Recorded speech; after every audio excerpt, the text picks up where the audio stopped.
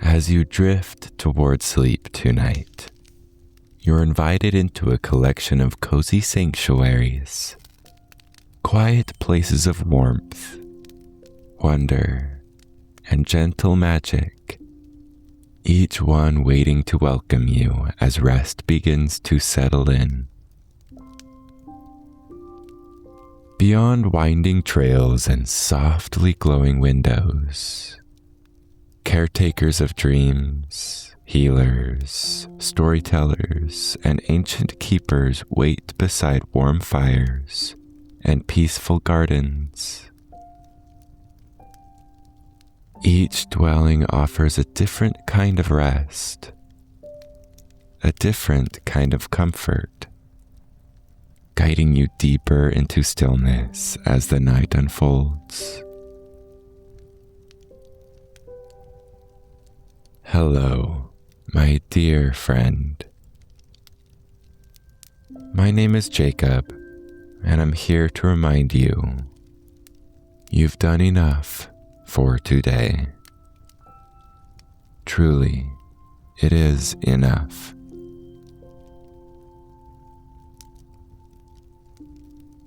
So get comfortable. Let your body soften and allow these stories to gently surround you, one peaceful moment at a time, as sleep arrives in its own perfect way.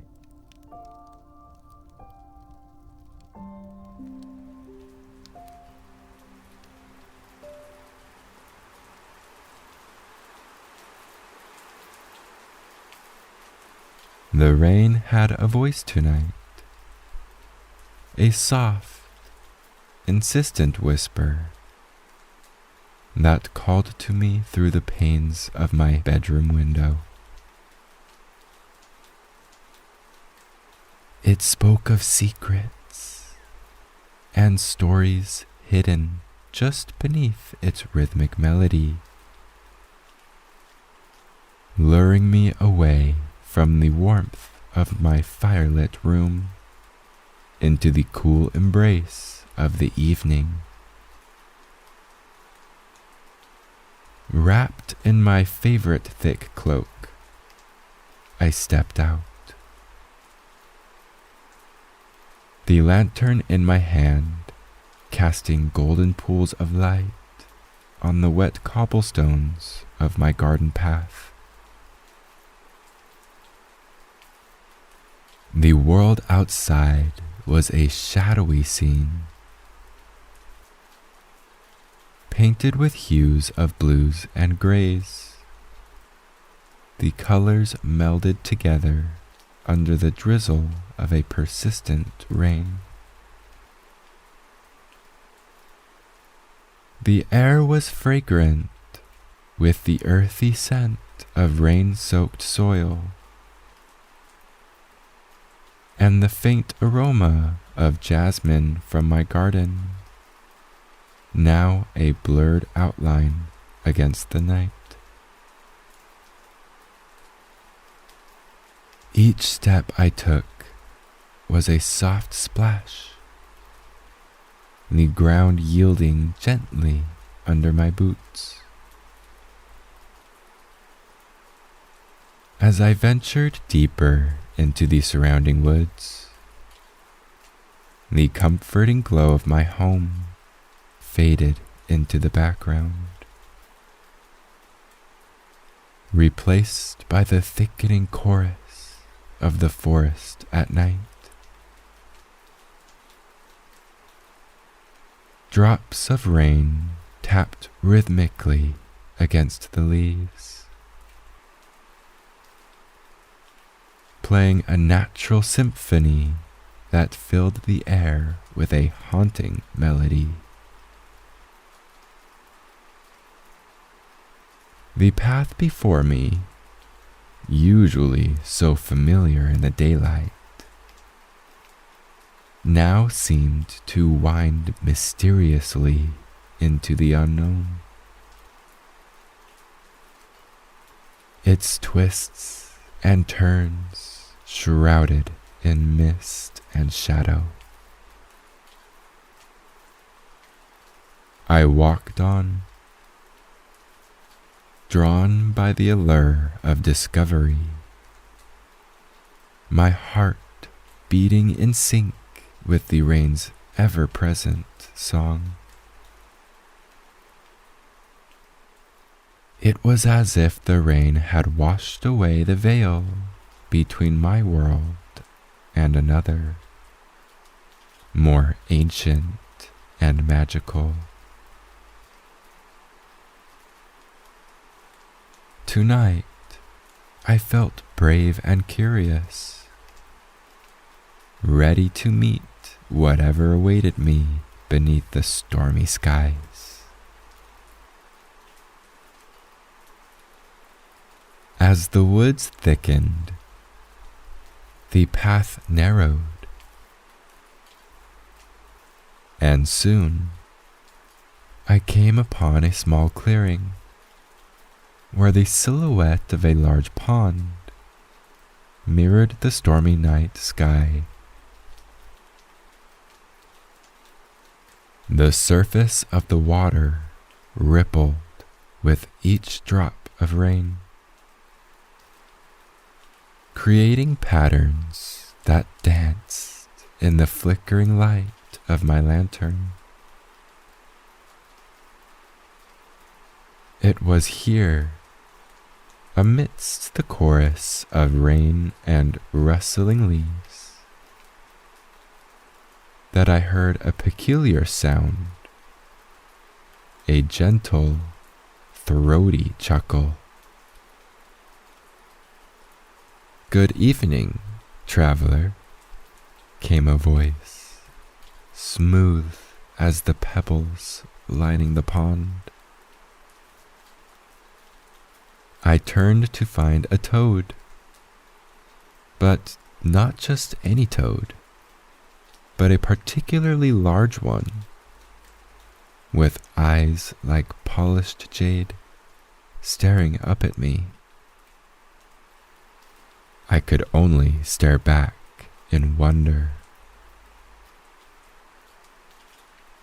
"Good evening," I replied, my voice a mixture of curiosity and delight. I didn't expect to meet anyone here. "The best meetings are unexpected," the toad remarked, hopping closer. "I'm Thaddeus, the guardian of this enchanted pond. What brings you here on such a rainy night?" Drawn by his warm demeanor, I crouched down to his level.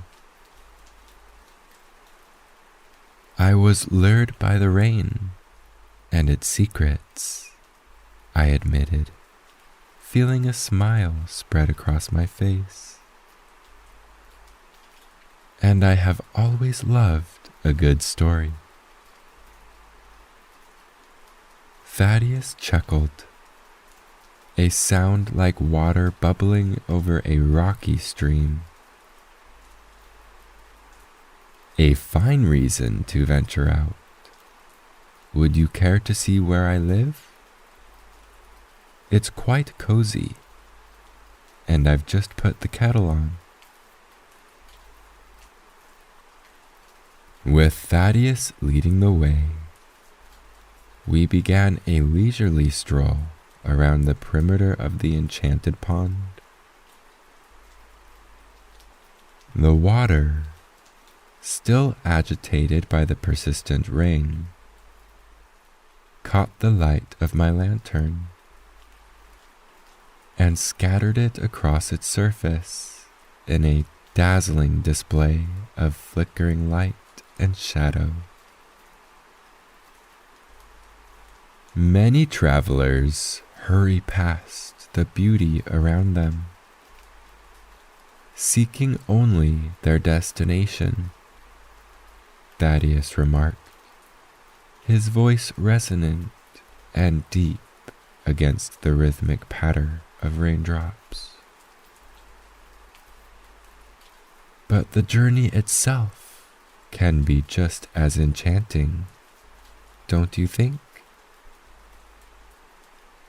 I nodded, captivated not only by the serenity of the pond, but also by the lush vegetation that framed its edges.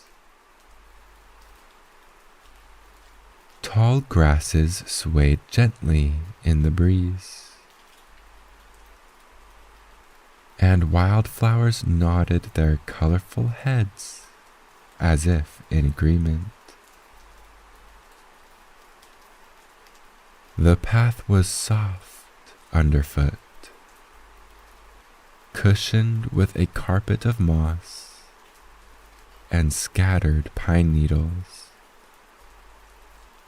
making our walk silent except for the symphony of the rain.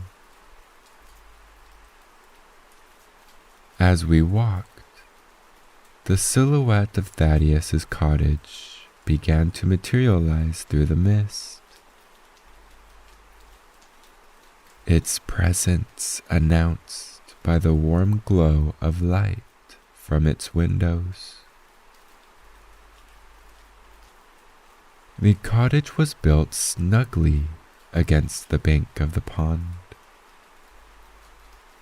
its structure harmonizing perfectly with the natural surroundings. Stone and wood mingled with climbing ivy and blooming hydrangeas, giving the impression that the dwelling itself had grown organically from the earth.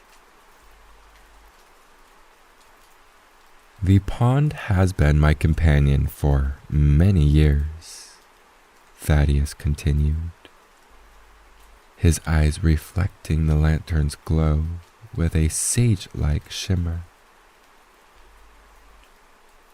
It's a source of life for the forest,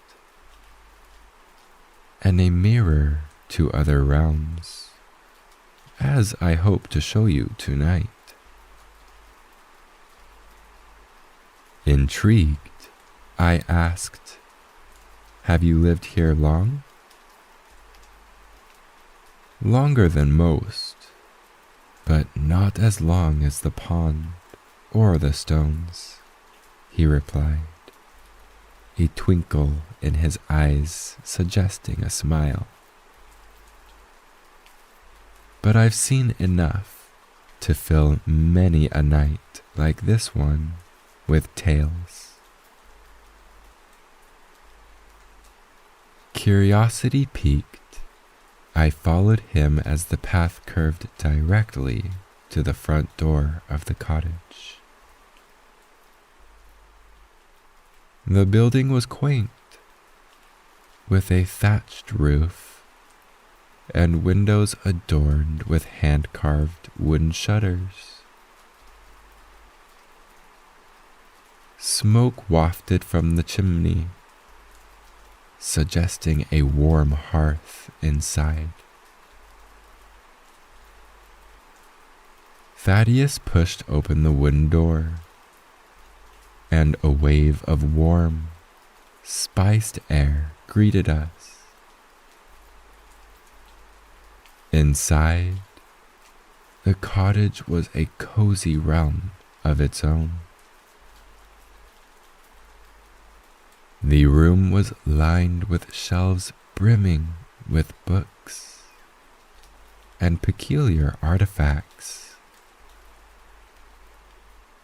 while a large fireplace occupied one wall, its fire crackling merrily. "Welcome to my humble abode," Thaddeus said, stepping aside to allow me to enter. "Let the outside world fade away. Tonight, we share the warmth of fire and tales of magic. As I stepped inside, leaving the dampness of the night behind, I felt an immediate sense of belonging. The cottage, with its blend of rustic charm and mystical allure, was the perfect haven for a night filled with enchanting stories and the comfortable silence that only old friends can share.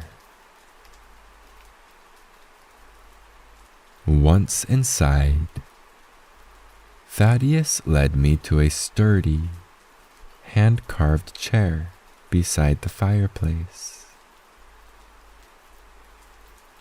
The room was a circle of warmth, the walls lined with books, and jars filled with curious items, dried herbs, sparkling stones, and what appeared to be small, enchanted artifacts. The firelight cast dancing shadows that played across the stone walls, adding a lively atmosphere to the quaint cottage.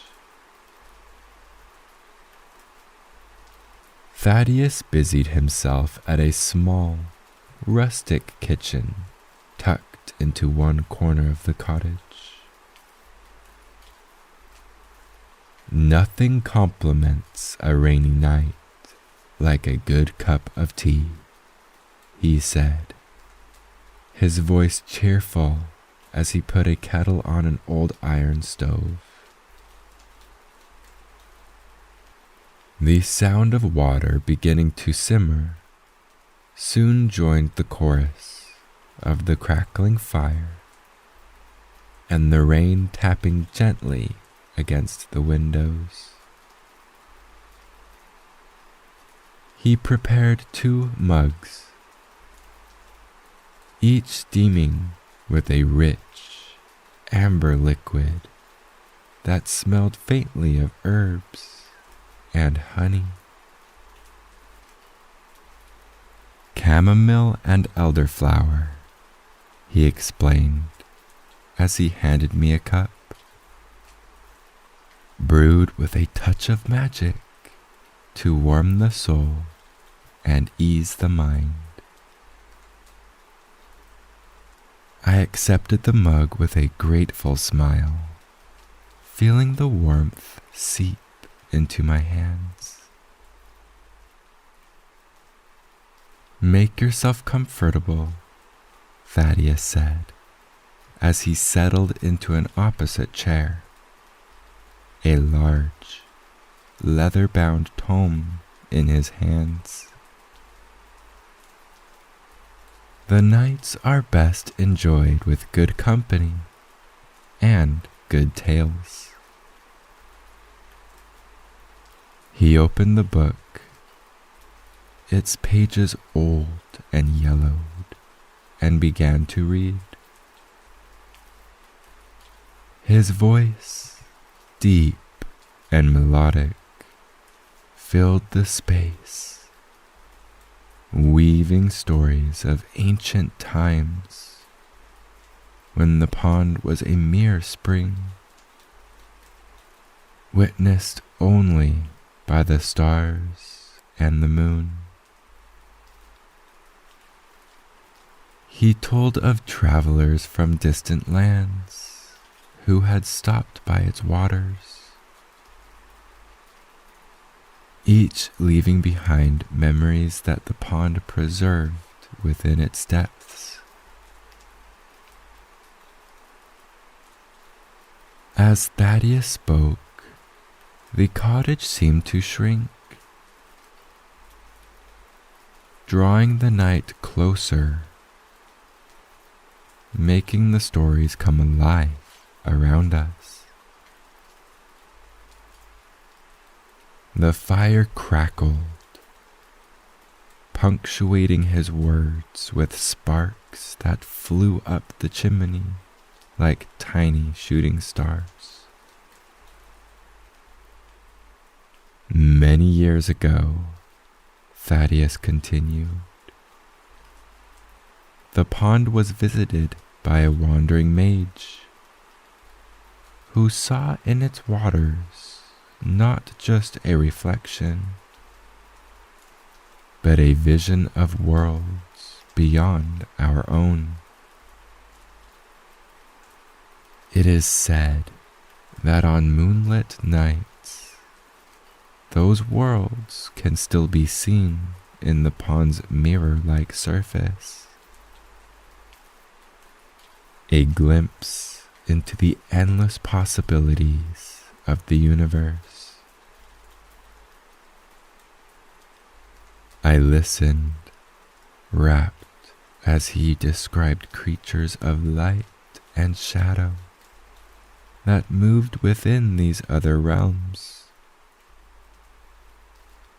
Some benevolent and curious, others mischievous and elusive. And it's not just other worlds, he added, a hint of mischief in his voice now, but also times long past and futures yet to come. The rain outside had lessened, but its gentle patter against the windows lent a rhythmic backdrop to Thaddeus's tales. I felt as if the boundaries of time and space were blurring, pulled into focus by the magic of his words and the intimate circle of light in which he sat. After a pause to add a log to the fire, Thaddeus closed the book and looked at me with twinkling eyes. But not all stories are written in books or told by voices, he said. Some are written in the land itself, in the whisper of the trees and the murmur of the water. He stood and walked to the window, gesturing for me to join him.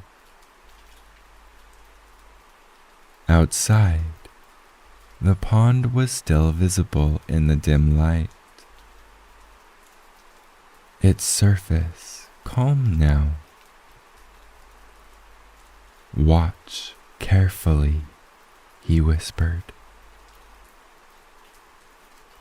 As I peered out, the surface of the pond seemed to shimmer with a light that was not reflected from the moon or the stars.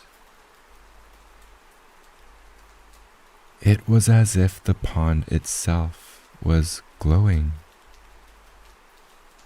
its waters whispering back the stories it had heard over countless ages.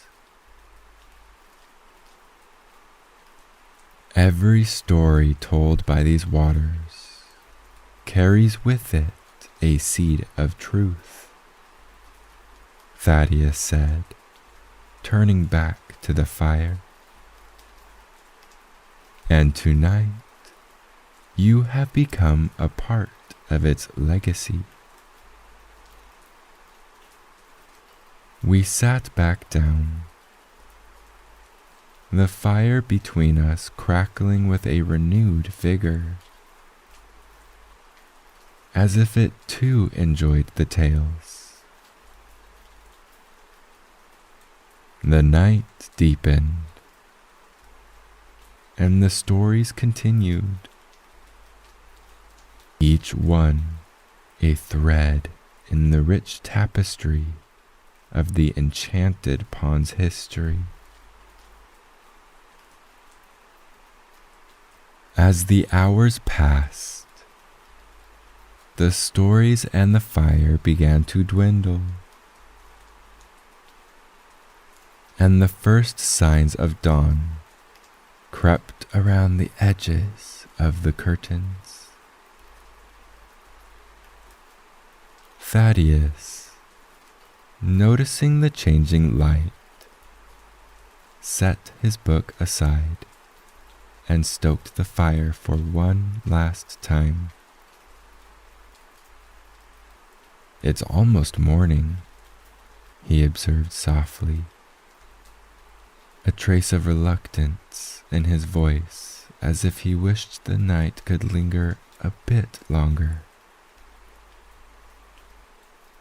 Time flows differently here by the pond, but it never truly stops. I nodded, feeling a similar reluctance to leave the warmth and magic of the cottage. The night had unfolded like a dream,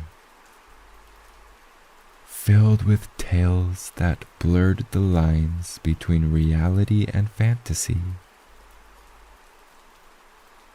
"Thank you, Thaddeus," I said, with a voice carrying a weight of gratitude.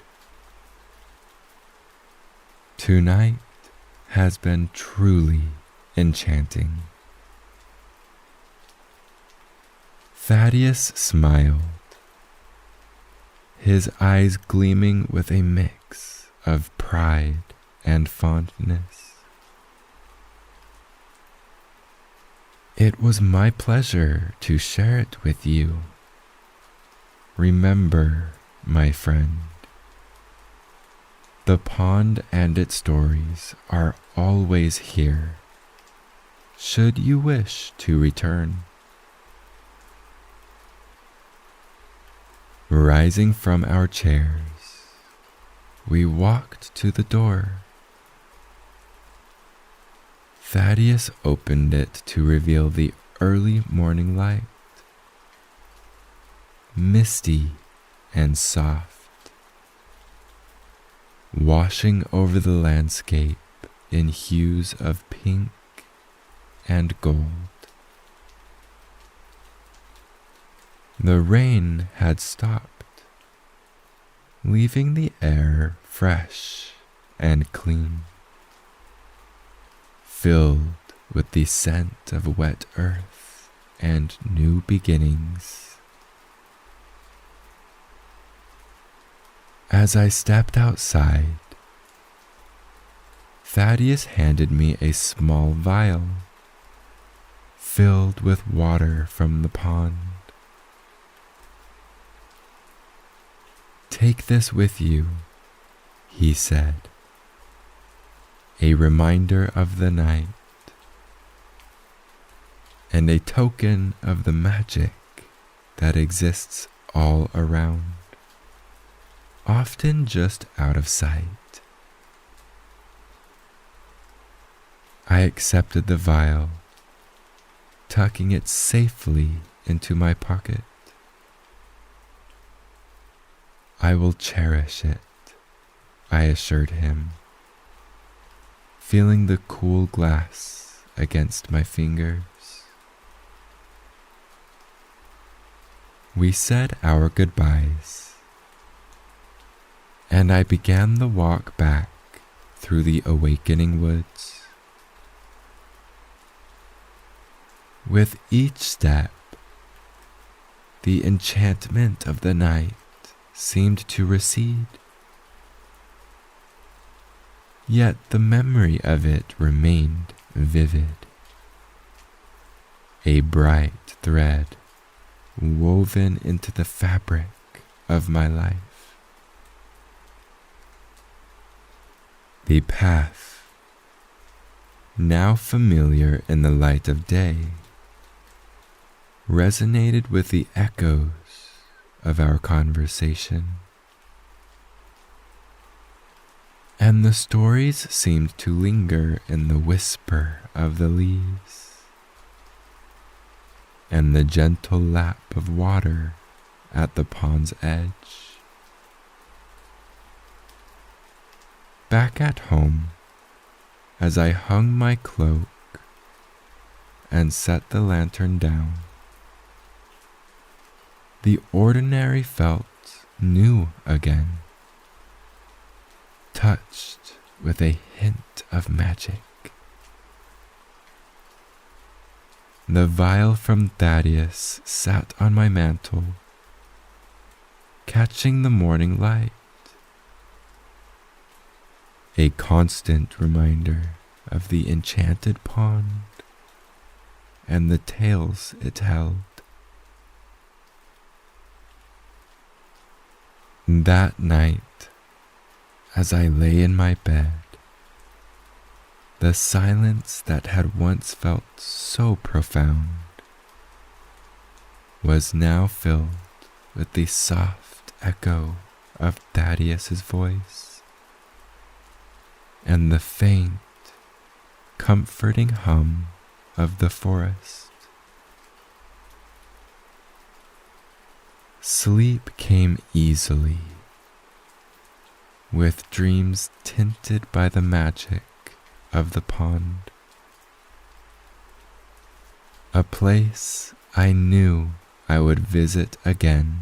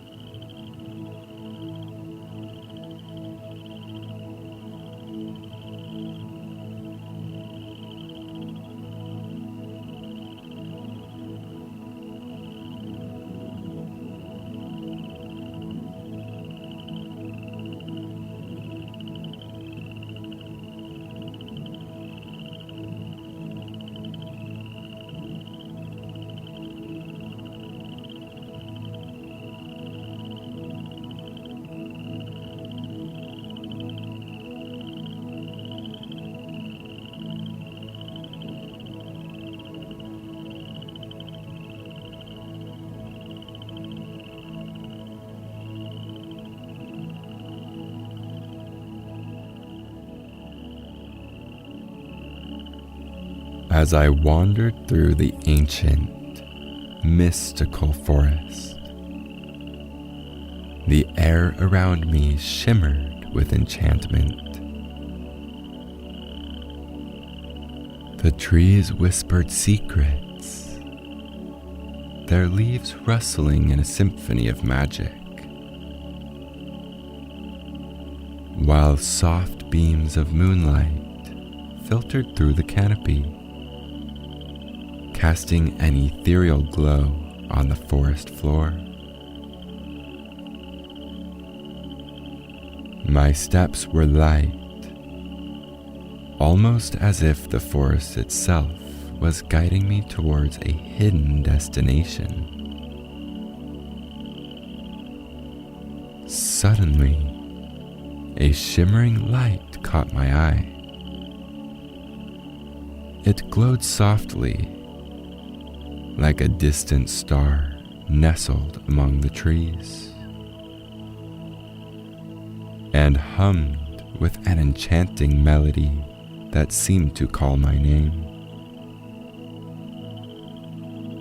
Drawn by its alluring glow, I followed the path illuminated by the light, feeling a sense of anticipation and wonder. As I approached, the source of the light revealed itself, a magnificent treehouse woven into the branches of a grand oak. The treehouse looked like it had grown naturally from the tree, with walls made of intricately woven branches and a roof adorned with moss and flowers. Glowing lanterns hung from the branches, casting a warm and inviting light, while creeping vines adorned with twinkling fairy lights climbed up the trunk and across the structure. The treehouse exuded a magical charm, its presence both grand and cozy, as if it had always been there, waiting to be discovered. I could feel the enchantment in the air, a gentle hum that resonated with the melody that had guided me here. With a deep breath, I stepped closer, feeling the soft moss underfoot and inhaling the sweet scent of blooming flowers, mixed with the earthy aroma of the forest. A wooden ladder, carved with delicate runes, led up to the entrance of the treehouse. The runes glowed faintly, pulsating with the same rhythm as the enchanting melody that filled the air. As I ascended the ladder, I felt a sense of calm wash over me, as if the worries and stresses of the outside world were being left behind with each step. Reaching the top, I found a beautifully carved wooden door, slightly ajar, inviting me inside. I pushed the door open gently, and a soft, welcoming light spilled out, enveloping me in warmth. As I stepped inside the enchanting treehouse, I knew that I had arrived at a place of magic and wonder, where anything was possible, and the ordinary world seemed far, far away. I was immediately greeted by a sense of warmth and coziness. The interior was a delightful blend of nature and magic. Shelves carved from the tree's branches lined the walls, filled with jars of colorful potions, dried herbs, and mysterious trinkets. The ceiling was adorned with delicate vines and flowers that seemed to glow faintly, casting a soft, soothing light throughout the space. In the center of the room, a large cauldron bubbled gently over a crackling fire, releasing a fragrant steam that filled the air with the scent of lavender and honey. The room was alive with the soft hum of magic, a melody that intertwined with the natural sounds of the forest outside. From behind a curtain of trailing ivy, a figure emerged. She was a tall, elegant woman with flowing silver hair that cascaded down her back like a waterfall of moonlight. Her eyes sparkled with wisdom and kindness, and her smile radiated warmth. She wore a robe of deep green, embroidered with intricate patterns of leaves and flowers that seemed to shimmer in the light. "Welcome, dear traveler," she said in a voice as soothing as a lullaby. "I'm Alara, a humble potion maker and keeper of this enchanted haven. It's not often I have visitors, but the forest has a way of bringing me those who need a touch of magic." I felt an immediate sense of comfort in her presence, as if I had known her for a lifetime. "I was drawn here by the light and the melody," I replied, my voice barely above a whisper. It was as if they were calling to me. Ilara's smile widened, and she nodded knowingly. The forest has a way of guiding those who seek solace and wonder. Come, sit by the fire and warm yourself. You must be tired from your journey. I followed her to a cozy corner of the room, where a plush armchair awaited me.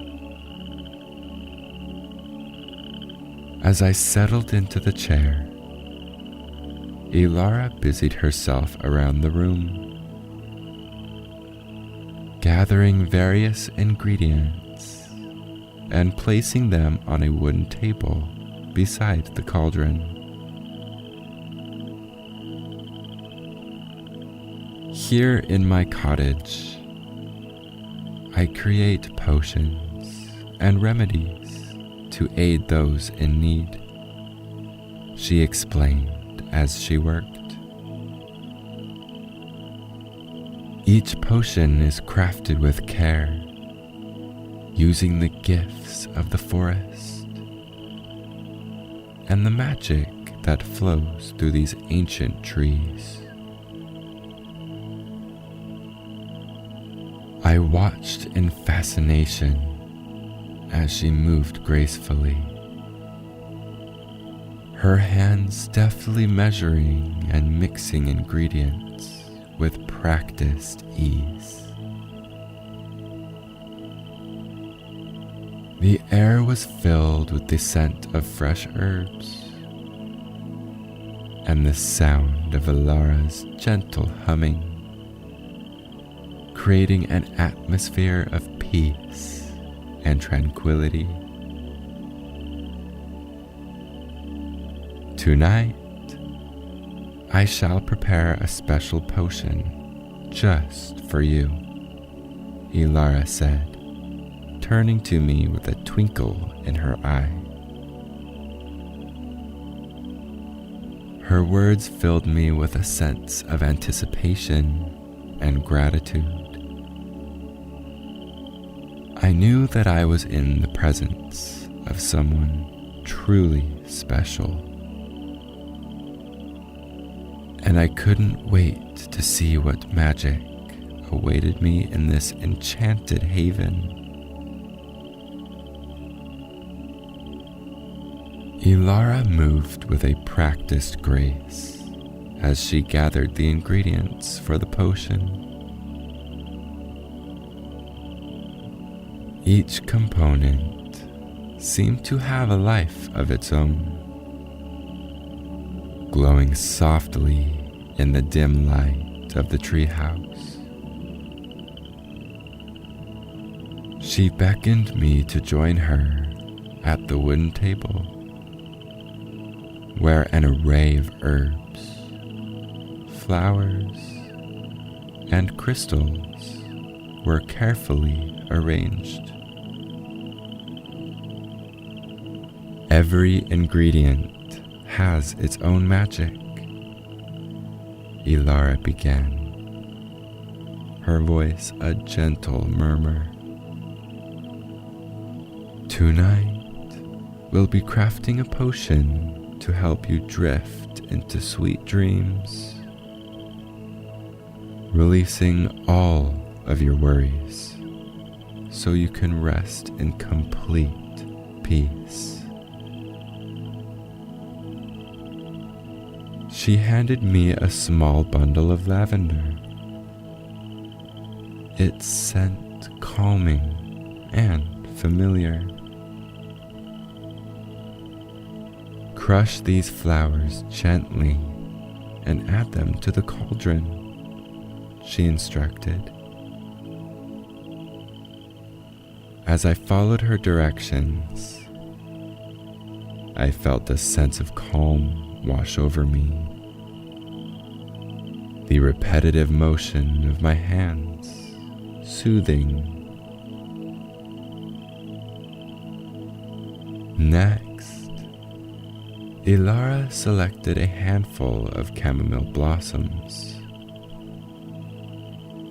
Chamomile for tranquility, she said, sprinkling the delicate petals into the bubbling brew. It helps quiet the mind and prepares the soul for a restful slumber. She then picked up a shimmering crystal, its surface catching the light in a dazzling display. "This is moonstone," she explained. "It channels the energy of the moon, bringing dreams that are peaceful and serene." She placed the crystal into the potion, and the liquid glowed momentarily with a silvery light. Together, we continued to add ingredients to the cauldron, each one carefully chosen for its magical properties. A pinch of valerian root for deep relaxation, a sprig of rosemary for protection, and a few drops of honey to sweeten the dreams. With each addition, Ilara explained the significance. Her words weaving a tapestry of magic and tradition. As the potion simmered, Ilara took my hand and led me to a small alcove in the treehouse. There, nestled among the branches, was a cozy nook with a view of the starlit sky. The ceiling was made of clear crystal, allowing a perfect view of the heavens above. Soft cushions and blankets were arranged invitingly, and the air was filled with the soothing sounds of the forest night. While the potion brews, how about we share some stories?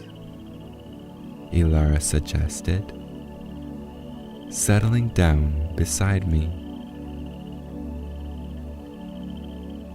She began to tell tales of the forest, of the ancient trees, and the magical creatures that lived among them. Her voice was melodic, each word wrapping around me like a warm embrace. Time seemed to stand still as we talked and laughed. The worries of the outside world fading into the background. The gentle hum of the potion brewing, and the soft glow of the lanterns created an atmosphere of pure tranquility. Finally, Ilara stood and retrieved a small, ornate cup from a shelf. She dipped it into the cauldron, filling it with the now glistening potion.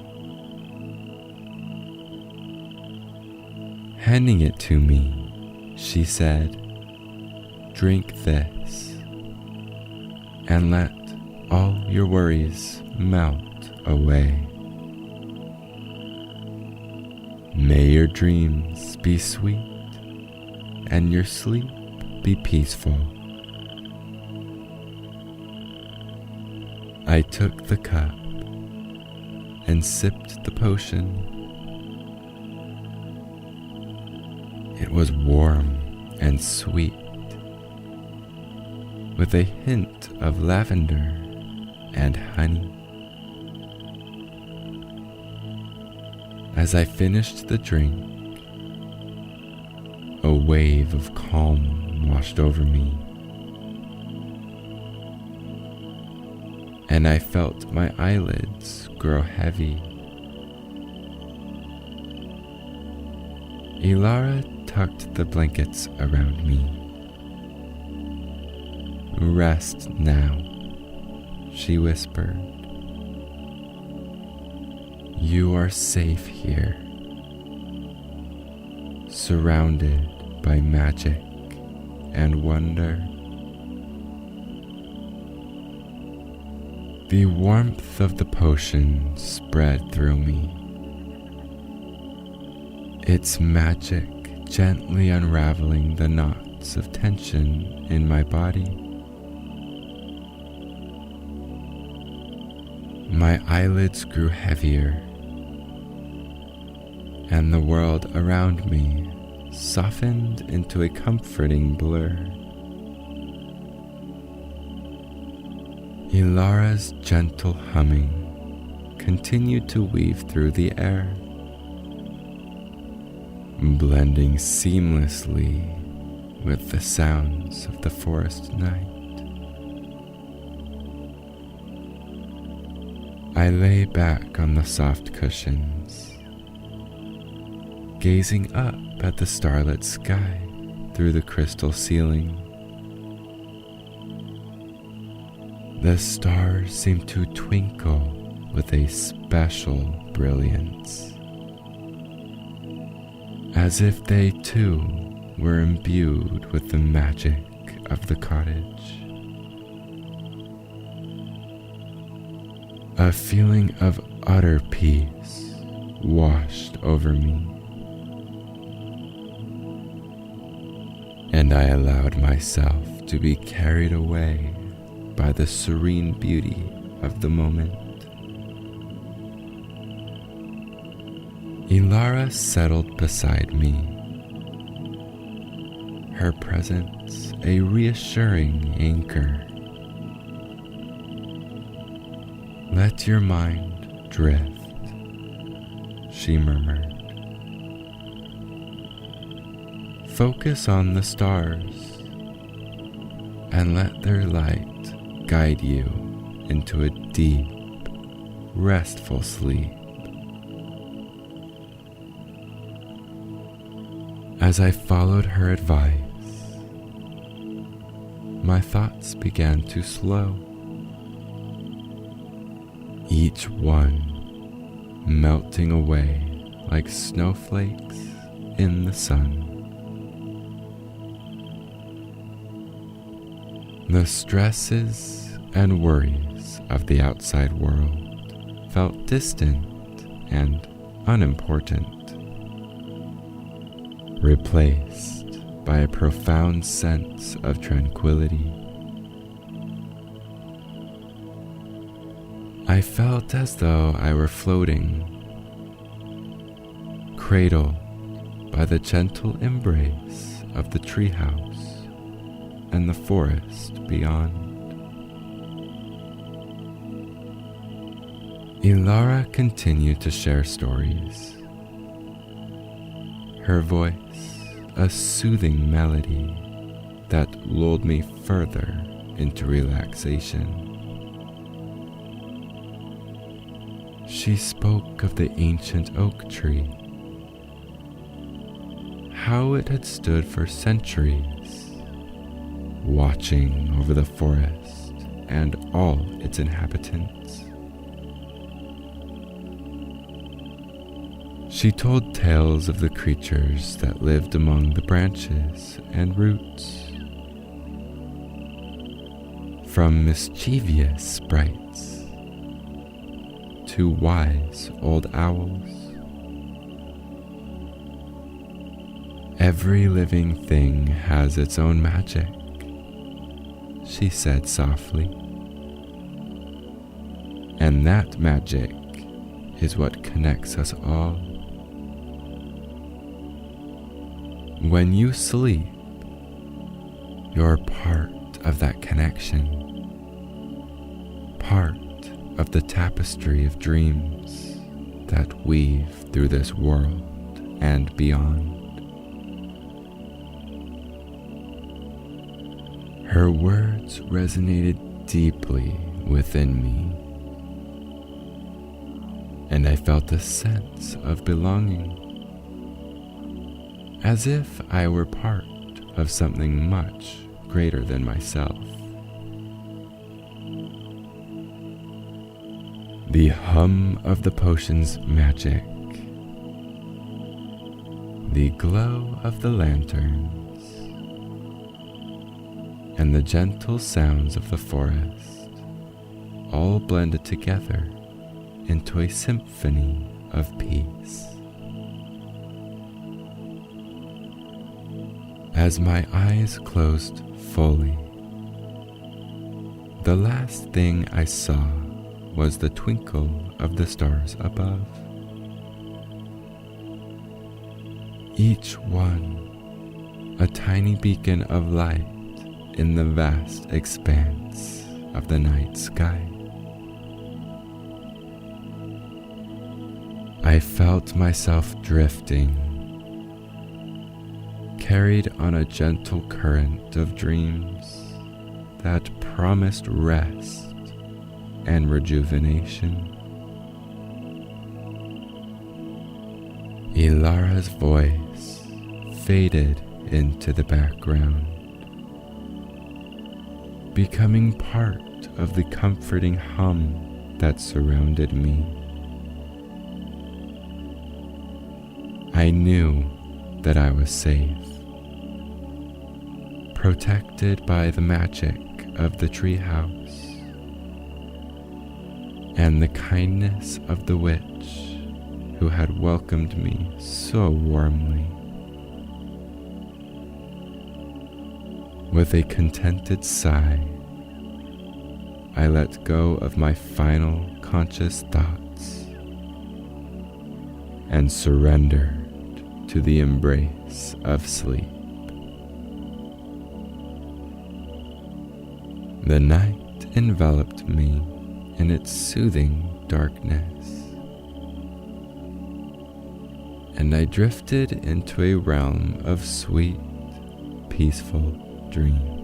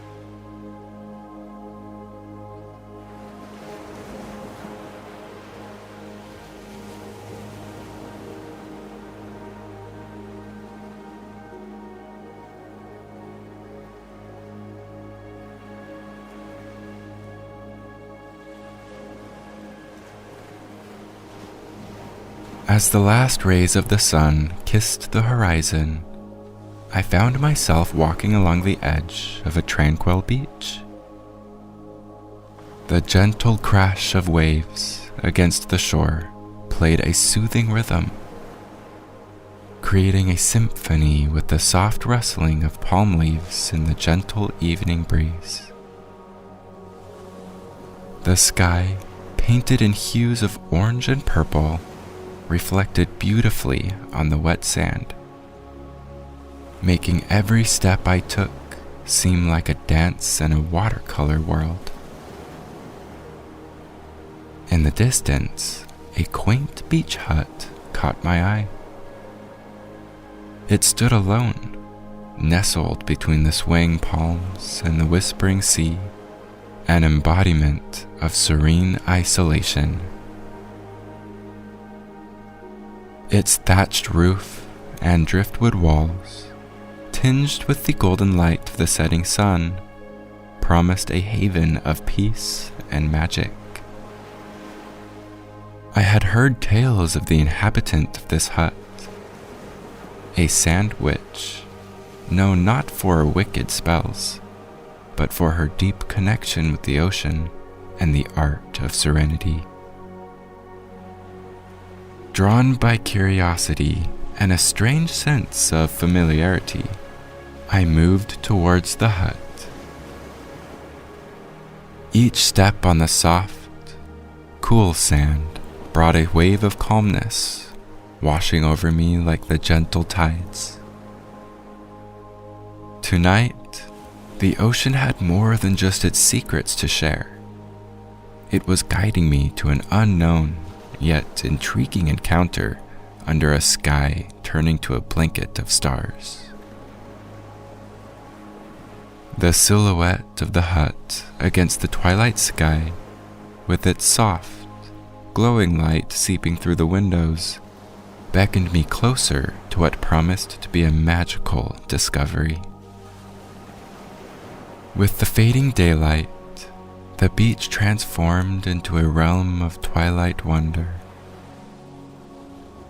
The ocean whispered secrets as I walked, the soothing sounds of waves synchronizing with my heartbeat. My bare feet sank slightly into the cool, damp sand, each grain a tiny reminder of the vastness of the sea and the mysteries it held. The air was salty and fresh, filling my lungs with the pure essence of the sea. As I approached the hut, the world around me began to gently shimmer with subtle magic. The seashells scattered along the shore seemed to glow faintly in the moonlight, creating a path of luminous pearls leading me forward. A soft breeze carried the distant melody of a sea shanty, enchanting and barely audible, as if sung by the spirits of the ocean. I paused for a moment to absorb the beauty around me. The stars above shone brighter here, unhindered by the lights of the city. Their reflection danced on the water's surface, a celestial ballet shared between sky and sea. The moon, a silver crescent, hung low, casting a gentle glow over the landscape, turning the beach hut ahead into a silhouette of tranquil mystery. As I neared the hut, I noticed intricate patterns in the sand, swirls and waves crafted with careful precision. Perhaps the work of the mysterious resident. The thought of meeting someone who could harness such beauty and magic quickened my pulse with excitement and a touch of nervousness. The hut now stood before me, its door slightly ajar, emitting a warm, inviting light.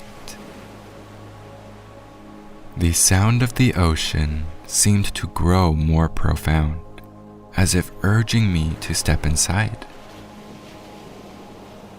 With a deep breath, filled with the salty tang of sea air, I gently pushed the door open, crossing the threshold into a world unknown, where the whispers of the ocean promised to reveal their long-held secrets. As the door creaked open, I stepped into a realm that transcended the ordinary. The interior of the hut was aglow with a soft, amber light, casting serene shadows on the walls, adorned with seashells and driftwood art. In the center stood a woman, her presence as calming as the sea itself. She turned to me with a smile that radiated kindness, her eyes reflecting the depth of the mysteries of the ocean. "Welcome, wanderer," she greeted, her voice as soothing as the gentlest wave. "I am Mara, the keeper of this shore." Mara, with her flowing garments that seemed to ripple like water, moved with the grace of the tide. Her hair was a cascade of silver, like moonlight on the sea. And around her neck hung a necklace of shimmering sea glass. "I sensed your approach," she continued, her gaze kind and knowing. "The ocean brings those who seek peace and understanding to my door." The hut, though simple, was a sanctuary of tranquility. Shelves lined with jars of sands from distant shores, candles flickering with a soft blue flame,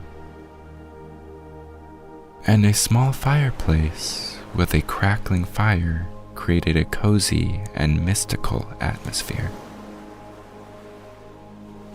The air was scented with a mix of salt, sage, and something sweetly floral, reminiscent of night-blooming flowers. Mara gestured to a comfortable-looking chair near the fireplace. "Please, sit. You have traveled far, and the night is a time for rest and tales." As I took my seat, the hut felt like a cocoon, shielding us from the chaos of the world. Mara poured 2 cups of steaming tea from a kettle, the aroma blending seamlessly with the hut's enchanting scents. Handing me a cup, her smile was warm and inviting. "Let the ocean's melody soothe your spirit," she said, settling into a chair opposite me. "Here, by the sea, time flows differently, and tonight it is ours to share." Mara's tea was like nothing I had ever tasted, a blend of flavors as complex and mysterious as the sea itself. Each sip seemed to wash away my worries, leaving a sense of peace in their wake. "Now, tell me, my friend," Mara began, her eyes twinkling like stars reflected in the ocean's depths. "What brings you to this secluded shore?" Her question lingered in the air, mingling with the crackle of the fire. I shared my story, speaking of the paths I had walked the sights I had seen, and the restlessness that drove me. As I spoke, Mara listened intently, nodding occasionally, her face a portrait of empathy and understanding. When my tale came to an end, Mara smiled softly. Each journey is unique, yet the sea has a way of connecting them all.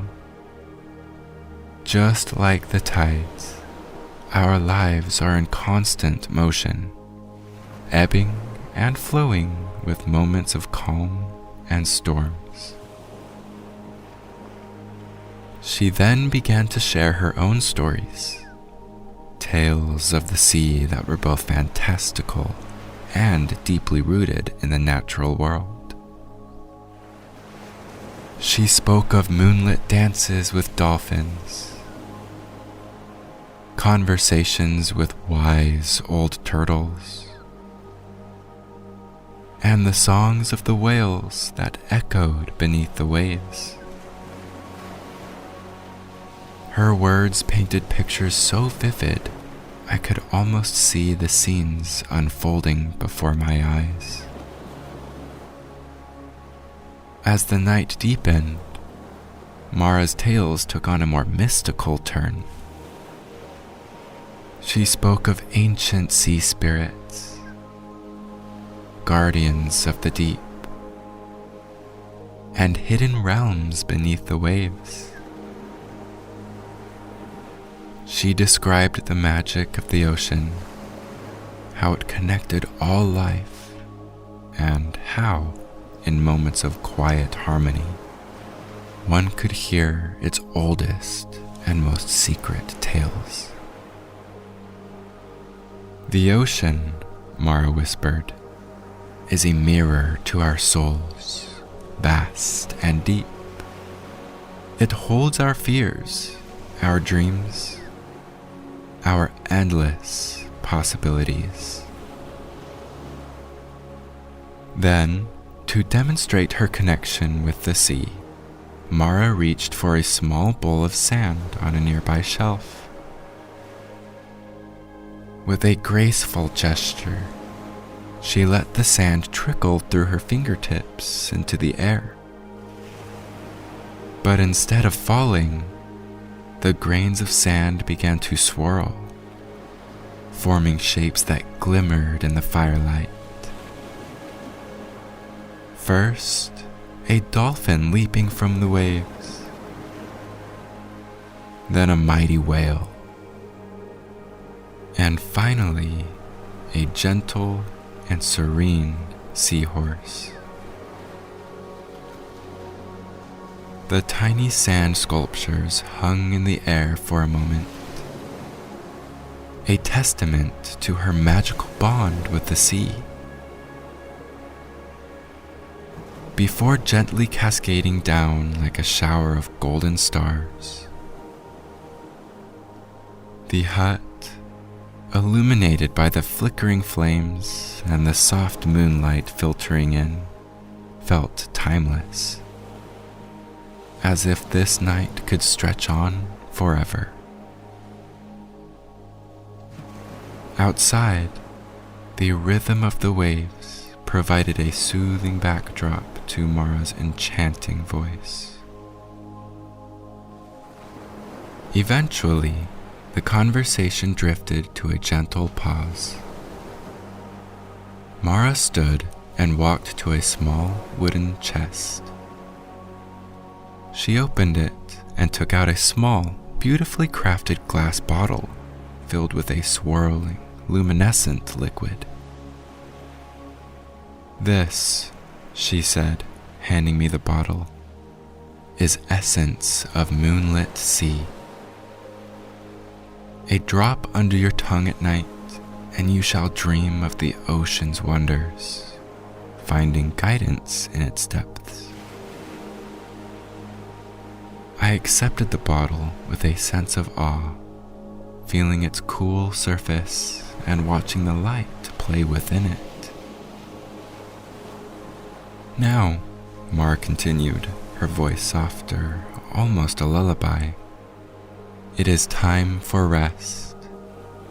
The sea will sing you to sleep, and in dreams, you may find what your heart truly seeks. Mara guided me through the hut to a unique room, a mesmerizing blend of indoor comfort and the open embrace of nature. The space seemed to exist in a twilight realm, half inside, half exposed to the elements, with one wall entirely open to the ocean. As I stepped in, the charm of this half-outdoor sanctuary enveloped me. The interior part was painted in hues of soft blues and greens, echoing the calm palette of the sea. Delicate lights, like small captured stars, were strung across the interior ceiling, casting a gentle, ethereal glow over the space. The bed, positioned at the edge of the open wall, seemed to float between the indoor sanctuary and the vastness of the ocean. It was dressed in linens that shimmered like moonlight on the water, their fabric whispering tales of distant tides and mystical sea voyages. The pillows were plump and inviting, their softness a promise of unparalleled comfort and rest. This open wall offered an unobstructed view of the sea and the night sky, seamlessly blending the room with the natural world.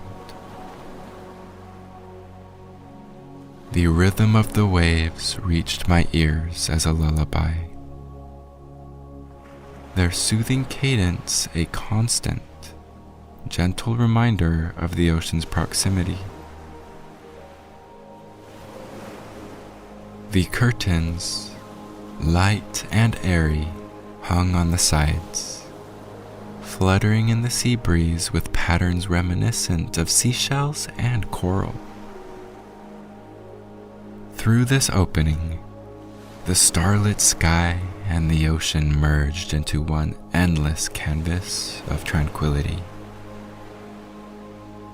The scent of the sea, fresh and invigorating, filled the room, mingling with the cozy warmth of the interior. On the nightstand, the essence of moonlit sea in its luminescent bottle cast a serene blue light, adding to the room's enchantment. I let a drop fall onto my tongue, tasting the essence of the ocean's depths and mysteries. As the flavor dissolved, a profound sense of peace washed over me.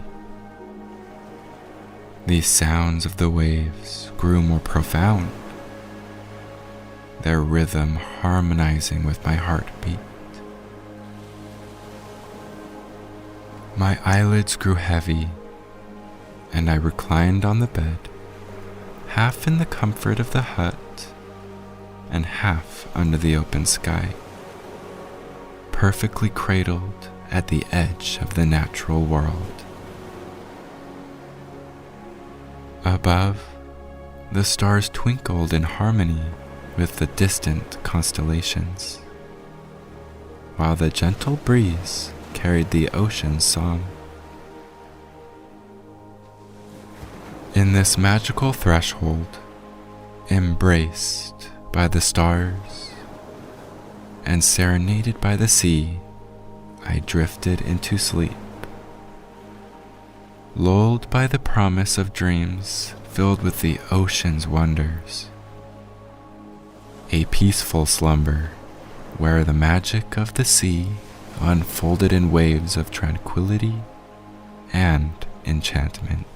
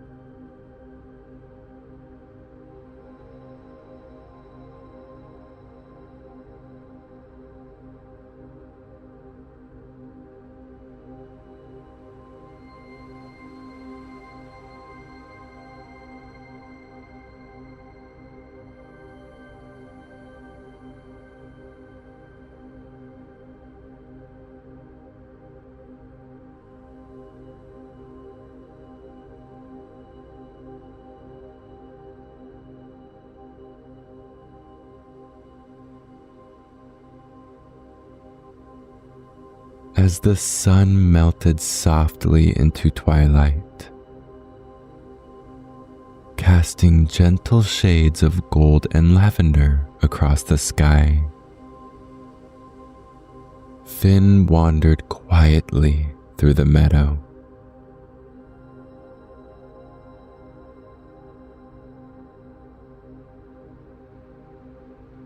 Each careful step carried him deeper into a magical hush.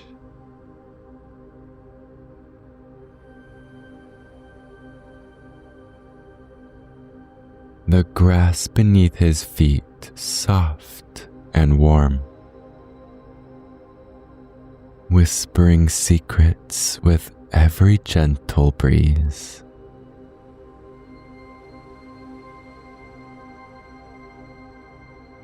Finn felt as though the meadow itself was guiding him. Its fragrant blossoms offering a subtle invitation, a comforting promise that something special awaited.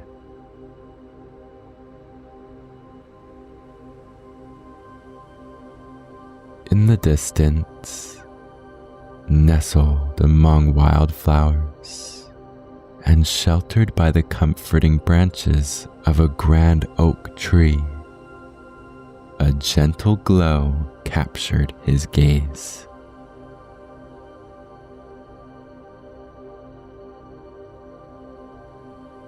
Warm, golden light pulsed gently, drawing him closer.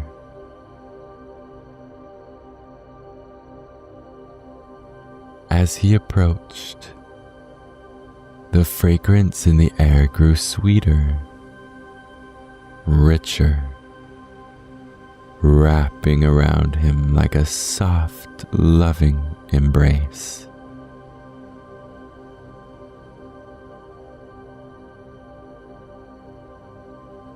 Standing at the base of the great oak, Finn looked up in quiet wonder.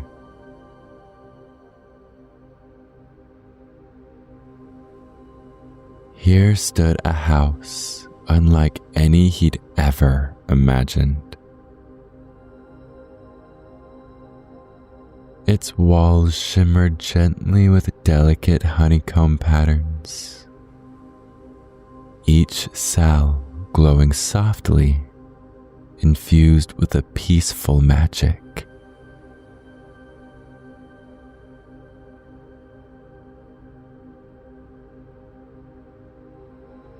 Golden honey slowly trickled down the sides, gathering softly around windows edged with honeysuckle blossoms.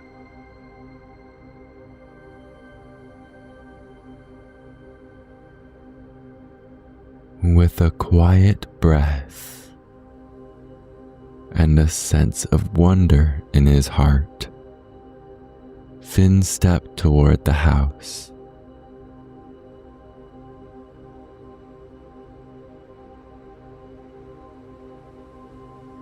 As his fingers gently brushed the door, warm and smooth like polished amber,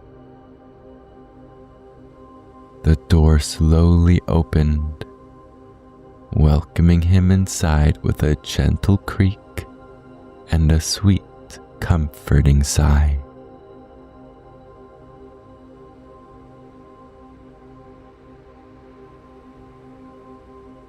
Inside, Finn felt immediately embraced by warmth.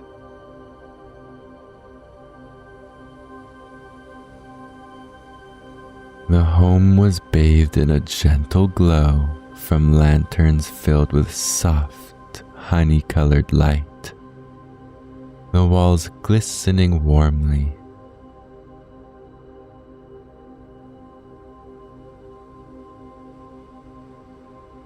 Soft cushions of velvet moss covered the floor, inviting tired feet to rest.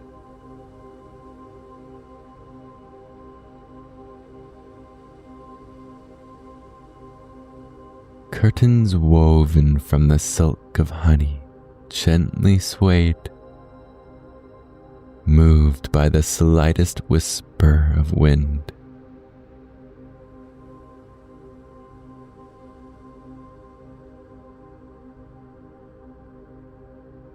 At the heart of the room, a glowing hearth crafted from amber-colored stones radiated gentle warmth, promising comfort and peace.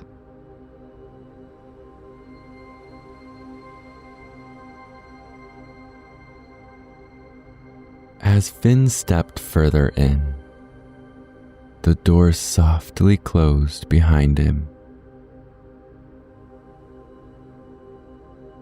And in that quiet moment, he knew deep within his heart that he had arrived exactly where he was meant to be.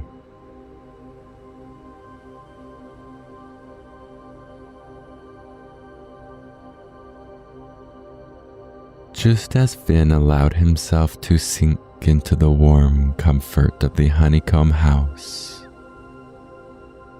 he heard a gentle humming. Not from the bees this time, but from a deep, soothing voice softly singing outside.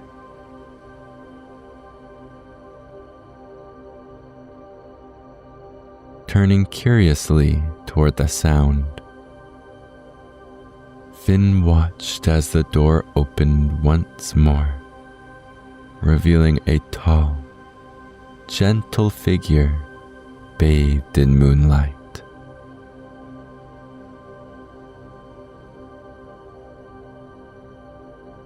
"Welcome, young friend," the figure spoke softly, stepping inside.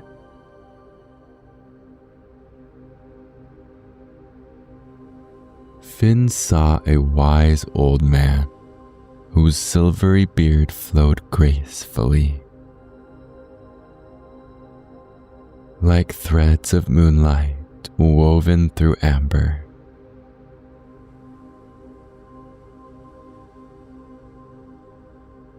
His eyes sparkled warmly, full of kindness and gentle wisdom.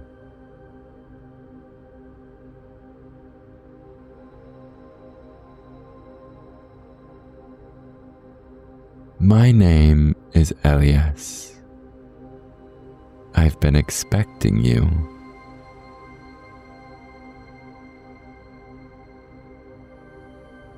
Finn's heart settled further into comfort at Elias's presence, as though he had always known this wise old beekeeper, whose robe softly shimmered with gentle golden light.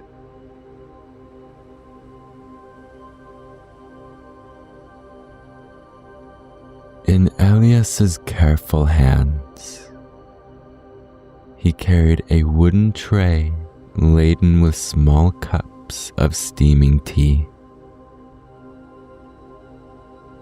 delicate biscuits, and jars of honey that gleamed like captured stars.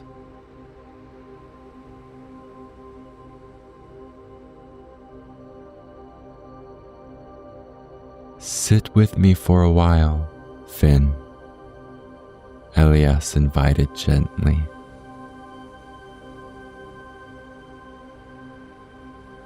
Guiding him toward the cozy hearth, where two chairs crafted from branches and moss awaited them.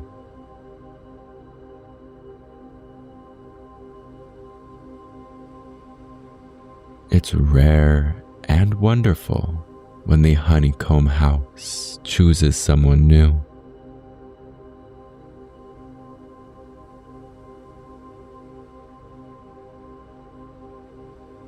Finn settled into the chair, marveling at how it seemed shaped perfectly to hold him.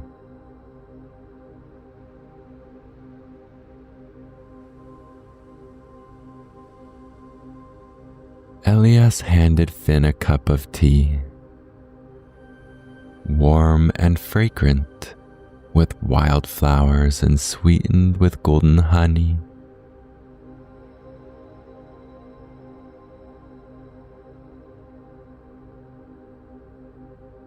With every sip, Finn felt calm spreading gently through his body,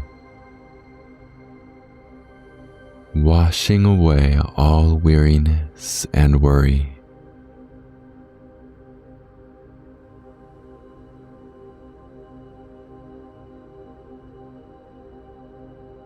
"Tell me," Finn began softly, curiosity sparkling in his eyes. "How do you know I was coming?"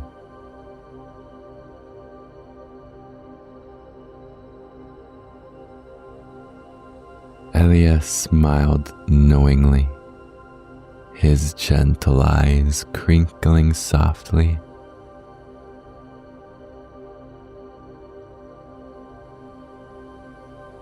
"The bees whisper to me of your arrival. They sensed a gentle heart seeking peace, and so did this home.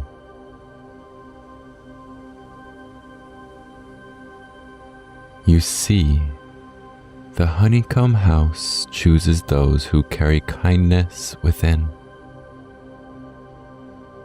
Those who listen to nature's whispers and trust in their heart's wisdom.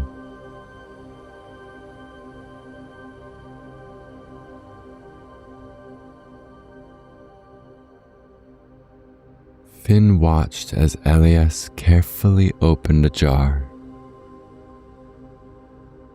offering him a spoonful of enchanted honey.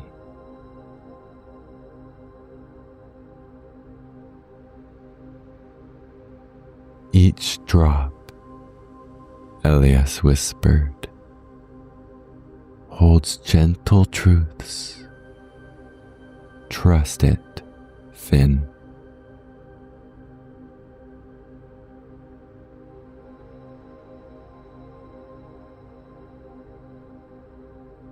Tasting the honey, Finn closed his eyes, feeling warmth and comfort flow softly within him.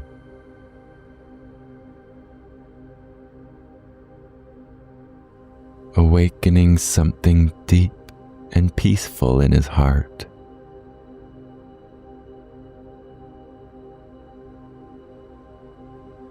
It felt as though the meadow itself had blossomed within him, sharing its gentle magic, whispering truths he had longed to hear.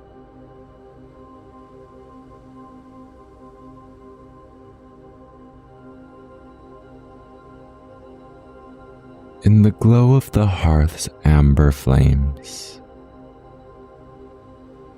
Elias's calming voice filled the air, softly telling stories of the meadow, of gentle bees, and the comforting magic held in the heart of the honeycomb house.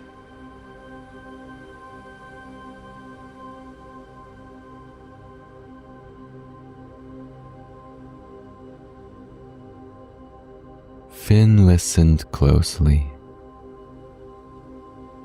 knowing that this night and this gentle meeting would remain forever tucked warmly within his heart.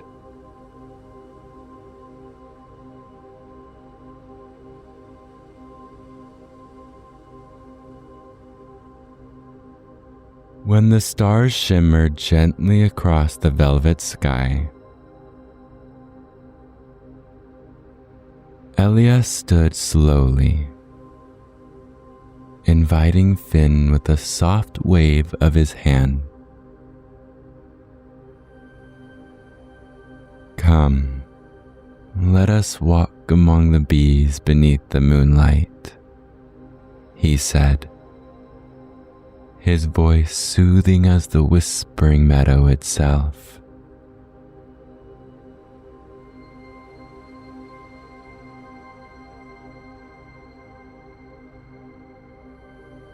Finn followed Elias outside into the moonlit meadow, which had transformed into a sea of shimmering silver and gold.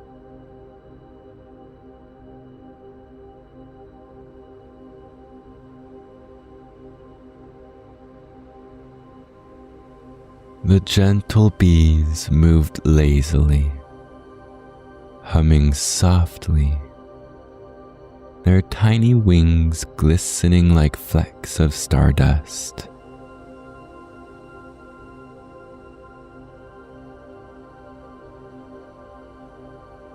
Finn watched in wonder as Elias raised his wooden staff, a beautiful creation topped with an amber crystal, holding a drop of glowing golden honey at its center.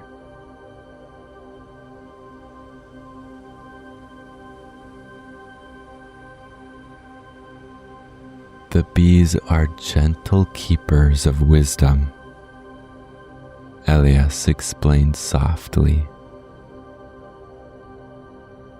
They remind us to move slowly, to listen deeply, and to trust the quiet magic within ourselves. Watch and listen carefully, Finn.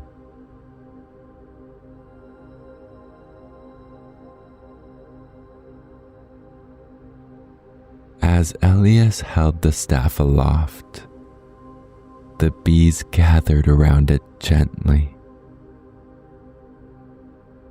their humming deepening, forming a gentle melody.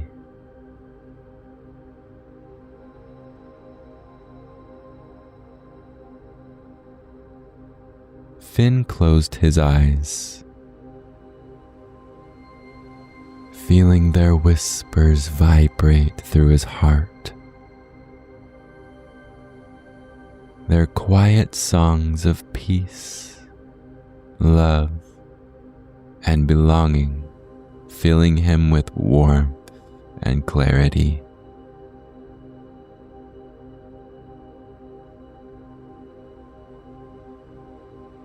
It was as if they were gently speaking directly to his spirit.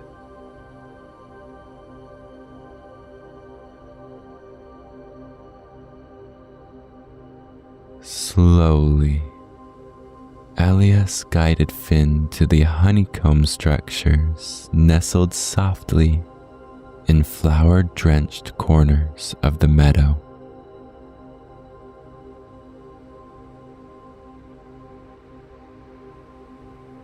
With a graceful motion, he gently encouraged Finn to reach out his hand.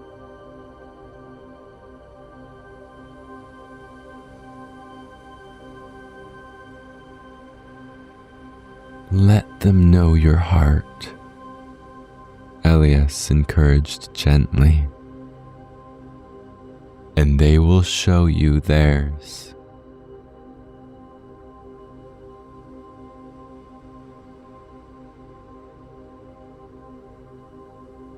Finn opened his palm carefully.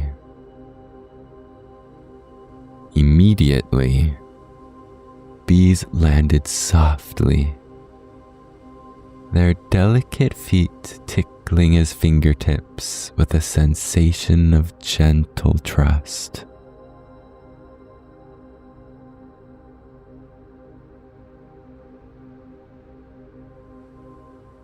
Finn's breath deepened with awe and wonder as he sensed their warmth and heard their gentle humming grow clearer, richer, filled with quiet, timeless wisdom.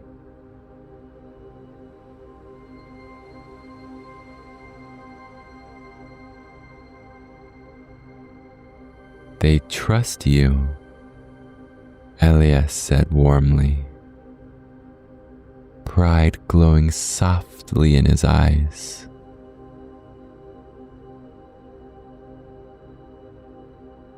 Because you carry within you the magic they seek, gentleness, kindness, patience.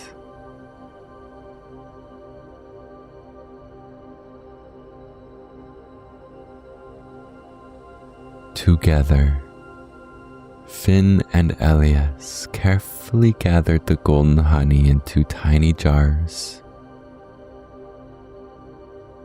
Each drop warm with gentle enchantment.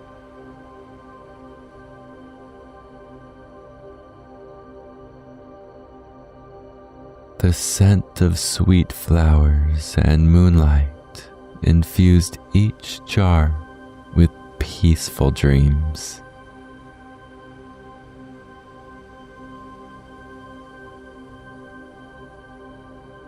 Finn marveled at how every moment felt gentle, timeless, and deeply comforting.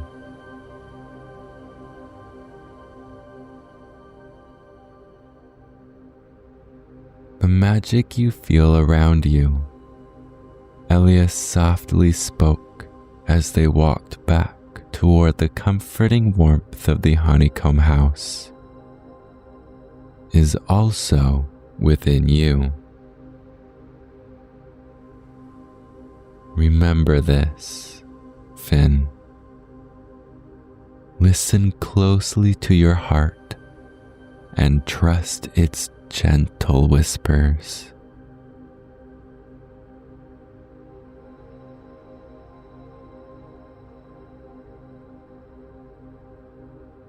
Finn nodded slowly, holding his precious jar of honey close, his heart filled with newfound warmth and certainty.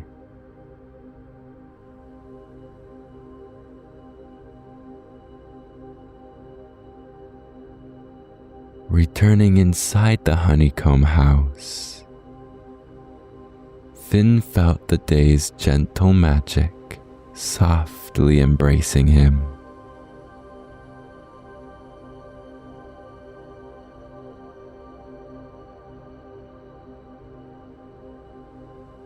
Elias guided him to a cozy bed, nestled snugly in a quiet corner beneath honey golden lanterns.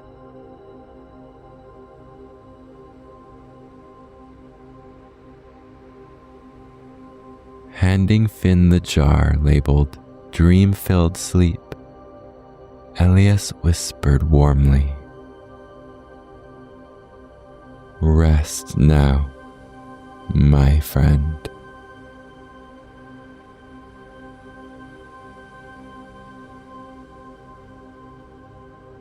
Finn settled into the soft blankets woven from flower petals and honeyed silk.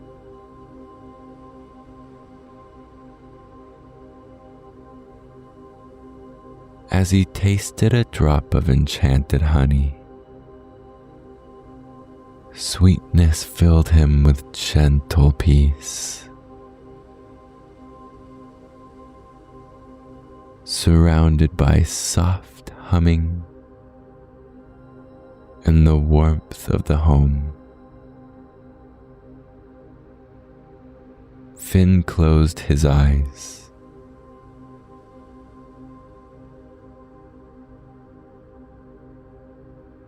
Drifting softly into dreams of golden meadows, quietly knowing he was truly home.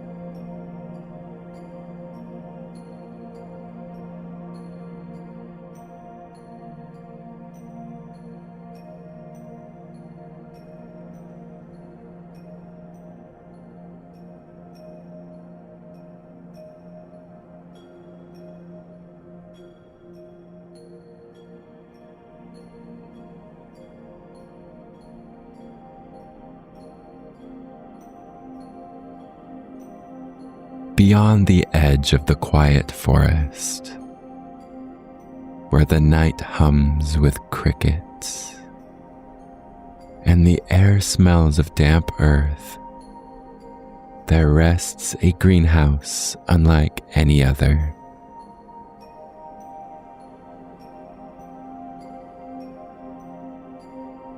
Its glass walls glimmer faintly in the moonlight,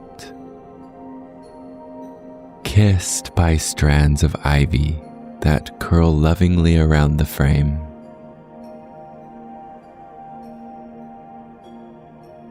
Lanterns of soft golden firefly light dangle at the doorway, as though beckoning gentle souls inside.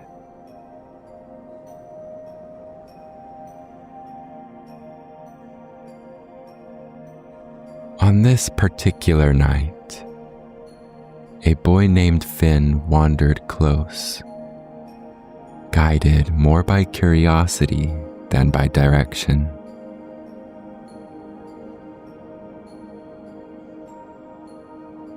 His feet padded along the mossy path, and though he carried no lantern of his own, the stars above seemed to shine brighter for him, lighting each step.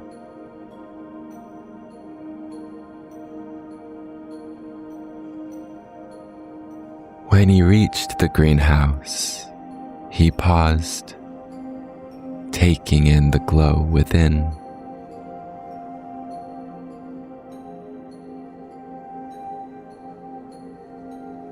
Through the glass panes, he saw shelves brimming with herbs, vines spilling over with blossoms, and the faint shimmer of fairy lights weaving between them like threads of starlight.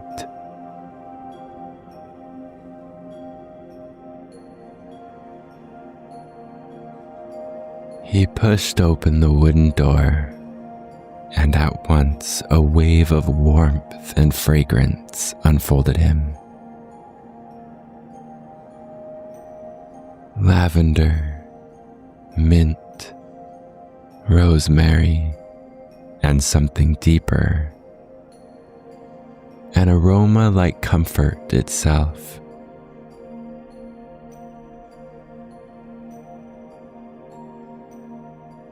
The floor beneath his feet was soft with living moss, and in the heart of the greenhouse, a circle of grass lay waiting, as if placed there for resting and dreaming.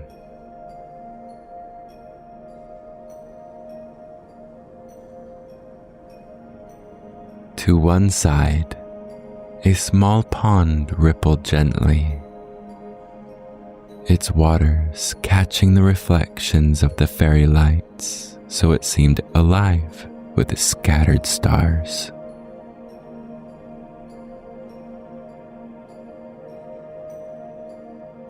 Finn stepped inside and felt a hush surround him, the kind of quiet that welcomes rather than intimidates.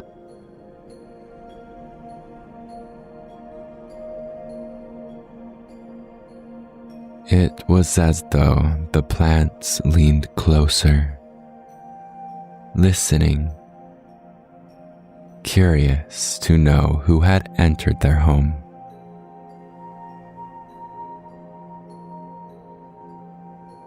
He took a breath, deep and slow, and felt the first touch of wonder unfurl within his chest.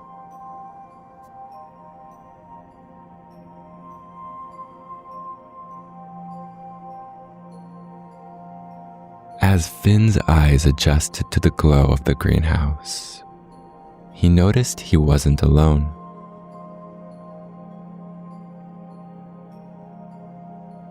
Near a long oak workbench, where bundles of herbs hung drying, and little glass jars caught the candlelight, stood a man with kind eyes and hair touched silver like moonlit strands of willow.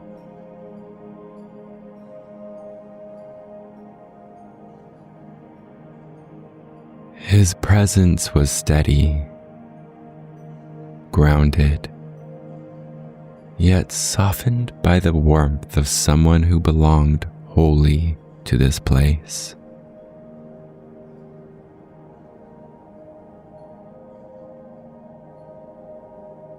The man turned, and with a smile that carried both welcome and wisdom, he said, "Ah, I wondered when your footsteps would find their way here." His voice was low and soothing, the sort that wrapped around Finn like a blanket before a fire.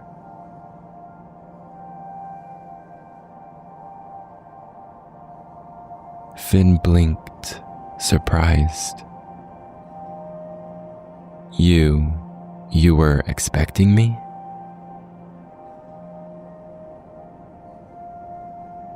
"Not expecting," the man replied gently, "but hoping. The greenhouse often guides hearts in need toward its doors. My name is Elderthorn, caretaker of this apothecary. And you, little wanderer, are most welcome."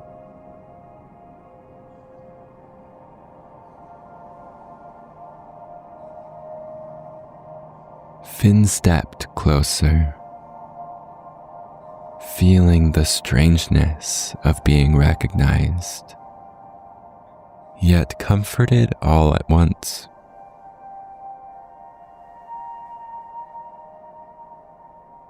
The plants seemed to stir as Elderthorn spoke, leaves shifting softly as though agreeing with his words.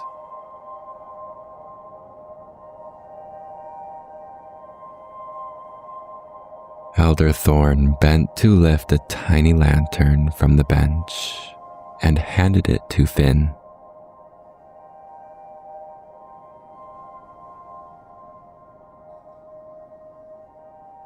Its glow was gentle, like the light of a single star caught in glass.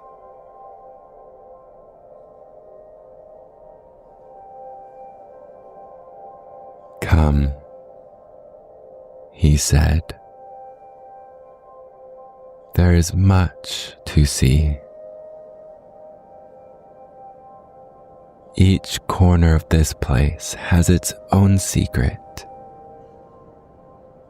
And tonight, the greenhouse wishes to share them with you."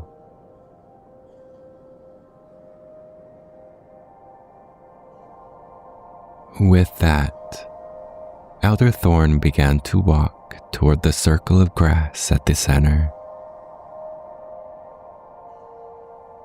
His movements were unhurried, reverent, as if every step honored the life blooming around him.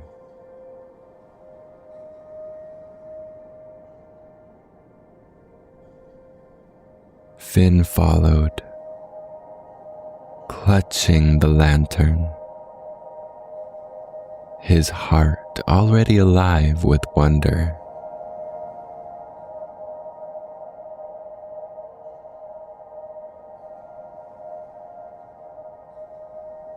The lantern in Finn's hand glowed softly as he followed Elderthorn deeper into the heart of the greenhouse.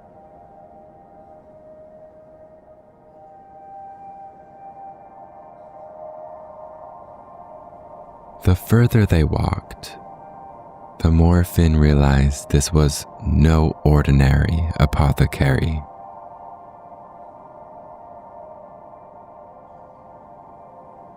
Between the rows of herbs and jars, patches of slender bamboo swayed gently as though moved by an unseen breeze.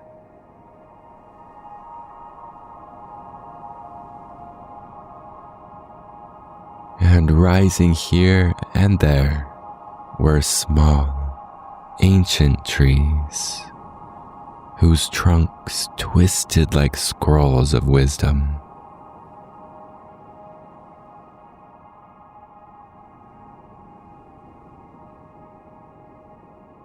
Their bark carried the lines of time, and their branches stretched high enough to brush against the glass ceiling, as if whispering to the stars beyond.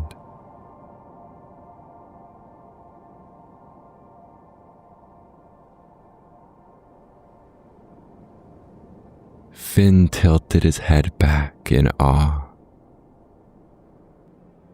It feels like a whole forest lives here, he whispered. Elder Thorn chuckled, his eyes glinting kindly.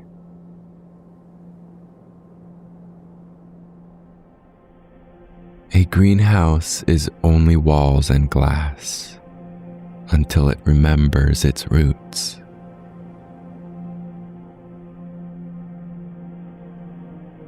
These trees are old friends, carried here long ago. They've chosen to stay, and in their staying, they share their wisdom with every leaf and blossom.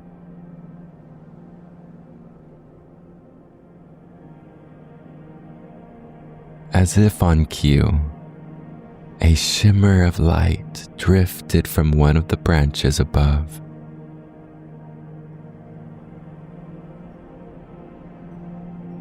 Tiny figures, delicate as dewdrops, fluttered down like falling petals. Fairies, no larger than a thumb, with wings that glowed in hues of rose, sapphire, and soft gold.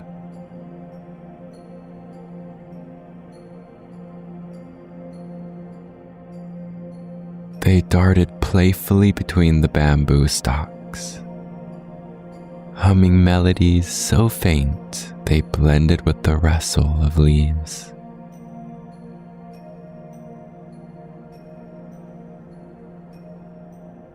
Wherever they landed, herbs seemed to lift their heads, blooming brighter under their care. Finn's breath caught.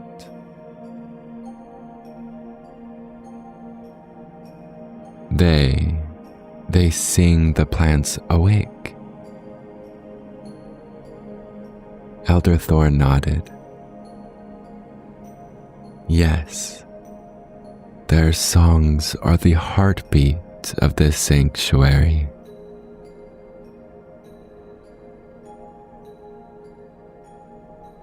By the pond's edge, a ripple stirred. From beneath the glowing surface, a creature appeared. Small and gentle, with iridescent scales that glimmered like liquid moonlight.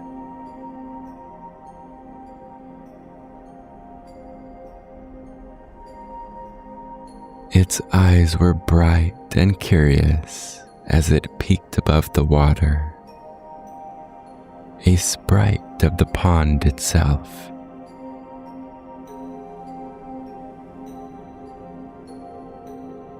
With a flick of its fin, droplets arced into the air, scattering like tiny stars.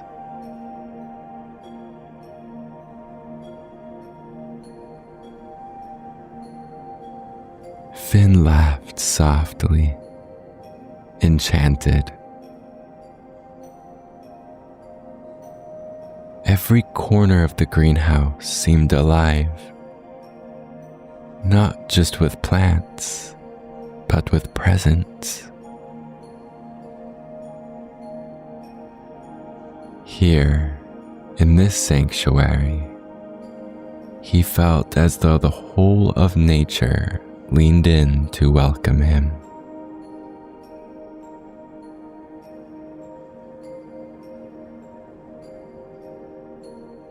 Elder Thorn guided Finn toward a low shelf where bundles of herbs hung drying, their fragrance rich and calming.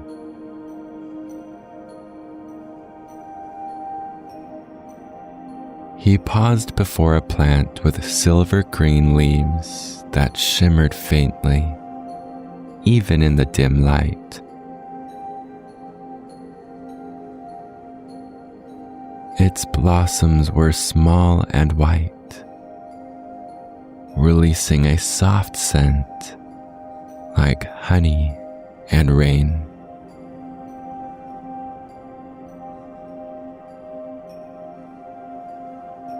"This is the herb you were meant to find tonight," Elder Thorn said, gently plucking a few sprigs.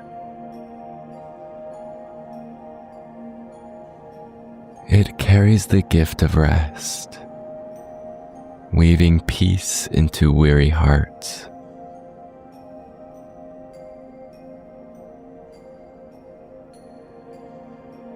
The fairies fluttered closer, circling the herb with delicate hums.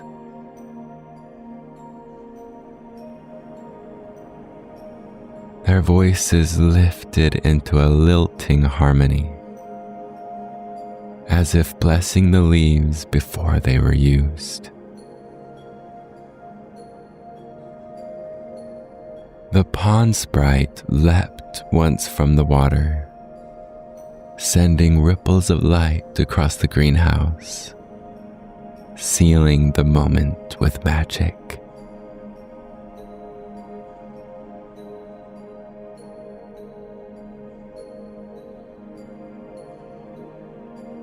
At the workbench, Elder Thorn set the herb into a small clay pot and added petals, dried roots, and a touch of crystal clear pond water.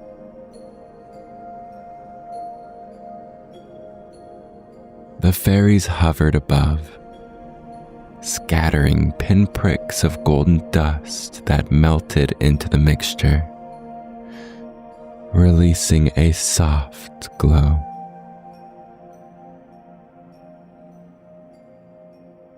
Slowly, Elder Thorn stirred, and the air filled with a fragrance so soothing it seemed to hush even Finn's thoughts.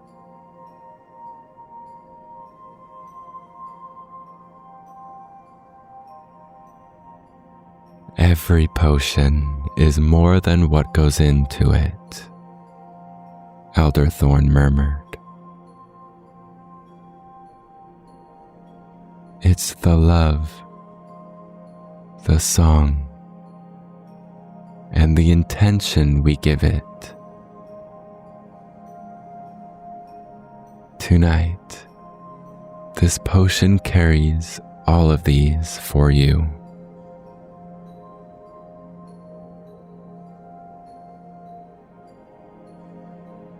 He poured the warm liquid into a small cup and handed it to Finn.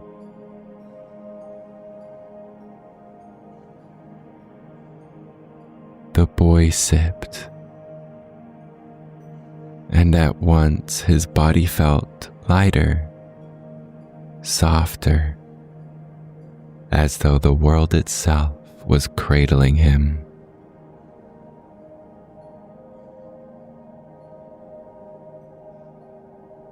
Elder Thorn led him to the grassy circle at the heart of the greenhouse, where soft blankets and pillows were waiting.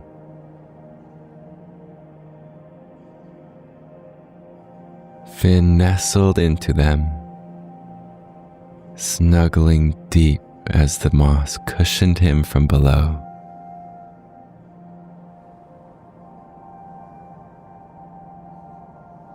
Around him, the fairy lights twinkled like stars. The trees hummed their deep, patient lullaby, and the whole sanctuary seemed to exhale in peace.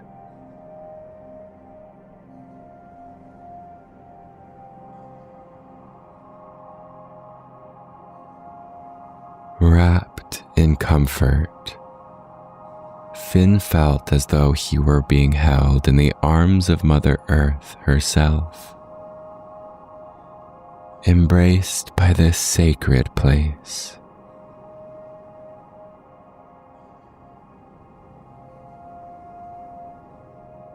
His eyes grew heavy, and with Elder Thorn nearby, steady as the roots of the ancient trees, he drifted into the gentlest of dreams.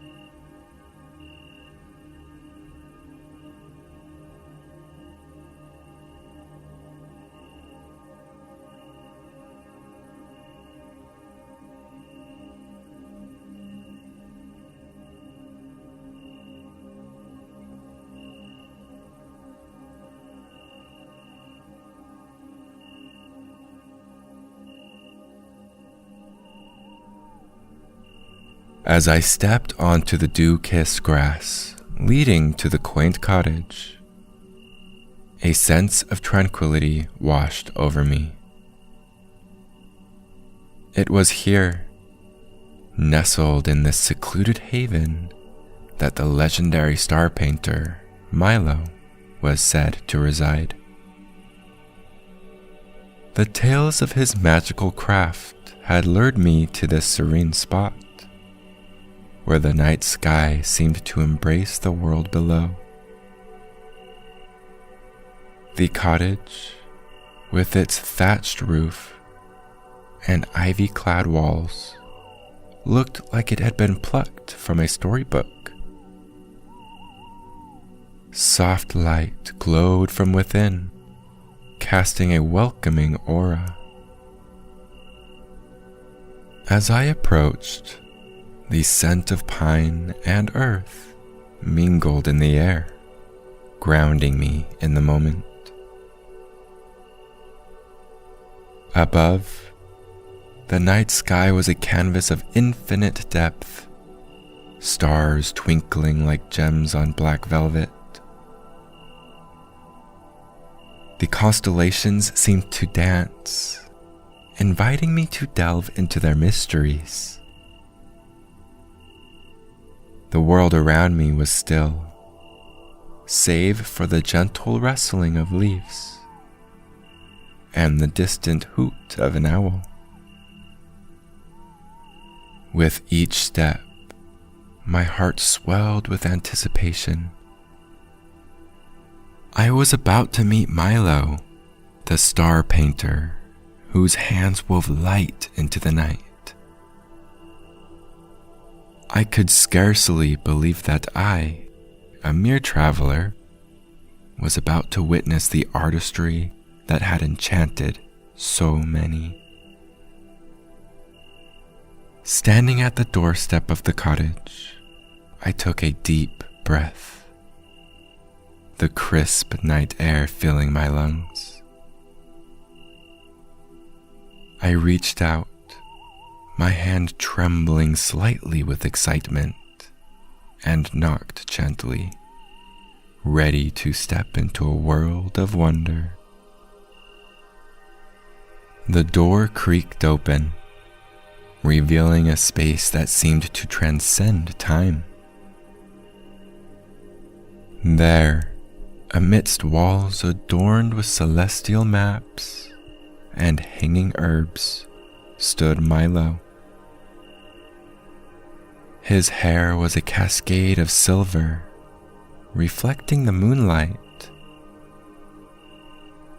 and his eyes twinkled with the wisdom of the stars themselves. He wore a cloak that shimmered like the night sky, and in his presence, I felt an inexplicable sense of calm.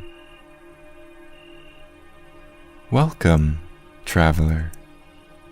Milo's voice was soft yet clear, like a melody carried on a gentle breeze. "I've been expecting you. The stars whispered of your arrival." Stepping inside, I was enveloped in the warmth of the cottage. It was like stepping into another realm, one where time meandered and magic breathed in every corner. Shelves brimmed with jars of iridescent pigments and brushes of every size and shape. The room was aglow with the light of a crackling fireplace, casting dancing shadows that played along the walls. Milo motioned for me to sit at a wooden table, its surface etched with constellations. As I took my seat, he poured 2 cups of steaming herbal tea, the aroma blending with the earthy scent of the cottage. "I'm Milo, the star painter," he began, his voice a comforting echo in the quiet room. For many years, I've been blessed with the gift of painting the stars.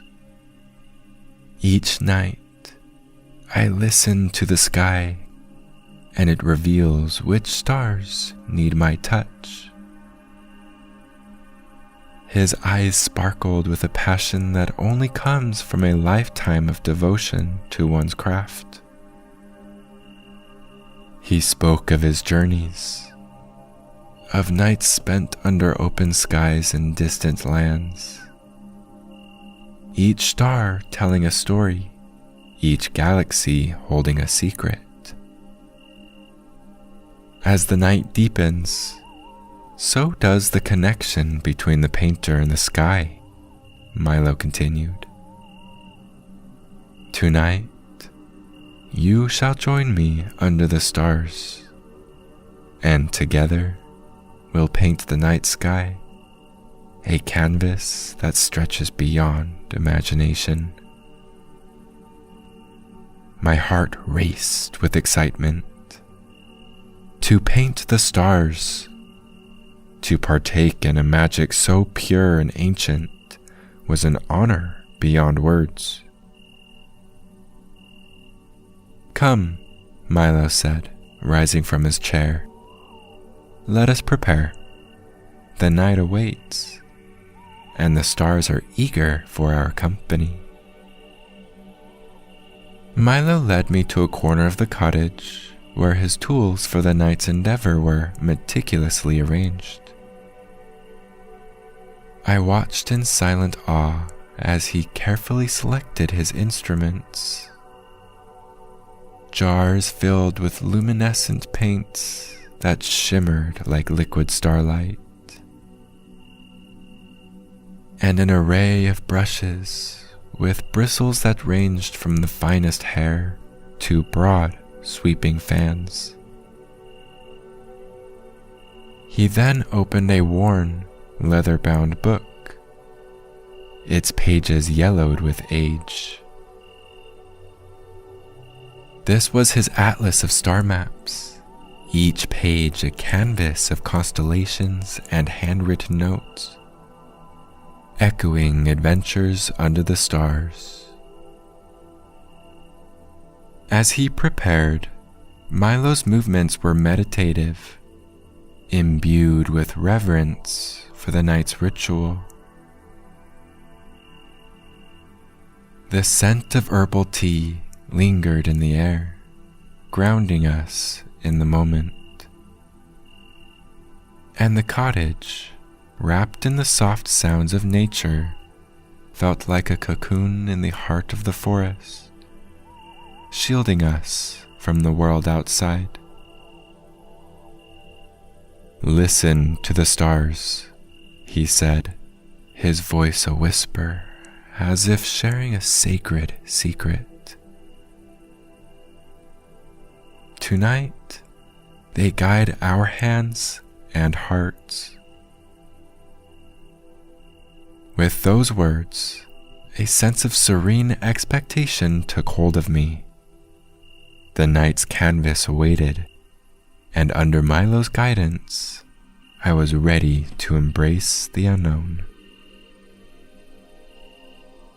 With the tools for our celestial endeavor carefully packed, Milo led me outside. The night embraced us like an old friend, its darkness a canvas waiting to be adorned. We began our ascent up the nearby hill, a path well trodden by the star painter's nightly pilgrimages. The forest around us whispered secrets in hushed tones, leaves rustling gently in the night breeze. Our lantern cast a soft glow, a beacon in the sea of darkness, its light dancing on the underbrush. The air was crisp, a blend of pine and the fresh scent of earth, invigorating our senses. As we climbed, the world below gradually transformed. The lights of distant homes became like fading embers, and the familiar contours of the land were swallowed by the night. Our world was now defined by the silver glow of the moon and the shimmering tapestry above. Reaching the summit's crest, a breathtaking sight unfolded. The hilltop, a sacred space untouched by the world's hustle, offered an unobstructed view of the heavens. The Milky Way arched across the sky, a celestial river of light, its brilliance telling tales older than time. Milo paused, his gaze sweeping over the vast sky. "Here," he said, his voice carrying the weight of wonder. "We stand at the threshold of the earthly and the divine. Tonight, we are not just observers of the cosmos, but participants in its grandeur. In this hollowed spot, the universe seemed to hold its breath, waiting for the first stroke of Milo's brush.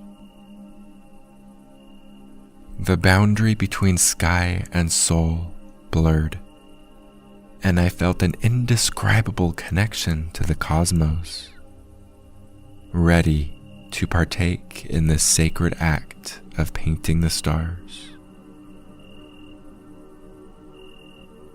As the silence of the night wrapped around us, Milo opened his case of tools with a reverence that spoke of countless nights under the stars. He selected a brush with a delicate touch, dipping it into a jar of luminescent paint that glowed with an ethereal light.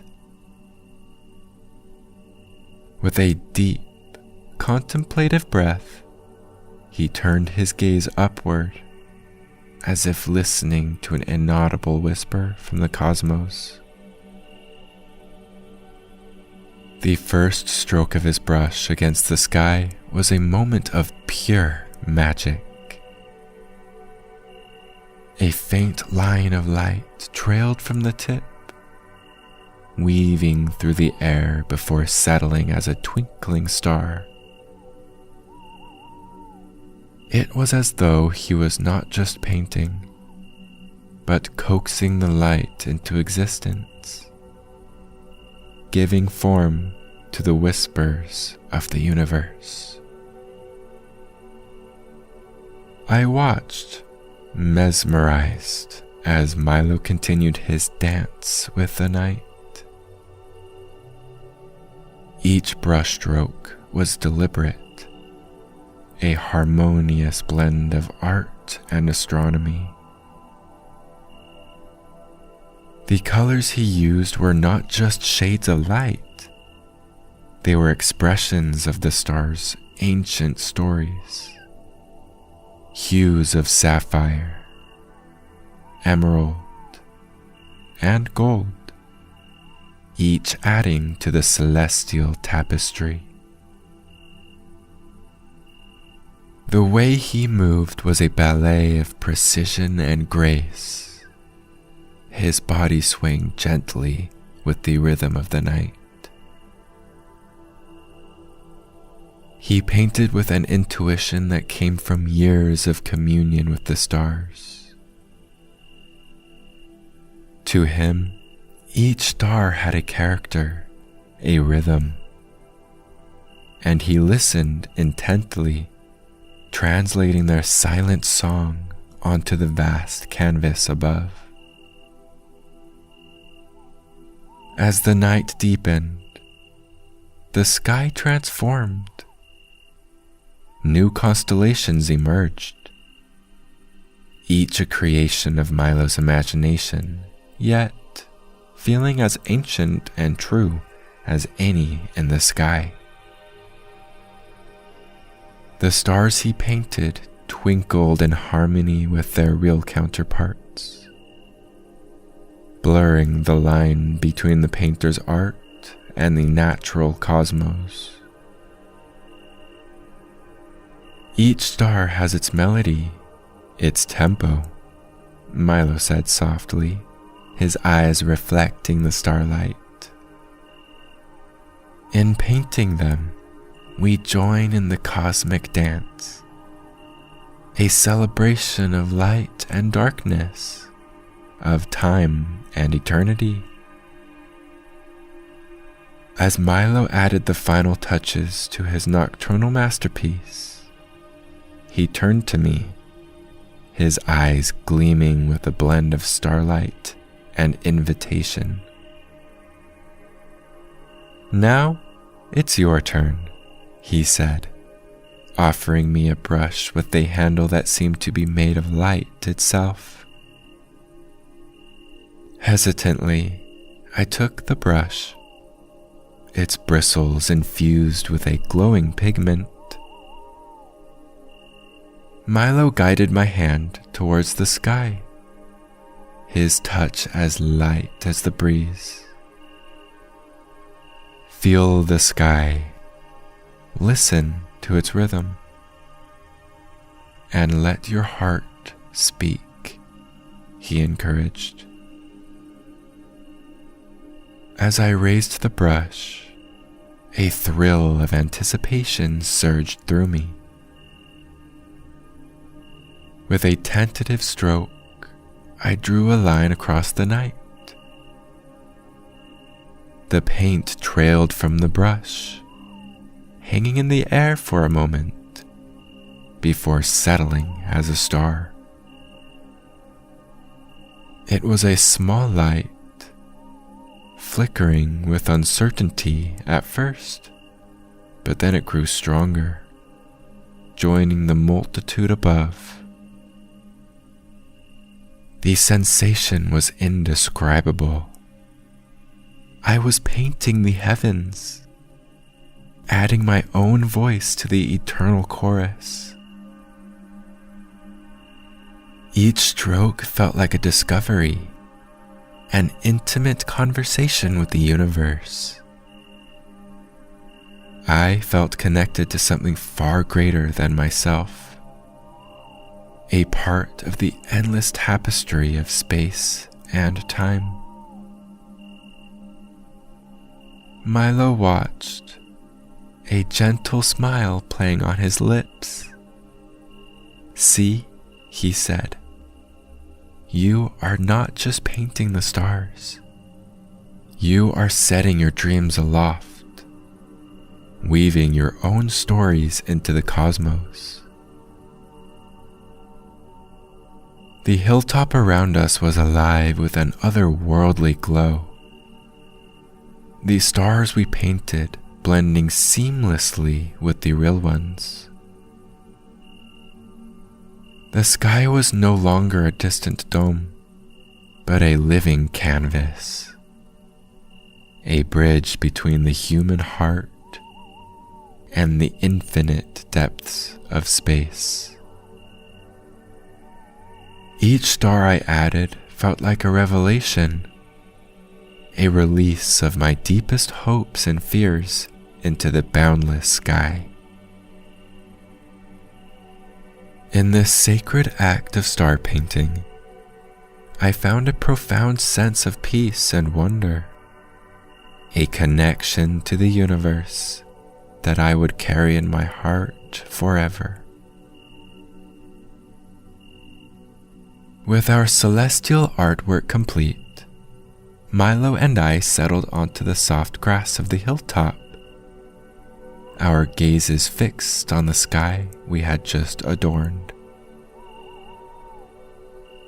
The stars we painted shimmered alongside their natural counterparts, creating a harmonious blend of art and reality. The Milky Way stretched across the sky like a river of light, its brilliance accentuated by our additions. In the quiet of the night, Milo began to speak, his voice soft and reflective. "Look at the stars," he said, his gaze lost in the celestial expanse.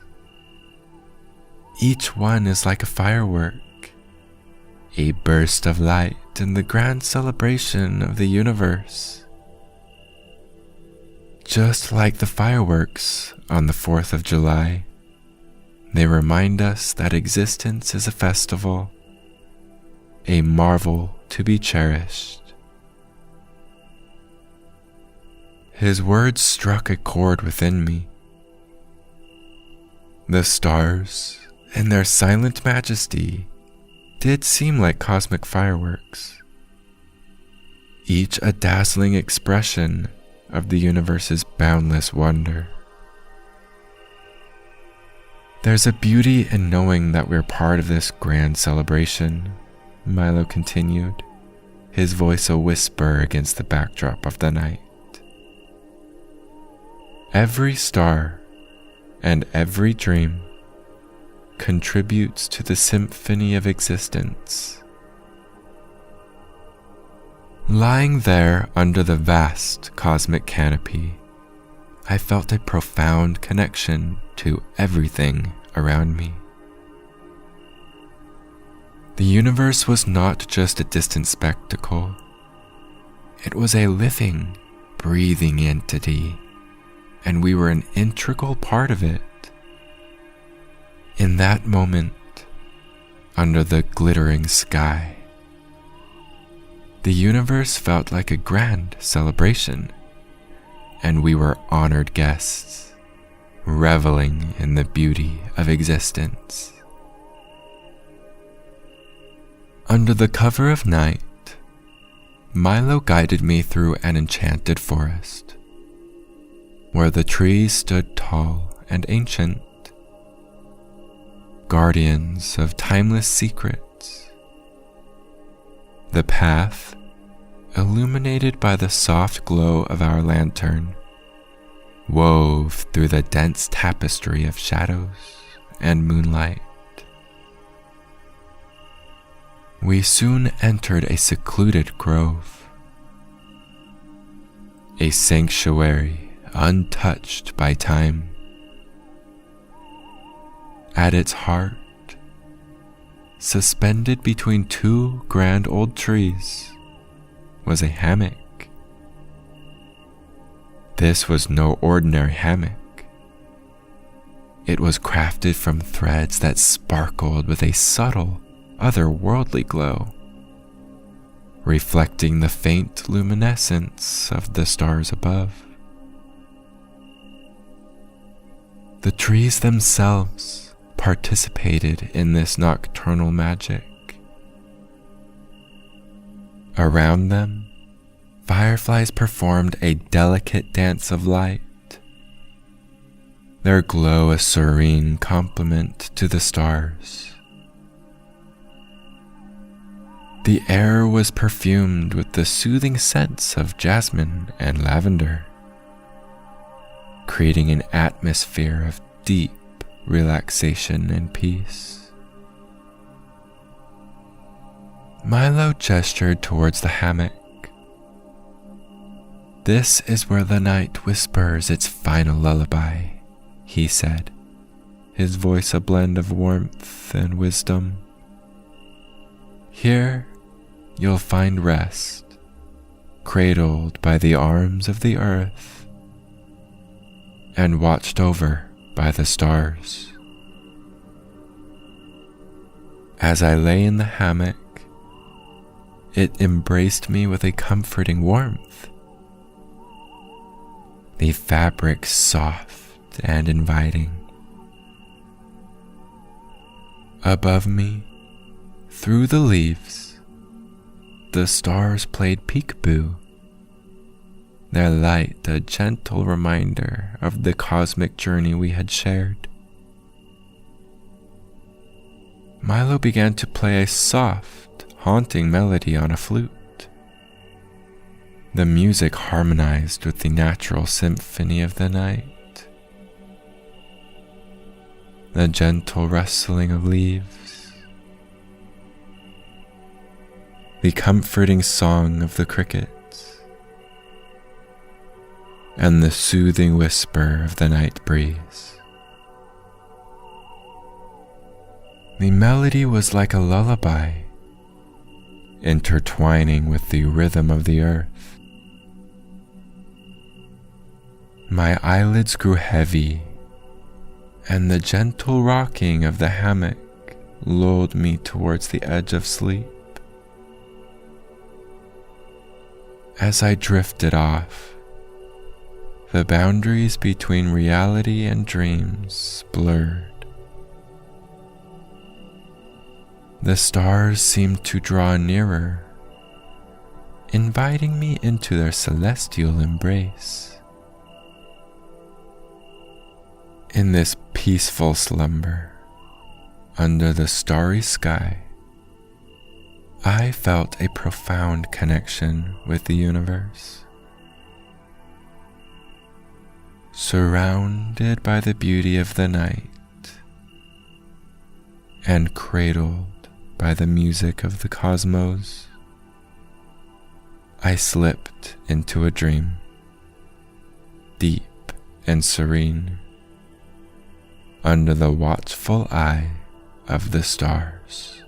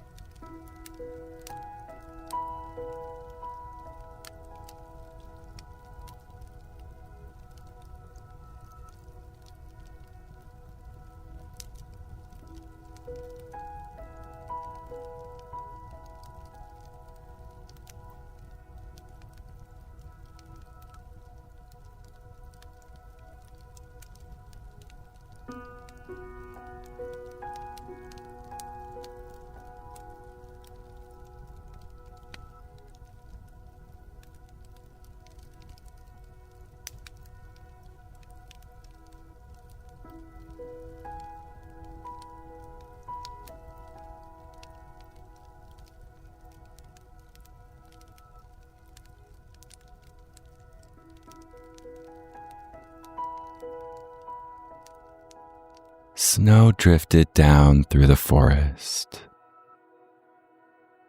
settling on pine needles, stone, and the narrow path winding between the trees.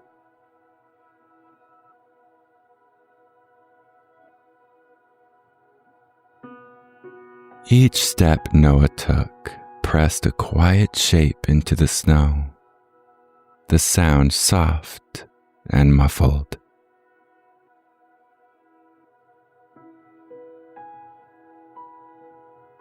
The air carried the clean scent of winter pine, frost, and something faintly sweet that Noah couldn't quite name.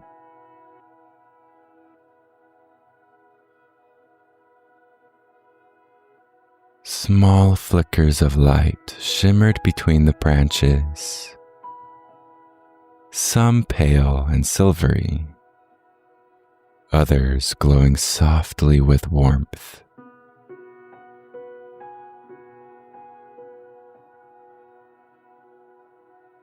Tiny winter beings stirred nearby. Snowflake fairies floated lazily through the air, their wings catching the light before dissolving into soft sparkle.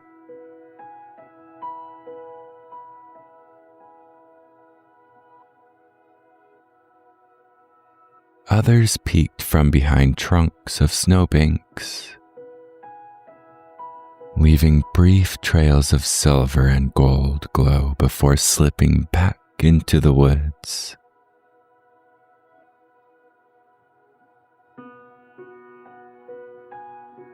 Everything felt gently aware, as though the forest recognized Noah's presence.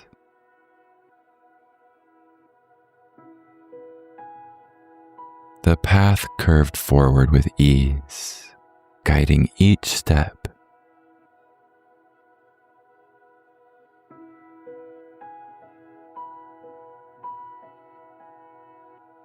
Ahead, deeper among the trees, a quiet warmth began to gather. Subtle at first, then clearer with every breath.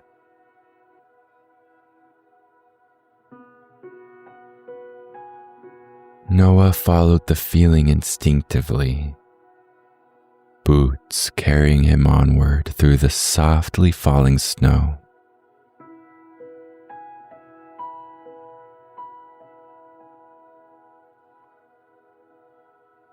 Noah slowed as the forest opened around him, revealing a world alive with winter's quiet magic.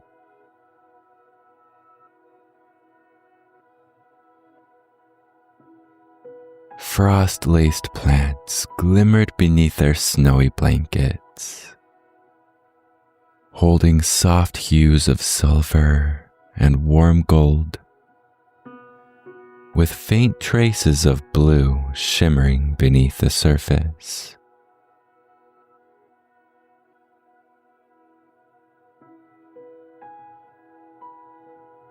The wind moved through the trees in a low, steady rhythm, lifting tiny sparks of light into the air, some drifting pale and silvery, others glowing gently like embers.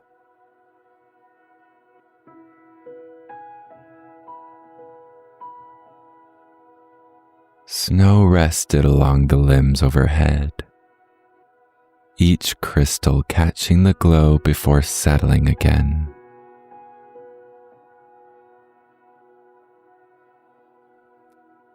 Nearby, small creatures wandered through the drifts. Fox-like figures with warm, curious eyes. And round-bodied winter beings that rolled through the snow, leaving glowing trails that slowly faded behind them.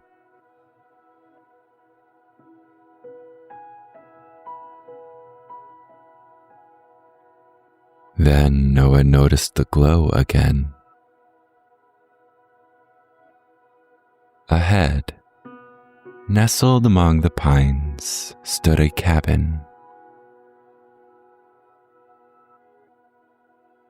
Its windows shone warmly, casting golden light across the snow.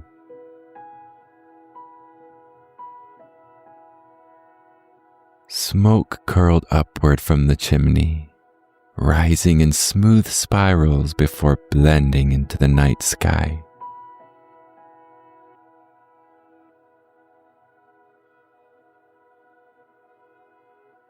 Noah paused, listening. Snow continued to drift, and the path, now clearly leading toward the cabin, waited.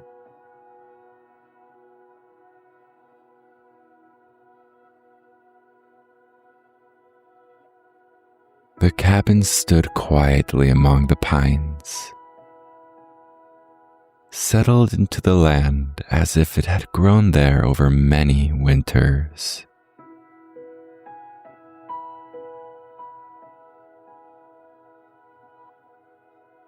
Snow rested along the roof and window frames. Warm light spilled from the windows, painting the nearby snow in gold.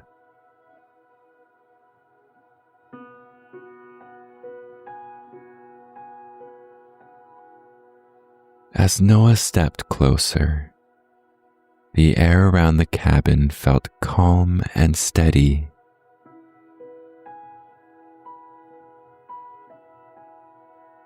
Snowflake fairies drifted near the windows,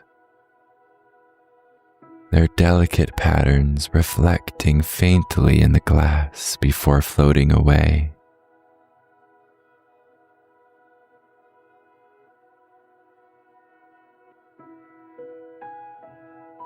The front door waited beneath a small wooden overhang,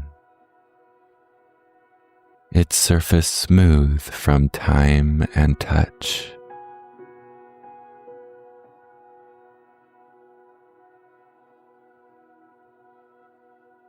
A wreath of winter branches and tiny glowing berries rested at its center, humming softly with warmth. When Noah reached for the handle, it turned easily.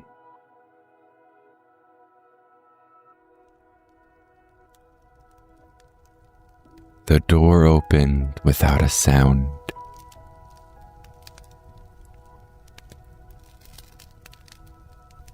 Warmth flowed outward the moment he stepped inside.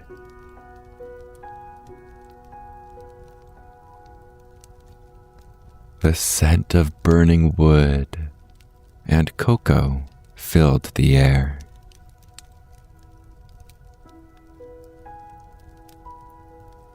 The door closed gently behind him, and the winter night stayed outside.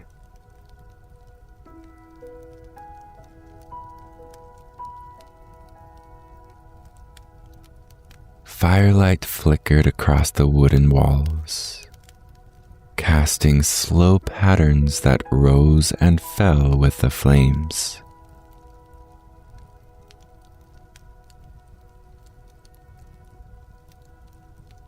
The cabin felt spacious without being large.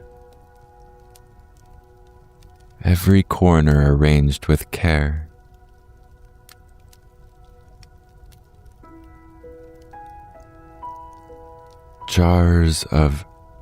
Shelves held jars of softly glowing light and a few well-used brushes.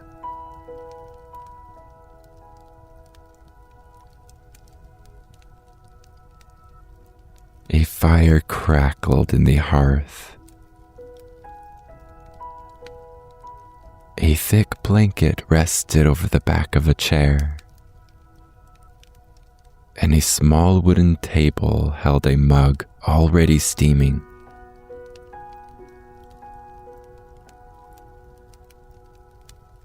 Noah wrapped his hands around it, warmth settling into his palms at once.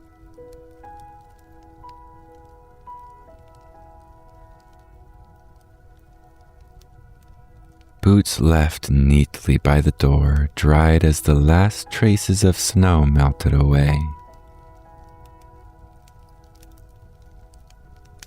The floor beneath Noah's feet felt solid and welcoming.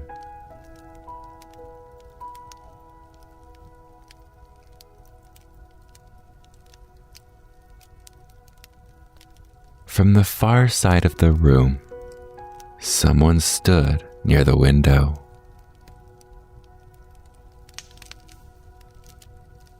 He was tall and calm, wrapped in a long, well-worn coat, the color of deep winter twilight.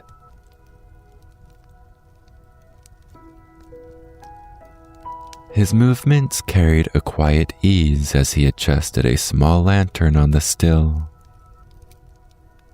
its glow shifting gently between blues, silvers, and warm gold.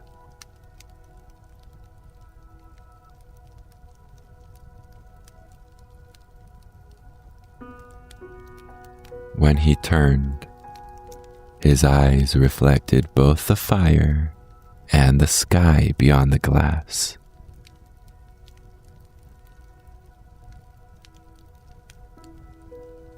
"Come in," he said kindly. "You are welcome here."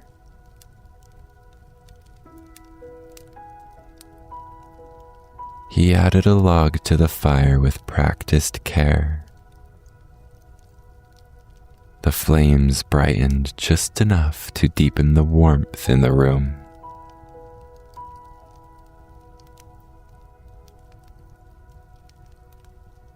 Outside the window, faint colors began to gather at the edges of the night.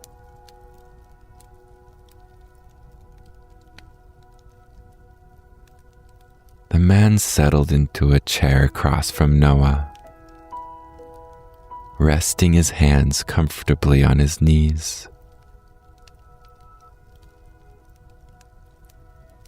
The quiet between them felt complete.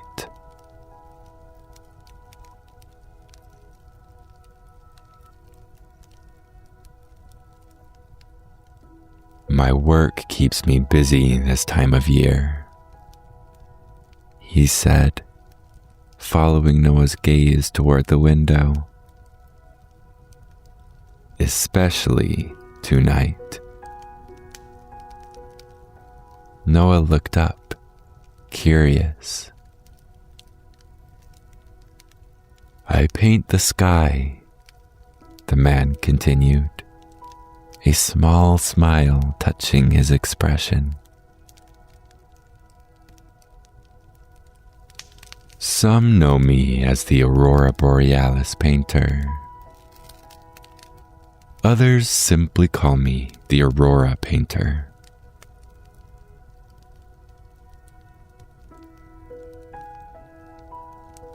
He glanced back toward the gathering light outside. "Most nights I work slowly. I layer color and shimmer letting the sky stretch and breathe. But Christmas Eve is special.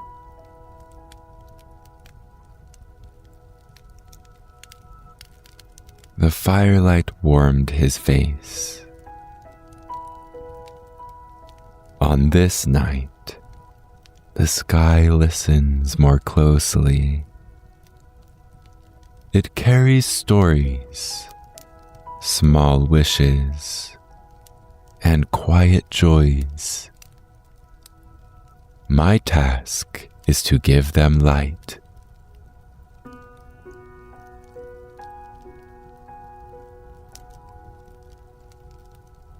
Noah listened, blanket drawn comfortably around his shoulders.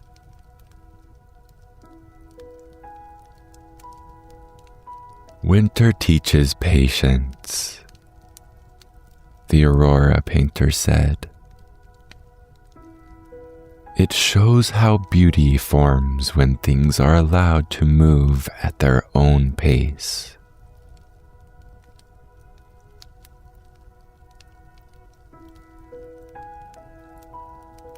Outside, the first ribbons of color drifted across the darkness.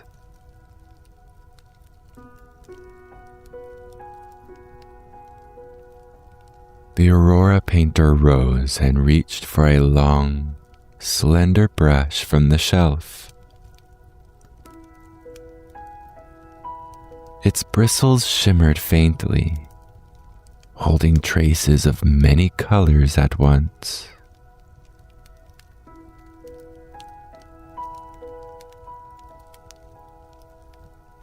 "Come," he said warmly. "You should see this."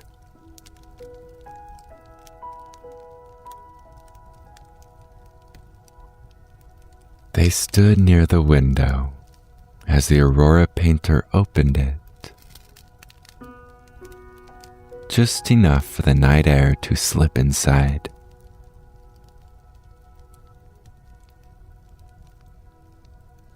Cold and crisp, it carried the quiet scent of snow and pine.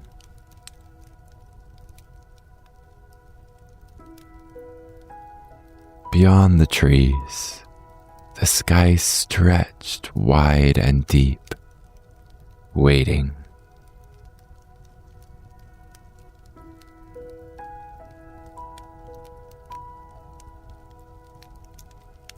He lifted his brush and traced a slow arc through the air, and soft ribbons of color unfurled across the sky. Greens, blues, silvers, and gentle golds weaving together like silk caught in a slow current.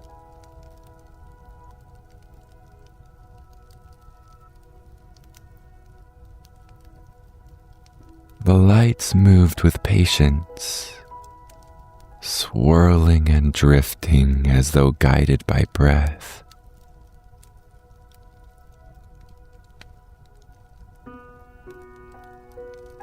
Some wishes danced among the colors. Others rested more quietly, shining with steady warmth. Each one found its place with ease.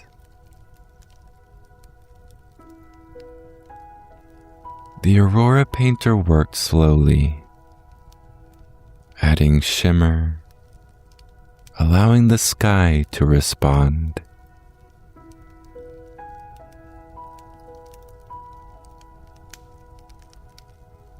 The lights grew richer, then settled into a calm, flowing rhythm, stretching across the heavens in a final glowing sweep.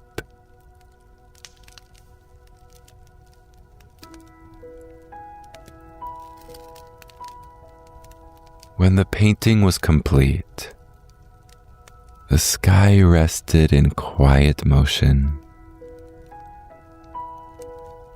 alive with soft color and gentle sparkle.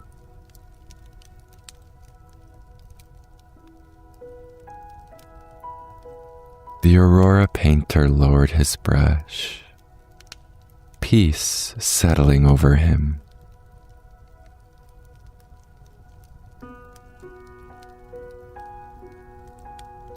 The aurora moved slowly across the sky, its colors deep and calm, drifting in long, graceful waves.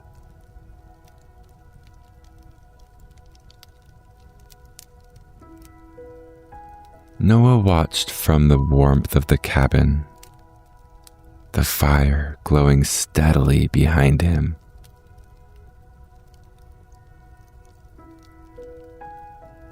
Inside, the cabin felt still and complete.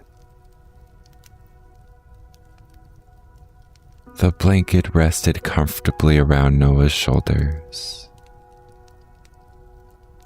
and the room's glow blended with the light of the sky.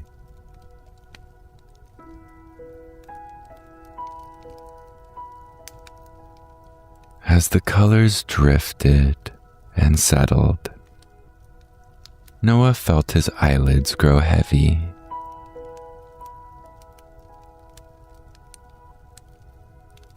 The aurora continued its gentle dance, carrying its stories and wishes quietly across the night.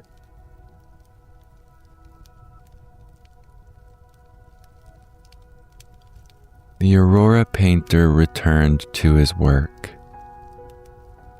tending the light and the warmth with patient care, while Noah drifted peacefully into sleep.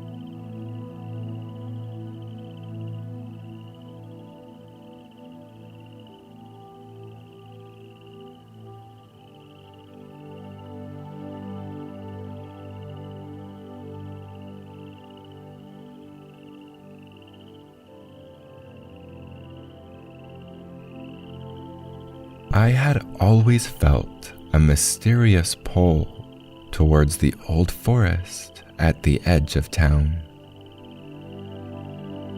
It was a place of whispered legends and unfathomable beauty, where the trees seemed to hum with ancient secrets. Today, driven by a sense of adventure that I couldn't shake off, I decided to wander deeper into its heart than ever before. The forest welcomed me with a chorus of birdsong and the rustle of leaves. The sunlight filtered through the dense canopy, casting dappled shadows that danced upon the forest floor.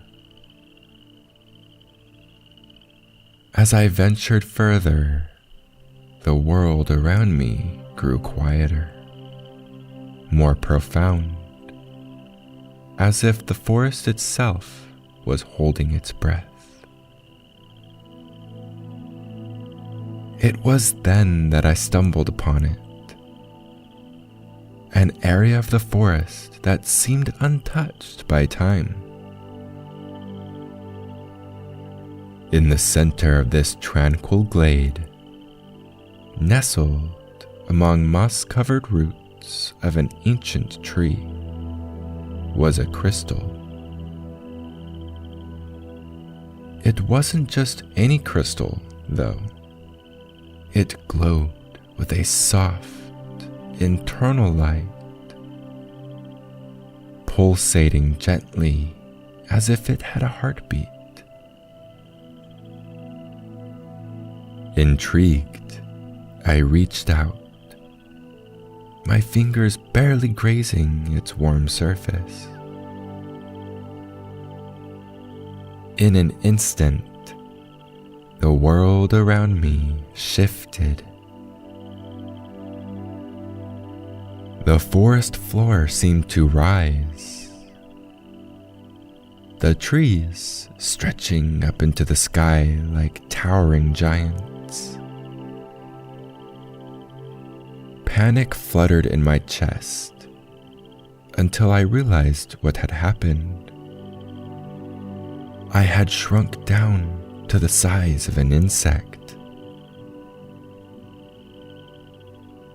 My heart raced with both fear and excitement as I took in my new perspective of the world. The once small pebbles now loomed like boulders, and the grass blades stood tall like rows of emerald skyscrapers. It was at this moment, in my newfound miniature state, that I heard a gentle buzzing sound approaching. Turning around, I saw a firefly, larger than life from my new perspective, its glow warm and inviting. But this was no ordinary firefly. It had an intelligent look in its eyes, and it hovered in front of me as if it was examining me. And, to my astonishment, I realized I could understand its twinkling lights as if they were forming words. "Welcome," the firefly seemed to say with a flicker of light. "I am Flicker. Welcome to a world unseen by many." I stood there, awestruck, as the reality of my situation sank in. The firefly's warm glow was comforting in the vastness of my new surroundings.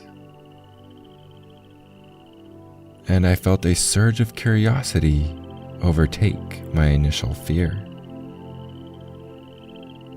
This tiny world, so vibrant and full of life, was waiting to be explored.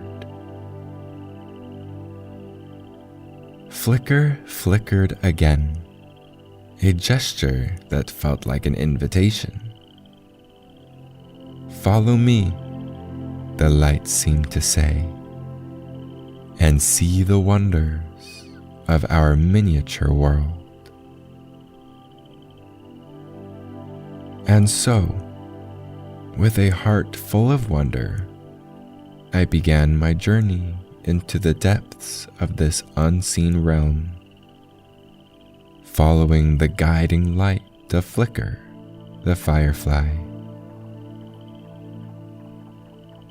Guided by Flicker's gentle luminescence, I navigated through the underbrush, now a jungle of towering grass and sprawling roots.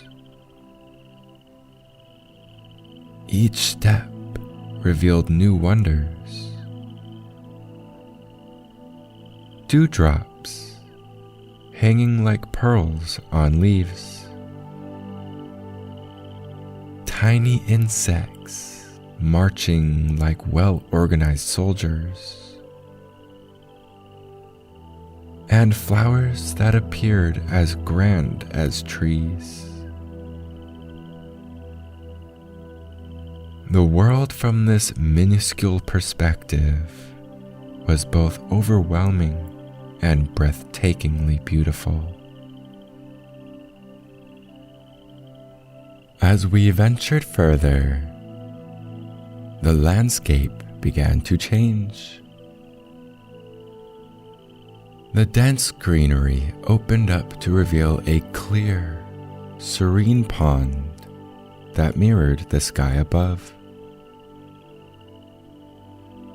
Its surface was dotted with water lilies, their petals soft and welcoming. And there, in the midst of this tranquil scene, was a water lily unlike any other. It glowed with a soft, ethereal light, and on its broad, green pad sat a dwelling that was a masterpiece of nature and magic. This is the abode of Leora, the dewdrop fairy, Flicker's light conveyed, flickering with a tone of reverence. She is the guardian of this realm's deepest secrets and the heart of its magic. We approached the water lily, and I could see the details of Leora's home. The structure was crafted from the finest of nature's offerings: petals, leaves, and woven twigs, all coming together to form a harmonious and enchanting residence. As we neared, a figure emerged from the dwelling, delicate and radiant. Her wings shimmered like the morning dew, catching the light in a kaleidoscope of colors. Her hair flowed like liquid silver, and her eyes sparkled with the wisdom of the ages. This was Leora, and her presence was as captivating as the world she guarded. "Welcome, traveler," She spoke, her voice like a melody, echoing the natural harmony around us. I am Leora, the dewdrop fairy. You have journeyed far to reach my realm. Come, let me show you the wonders it holds. As Leora led me into her home, the first thing that struck me was the harmonious blend of elegance and natural beauty. The interior walls of the water lily were veined with a delicate pattern that glowed faintly, casting a soft, ethereal light. Tiny lanterns, crafted from hollowed-out acorns and filled with firefly light, hung at intervals. Their gentle illumination reflecting off surfaces adorned with a fine dust of pollen and shimmering dew. The furniture was a testament to the artistry of nature, carved from the wood of fallen branches and polished to a smooth, lustrous finish. Cushions made from layers of flower petals offered inviting comfort, their colors vibrant against the more subdued tones of the wood. One area was dedicated to Leora's apothecary, where jars of various sizes, filled with sparkling essences and dried herbs, lined the shelves. Each jar emitted its own unique hue and fragrance, creating a tapestry of scents that filled the air. In another corner stood a grand bookshelf, carved from the bark of an ancient tree, filled with books of all sizes. Some were as tiny as a thumbnail, written in a script that danced and shimmered on the page, while others were larger, bound in leaves and petals. Leora's abode was not just a home. It was a living piece of the forest, a space where every element was infused with magic and care. The beauty of it took my breath away, and for a moment, I felt like I was part of this enchanted world, far removed from the reality I knew. Leora guided me to a small alcove, where a beam of sunlight streamed through a petal window, illuminating an array of dewdrops, each shimmering like a tiny world unto itself. Each dewdrop, Leora explained, her voice soft yet filled with excitement, contains its own universe, its own story. With the right magic, one can glimpse into these tiny realms. With a wave of her hand, she beckoned me closer to a dewdrop that glowed brighter than the rest. "Look closely," she encouraged. I leaned in, and the dewdrop magnified a miraculous scene. A microcosm teeming with life, so detailed and vibrant that it took my breath away. It was a miniature forest within the forest, alive with creatures and plants unknown to the human eye. Through these dewdrops, we understand the interconnectedness of all things, big and small, Leota continued. They remind us of the delicate balance of nature and the importance of every creature's role in maintaining it. We moved through her home, each room unveiling more of the forest's secrets. Leota showed me how she conversed with water creatures, how she could coax plants to grow, and how each element of nature was in constant, harmonious communication. As the day waned, Leota led me outside to the edge of the pond.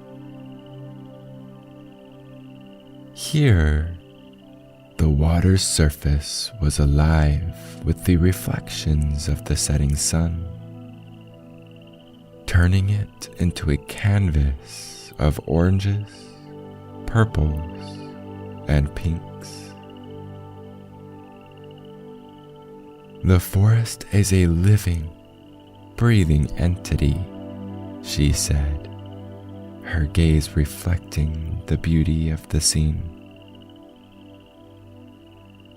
Its magic is ever present, ever flowing, and always in need of guardianship. Our adventure took us around the pond, where I witnessed the symbiotic relationships between the plants and the tiny creatures. Leota explained each interaction, each connection, showing me a world perfectly balanced, yet so fragile. Suddenly, a raindrop splashed nearby, sending ripples across the pond's surface. The sudden change startled me, but Leota was calm. Nature is ever changing, ever evolving. It teaches us to be adaptable, to respect its rhythms, she said, a smile in her voice. As the day turned to night, and the stars began to appear in the sky above, reflected in the pond below, I realized how much this tiny journey had changed me. The secrets of the dewdrops, the rhythm of the forest, and Leota's wisdom had opened my eyes to a world I had never known. A world that had always been there, waiting to be discovered. The night in Leota's realm was a symphony of whispers and twinkling lights. Fireflies danced around us, their glow casting enchanting patterns on the lily pads. Leora and I sat by the edge of the pond, watching this ballet of light, when she turned to me, her expression both serene and knowing. "It's time for you to return to your world," she said softly. "But remember, the magic you've witnessed here is always around you. In every leaf, in every drop of water, in every breath of wind." She reached into the folds of her dress and pulled out a small object. It was a dewdrop, perfectly preserved, shimmering with an inner light. "This is for you." Leora handed it to me. "Should you wish to return to our miniature world, swallow this dewdrop. It will bring you back to us."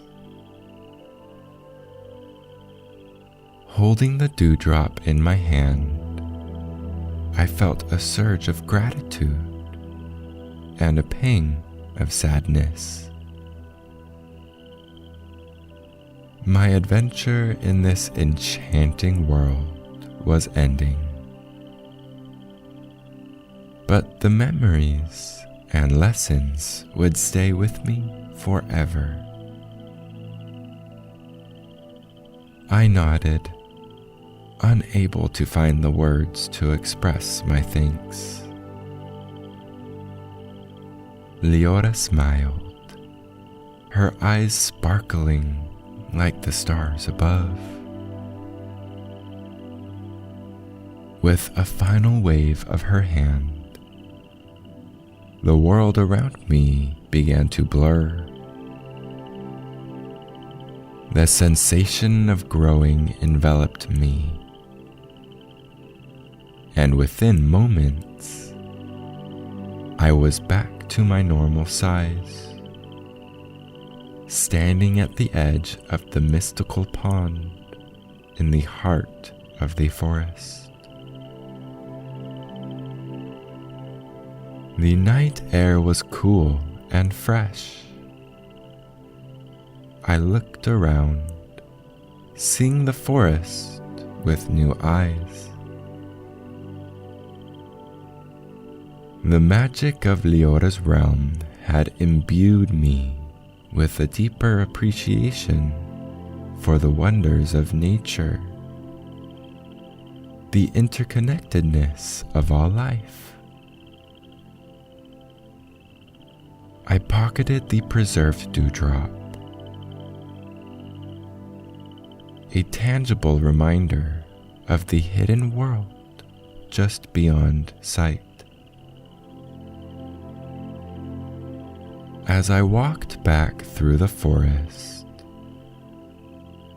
the sense of awe and wonder remained with me.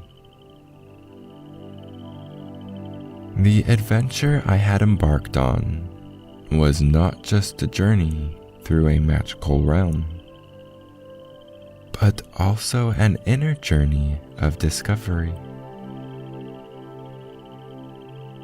And as the forest faded behind me, I knew that this was only the beginning.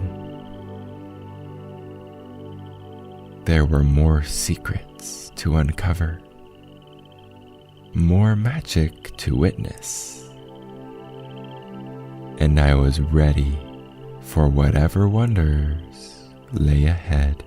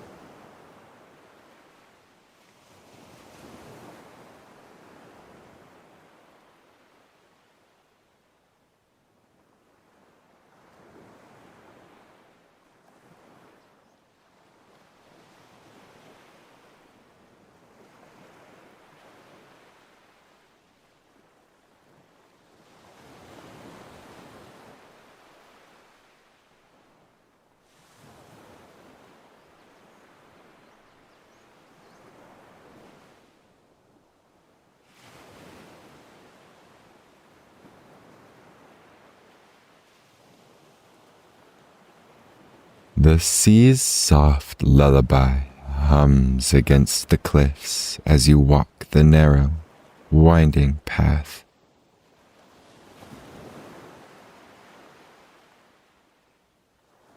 A fine mist clings to the air, moving as if alive, its tendrils curling playfully around your feet.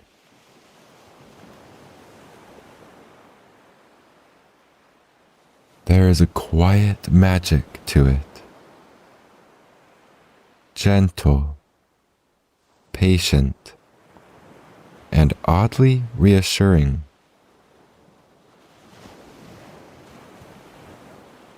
Though you can't see far ahead, the mist seems to guide you, parting slightly as though revealing a path just for you.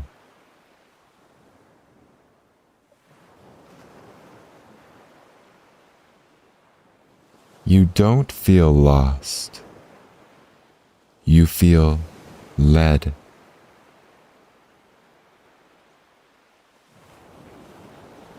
Each step carries you deeper into a realm where time and sound fade, leaving only the rhythmic murmur of waves below.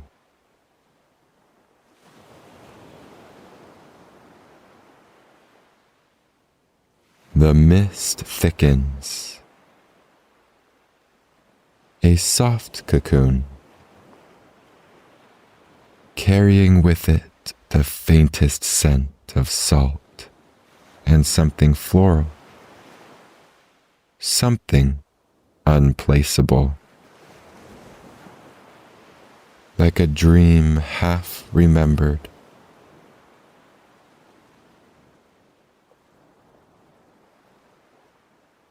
As you continue, a soft light emerges in the distance. It isn't harsh or glaring, but warm, golden, and pulsing gently like the steady beat of a heart.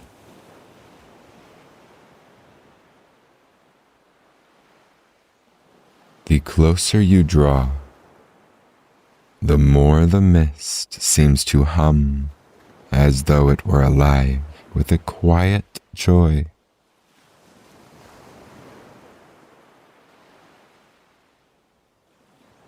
You reach the source of the light, a circular wooden door set into what appears to be the base of a weathered cliff.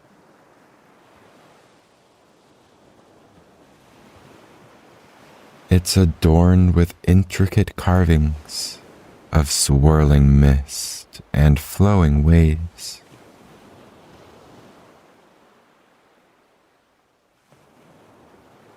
The door opens silently as you approach, as though sensing your arrival.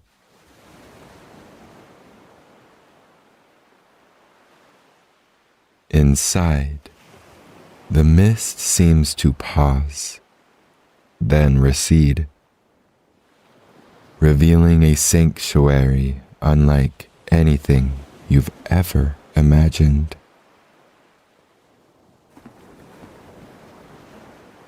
The space is bathed in golden light that seems to emanate from the walls themselves, carved from driftwood and stone.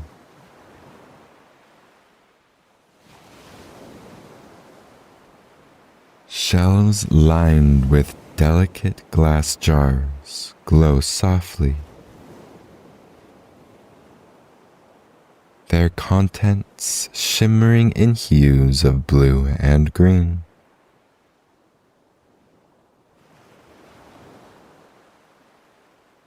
A low fire burns in a hearth of smooth, sea-polished stones, its flames dancing like water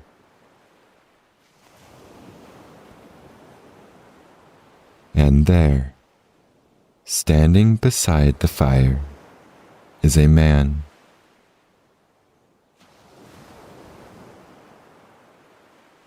His presence is striking, yet comforting.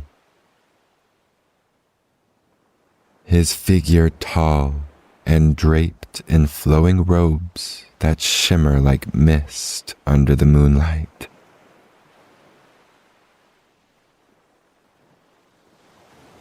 His hair, streaked with silver, moves faintly as though touched by an unseen breeze.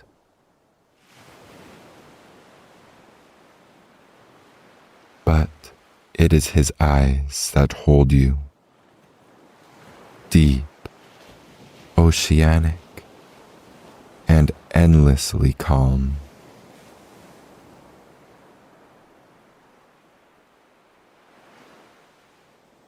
"Welcome," he says, his voice low and resonant, like the waves rolling onto a shore. "I've been expecting you."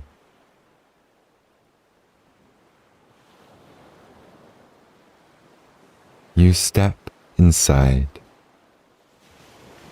and the mist sighs around you, retreating further into the sanctuary.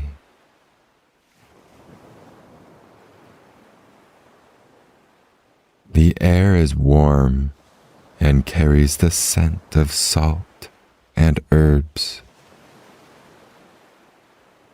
instantly easing the tension in your shoulders.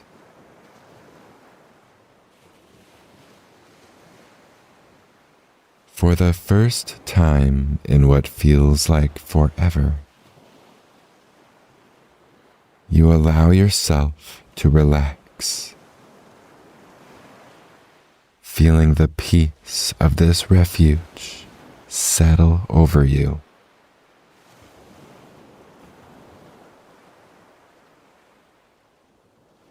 The Mistweaver gestures for you to sit by the fire. A chair made of driftwood, impossibly smooth and inviting, seems to mold itself to your form as you settle into it.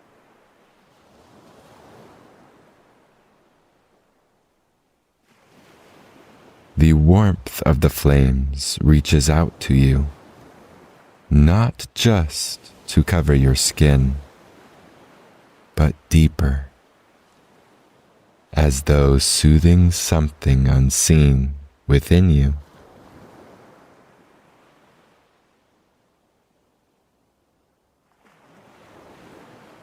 He moves gracefully, his robes flowing as though carried by an unseen tide.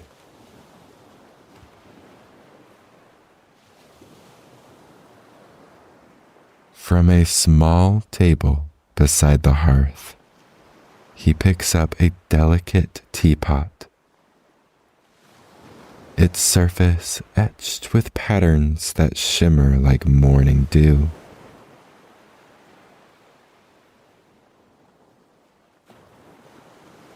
"You've come at the perfect time," he says, pouring a pale, fragrant liquid into a cup and handing it to you.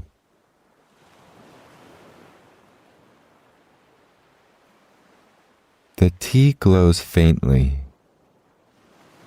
its steam curling in intricate patterns before fading into the air. This will help you see. "See what?" you ask, your voice softer than you expected, as if the sanctuary itself encouraged quiet reflection.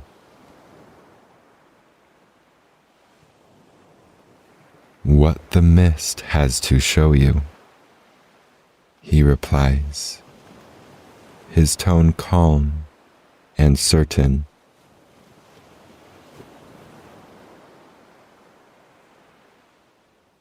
You take a tentative sip. The tea is unlike anything you've ever tasted, both familiar and completely new. It carries the sweetness of honey, the freshness of mint, and something indescribable, like sunlight captured in liquid form.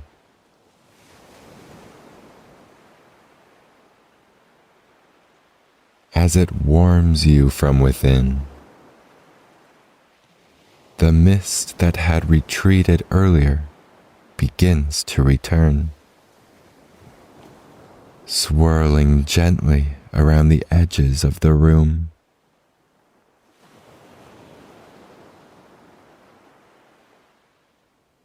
The mist weaver kneels beside the hearth, his hands weaving intricate patterns in the air.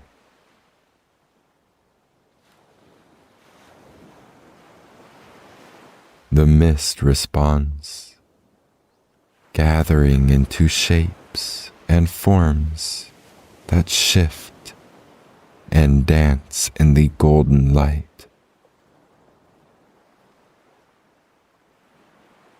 You watch, mesmerized, as scenes begin to take shape within the mist.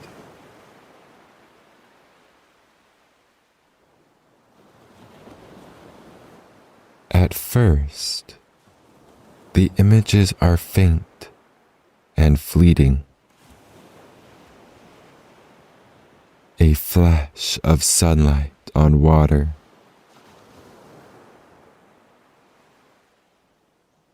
the curve of a distant shore. But as the mist thickens, the visions grow clearer.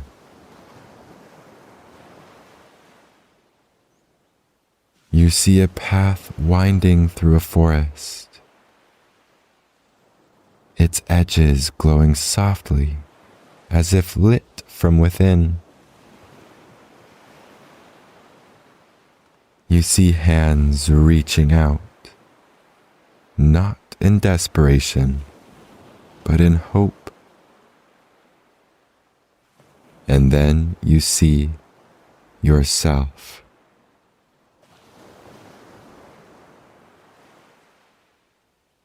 The figure in the mist mirrors your movements, your expressions.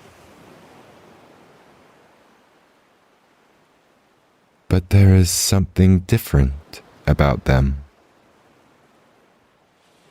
Something you can't quite name. They seem lighter, freer, as though they carry none of the burdens that weigh on you now.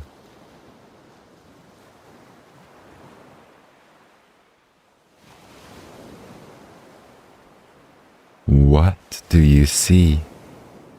The Mistweaver asks, his voice a gentle anchor in the sea of shifting visions.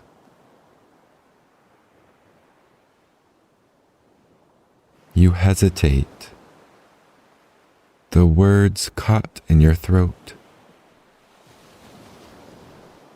But the Mistweaver's eyes meet yours, steady and kind,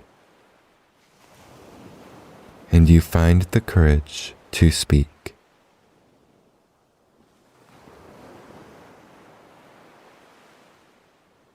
I see a version of myself,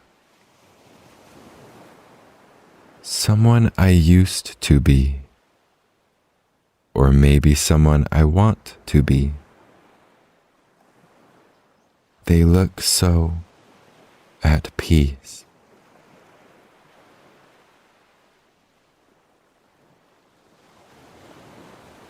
The Mistweaver nods, a faint smile playing at his lips. The mist shows you what your heart already knows. It reflects the truths you carry, but may not yet understand.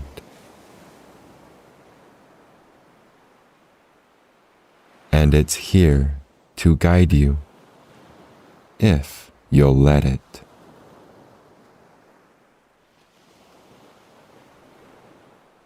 The room falls quiet, save for the soft crackling of the fire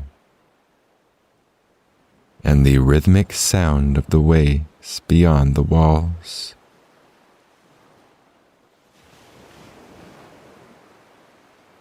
You feel something shift within you, a subtle but profound change, as though a weight you hadn't realized you were carrying has begun to lift.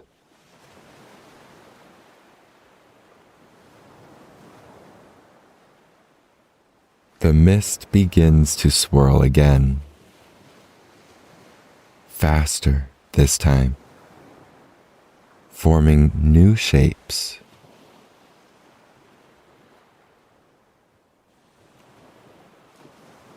The figure you saw earlier, that lighter, freer version of yourself, steps forward from the haze.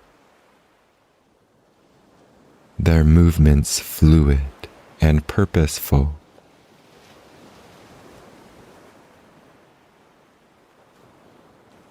They look at you, their gaze filled with a quiet strength that feels both comforting and inspiring. This is who you are, the Mistweaver's voice says softly from behind you. Not a dream, not a wish. This is you when you choose to let go.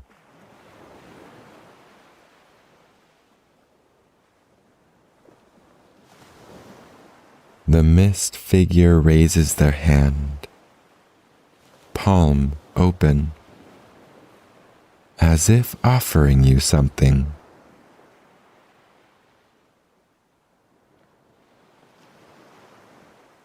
In the swirling light, you see it clearly. A small, glowing sphere, pulsing gently like a heartbeat.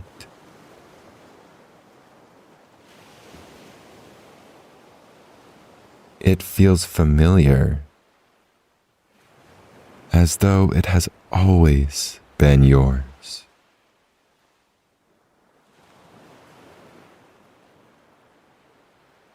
Take it, the Mistweaver urges, his tone gentle yet resolute. It is your truth, your essence. Carry it with you, and you will never feel lost again.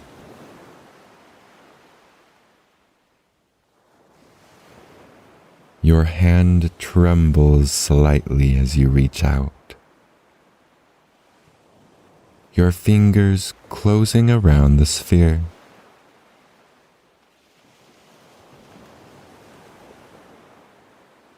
Warmth floods through you, spreading from your palm to your chest. filling you with a profound sense of peace and purpose.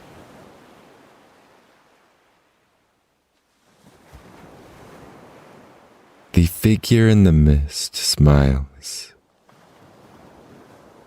then dissolves into the swirling haze, leaving you holding the light of your own being.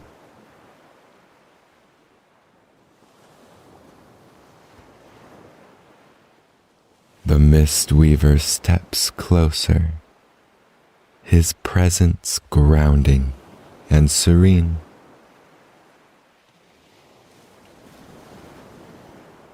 The mist has done its work, he says. Now, the path is yours to walk. Trust it, and it will always guide you home.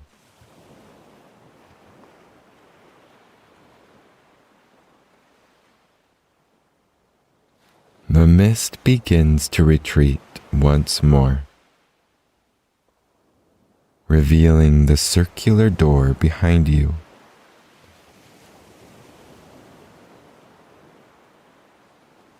The golden light of the sanctuary seems to linger in your chest as you step outside.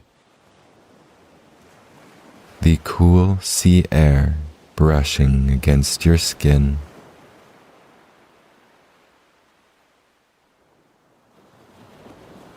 The path ahead glows faintly, and though the mist still lingers, you know it will always show you the way.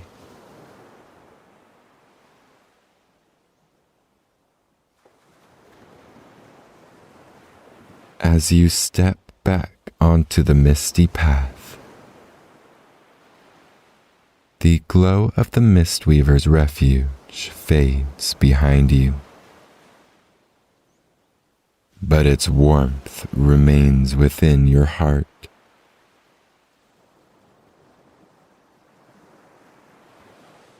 The sea's rhythmic melody greets you again, familiar, yet somehow richer, as if you're hearing it for the first time.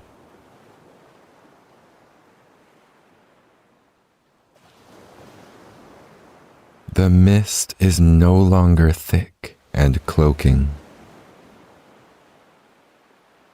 Instead, it dances lightly around your feet, playful and guiding.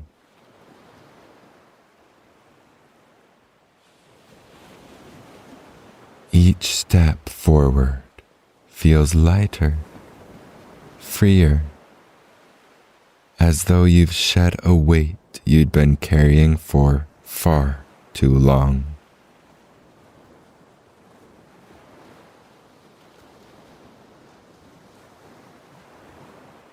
You glance back once, catching a final glimpse of the sanctuary's golden glow through the haze.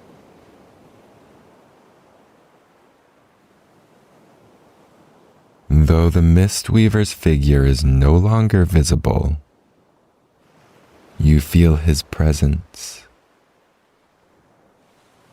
steady and enduring, like the sea itself.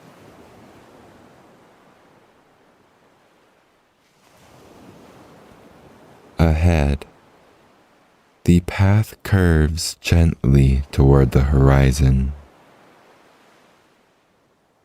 where the mist begins to thin.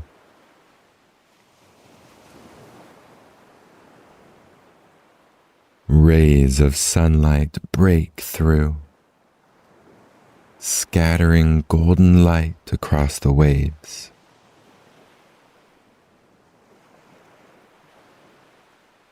You take a deep breath, the salty air filling your lungs, and you smile.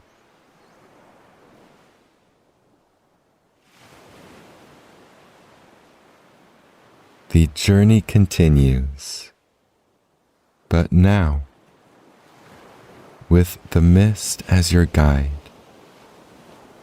and the light of your essence within you, you know you'll never walk alone.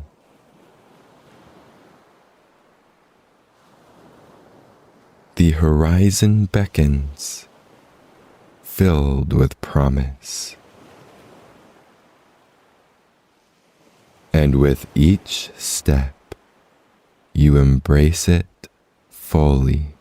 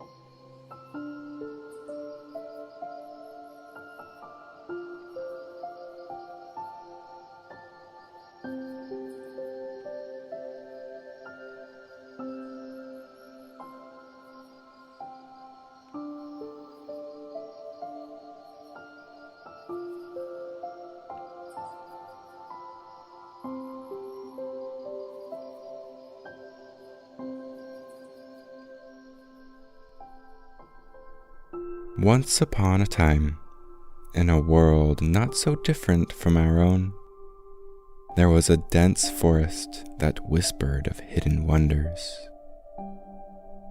This forest, known to the locals as the Whispering Woods, was said to hold secrets beyond the wildest dreams. Most people walked past its thicket, unaware of the magic that lay just beyond their reach. But today, a sense of adventure pulses through me, and curiosity always had a way of guiding my steps, leading me to paths less traveled. It's a world apart from the one I know, and today, something about it beckons me deeper. It's a sunny afternoon, with the birds singing in harmony and the leaves rustling softly in the breeze. As I step into the lush, whispering expanse of the forest, I notice that the air here is different, alive and humming with a melody I can't quite understand, but feel compelled to follow. Sunlight filters through the canopy, casting dancing patterns on the ground. Each step I take seems to draw me further into an enchanting unknown, a story waiting to be discovered. Suddenly, something catches my eye. A shimmering archway created by the intertwining branches of two ancient oaks. Adorned with flowers that shimmer in the sunlight like tiny stars, it looks like a portal to another world. And beneath it, a path, not just any path, but one that glows faintly, its stones emitting a soft, ethereal light, as if guiding me forward. With a mixture of awe and curiosity, I pass through the archway. A tingling sensation envelops me, like being brushed by a gentle, cool breeze.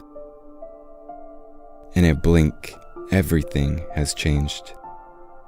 The forest around me was now bathed in a magical light,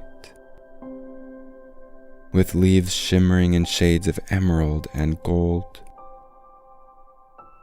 and the air filled with the fragrance of flowers unknown to me.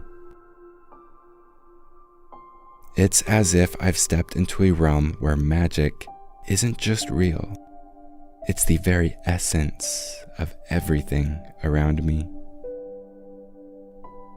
Before me, the path of glowing stones wound deeper into this enchanting forest. I realized then that I had stumbled upon something truly extraordinary. A hidden world where fantasy and reality merged. This wasn't just any forest. It was a gateway to a realm of magic. And my adventure was just beginning.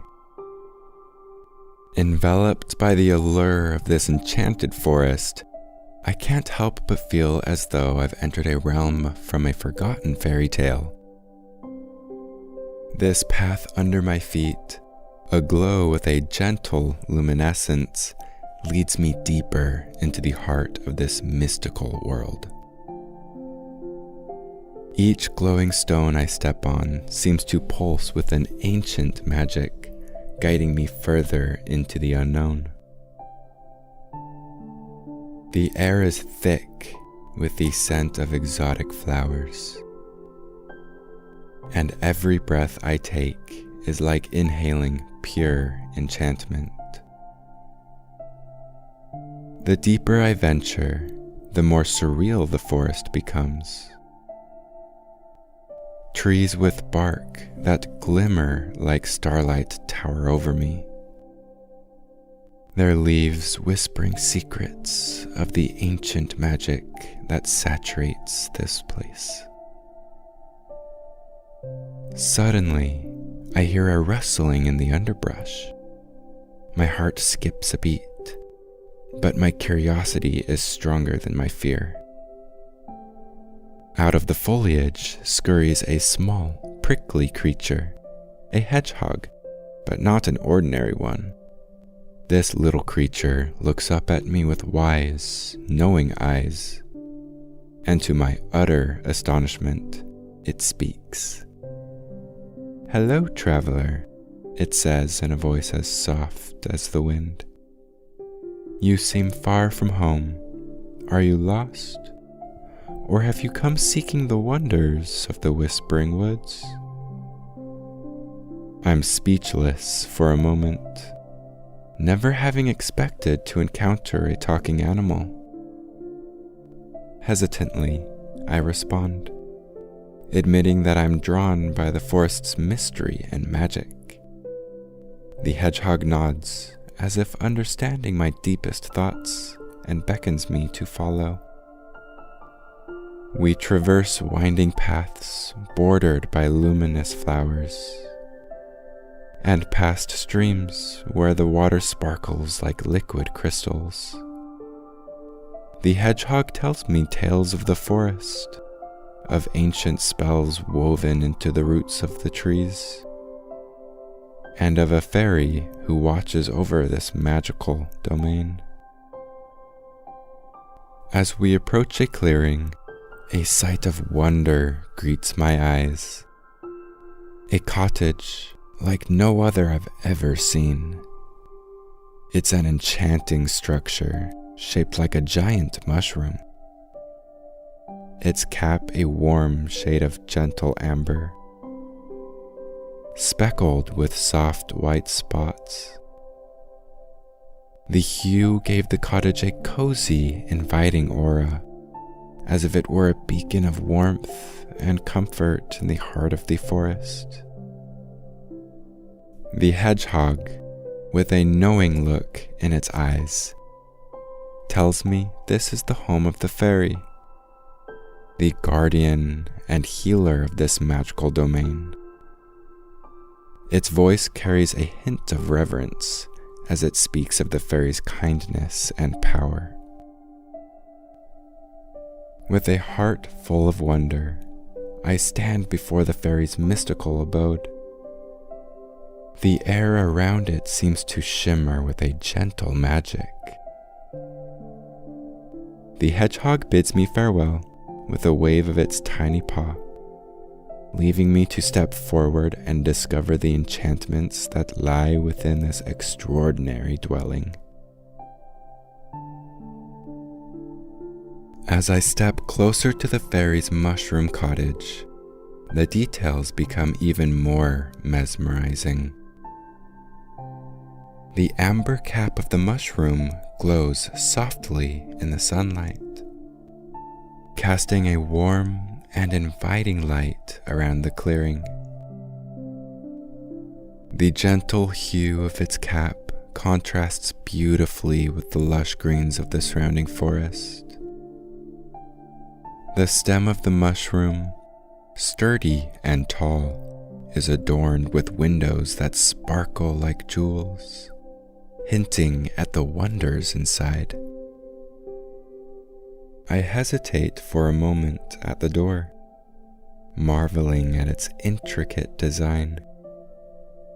It's carved from wood that seems to pulse with life, entwined with vines that bloom with tiny, luminous flowers. Taking a deep breath, I gently knock. The door swings open, revealing a world that defies all my expectations. The interior of the cottage is a harmonious blend of natural beauty and magical charm. The walls are lined with shelves filled with jars of twinkling lights, and books that seem to whisper tales of ancient magic. The air is warm and carries a gentle melody that seems to emanate from the very heart of the cottage. Standing in the center of this enchantment is the fairy herself. She is as breathtaking as the world she inhabits, with wings that shimmer in hues matching the cottage's warm amber and soft silvers. Her eyes are kind, reflecting the wisdom of the forest, and her smile is welcoming. "Welcome, traveler," she says, her voice like a melody. "I sensed your arrival in my woods. What brings you to my humble home?" I find myself speechless, captivated by the magic that surrounds her.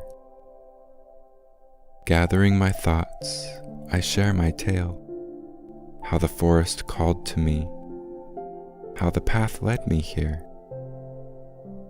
The fairy listens intently, nodding as if my journey was a missing piece of a puzzle she's been solving. "Ah, the woods have a way of bringing those in need to my door," she says softly. "Let me show you around my home.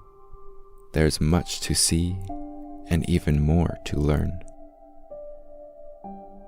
As we step inside the cozy interior of the mushroom cottage, the fairy turns to me with a warm smile. "I am Alwyn," she introduces herself, "the guardian and healer of these woods. Welcome to my home, where magic and nature intertwine." The cottage is a marvel of enchantment. The walls are lined with shelves filled with curious artifacts and ancient tomes. The air is filled with a subtle fragrance, a blend of wildflowers and something more mystical. Alwyn leads me through her home, showing me various magical items, each with its own story and purpose. We pass by a cauldron that bubbles with a potion, emitting an aroma that reminds me of rainforests and moonlight. Nearby, there's a loom that weaves threads made not of fiber, but of sunlight, casting a warm, golden glow around it. In the corner, a crystal sits upon a stand, emitting a soft, ethereal glow, pulsating gently as if breathing with a life of its own. "This crystal is a whispering stone," Alwyn explains. "It captures the melodies of the wind and the songs of the woods. Listen closely, and you'll hear the whispers of the forest." I lean in and am amazed to hear faint, melodic sounds emanating from the crystal. It's like listening to a symphony of gentle breezes and rustling leaves, a soothing harmony that brings a sense of peace and tranquility to the room. Every item in her home is alive with magic, and as we explore, I notice my senses heightening, attuning to the magic that infuses this place. The fairy's presence is calming, and in her company, I feel a sense of belonging that I've never experienced before. As we walk, one particular object catches my eye. It's a small, intricately carved wooden box, resting on a pedestal in the center of the room. The box seems ordinary at first glance, but as I look closer, I notice it pulsates with a faint inner light. "This," Alwyn says, noticing my interest, "is the heart of the forest." She lifts the box gently with her slender, graceful hands. It's a very special artifact, bound in the life force of the Whispering Woods. Would you like to see its magic? With my eager nod, Alwyn carefully opens the box. Inside, there's a glowing stone that radiates a spectrum of colors. The light fills the room, casting a kaleidoscope of patterns on the walls. Alwyn closes her eyes, and as she places her hands around the stone, the colors intensify, creating a harmonious symphony of light. The heart of the forest shows us the health of the woods, she explains. Through it, I can sense the balance of nature, detect any disturbances, and heal what needs to be healed. It's an extension of my own abilities, a tool that amplifies the connection I have with all living things here. The display of light slowly fades, and Alwyn closes the box with reverence. It's a reminder, she continues, of the responsibility I carry as the guardian. This forest is not just my home, it's a sanctuary for all creatures and plants within it. As Alwyn continues to guide me through her mystical home, she invites me to look outside through a beautifully arched window. The view takes my breath away. Her land is a tapestry of magical beauty, a garden that seems to stretch endlessly, merging with the forest. The garden is a living masterpiece of glowing plants and mystical flowers. Bioluminescent moss carpets the ground, casting a gentle, otherworldly light. Tall trees with silver leaves form a canopy overhead. Their branches swing softly as if dancing to an unheard rhythm. Among them, streams of cool, clear water wind their way through the landscape, shimmering like liquid crystal under the gentle light of the forest. Nestled throughout the garden are patches of flowers that glow softly, their colors shifting in hues of blues, purples, and soft greens. Fireflies dance around them, adding to the magical ambiance. The air is filled with the gentle hum of enchantment, and every breath I take feels infused with a sense of wonder. This is my sanctuary, Alwyn says, her voice tinged with pride and love. It's a place of healing and peace, where every plant and creature plays a part in the harmony of nature. She leads me outside, and we walk along a path lined with glowing stones that match the ones that led me here. The path takes us through the garden, each turn revealing a new marvel. We pass a grove of trees, bearing fruits that shimmer like jewels, and a pond where the water lilies emit a soft, radiant light. As we walk, my mystical host introduces me to the creatures that call her garden home. A group of rabbits with fur as white as snow hop alongside us, their eyes twinkling with intelligence. Birds of all colors and sizes sing melodies from the treetops, their songs intertwining into a symphony of nature's music. The beauty of her land is overwhelming, and I feel a deep sense of tranquility wash over me. It's a place where the worries of the world seem distant, a haven of magic and natural splendor. As we wander through the mesmerizing garden, Alwyn pauses beside a particularly lush patch of moss. With a graceful wave of her hand, the moss begins to glow more brightly, illuminating the surrounding flowers.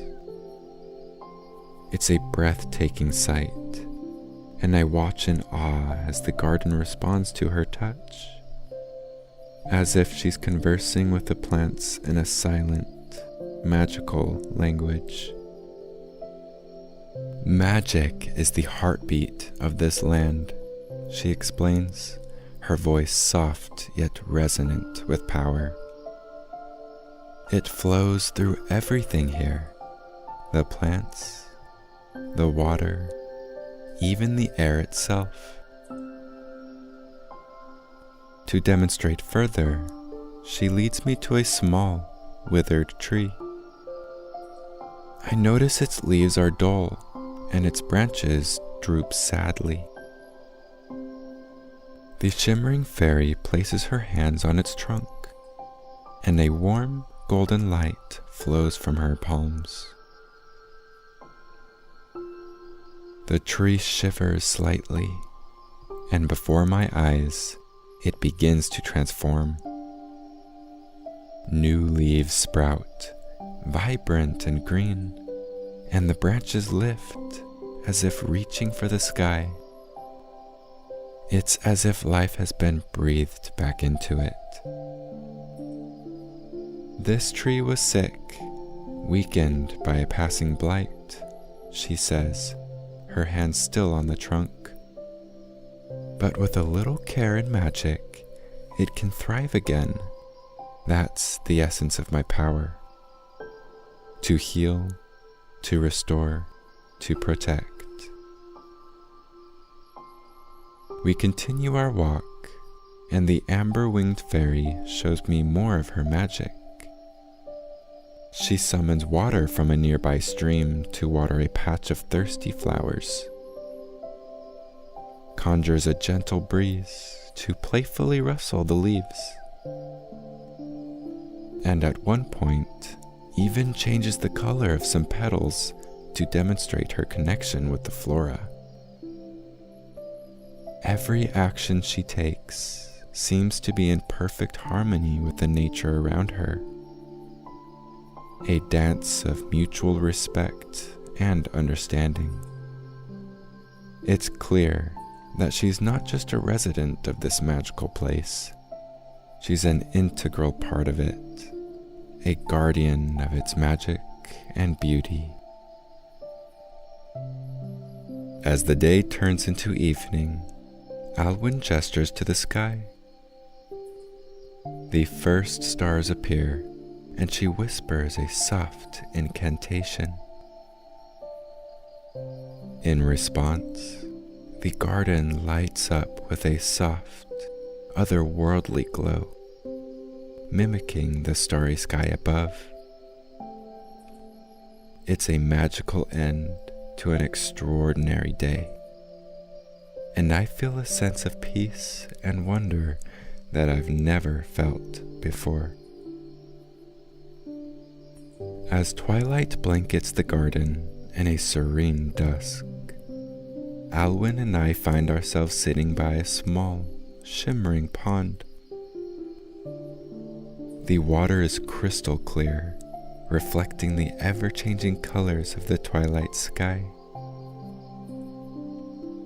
Around us, the garden is alive with a nocturnal symphony, crickets chirping, nightbirds calling softly, and the gentle rustling of leaves in the evening breeze. This is my favorite time of the day, Alwyn says, her eyes reflecting the twilight stars. It's when the world slows down and the magic becomes more visible. She extends her hand over the pond, and the surface of the water begins to ripple. Gradually, an image forms. Not a reflection, but something deeper.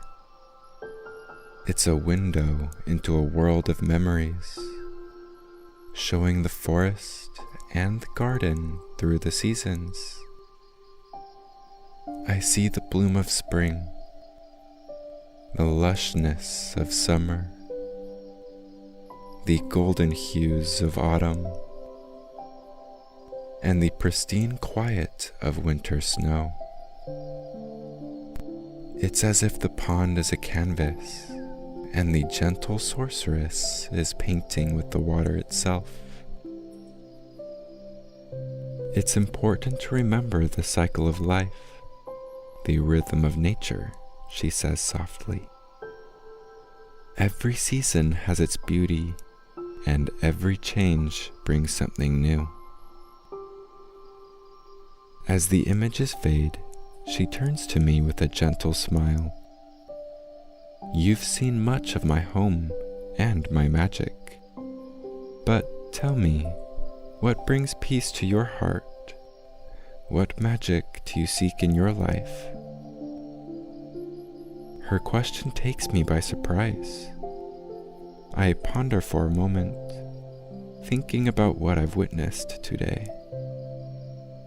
The healing, the harmony with nature, the sheer beauty of this magical place.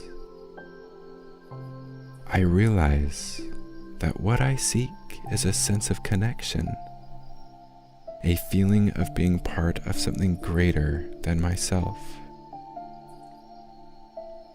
Sharing my thoughts with Alwyn, I see a glimmer of understanding in her eyes.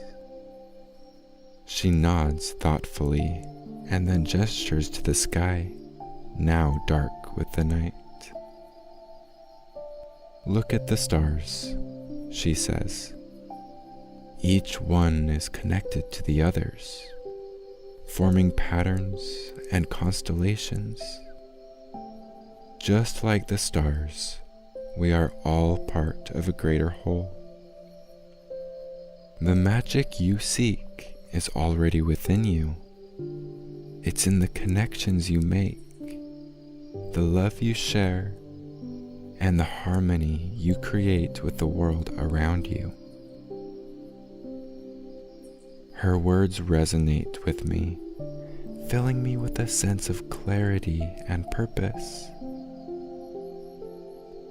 As we sit there under the starry sky, I feel a deep sense of belonging and peace. As the night deepens, Alwyn suggests that I rest.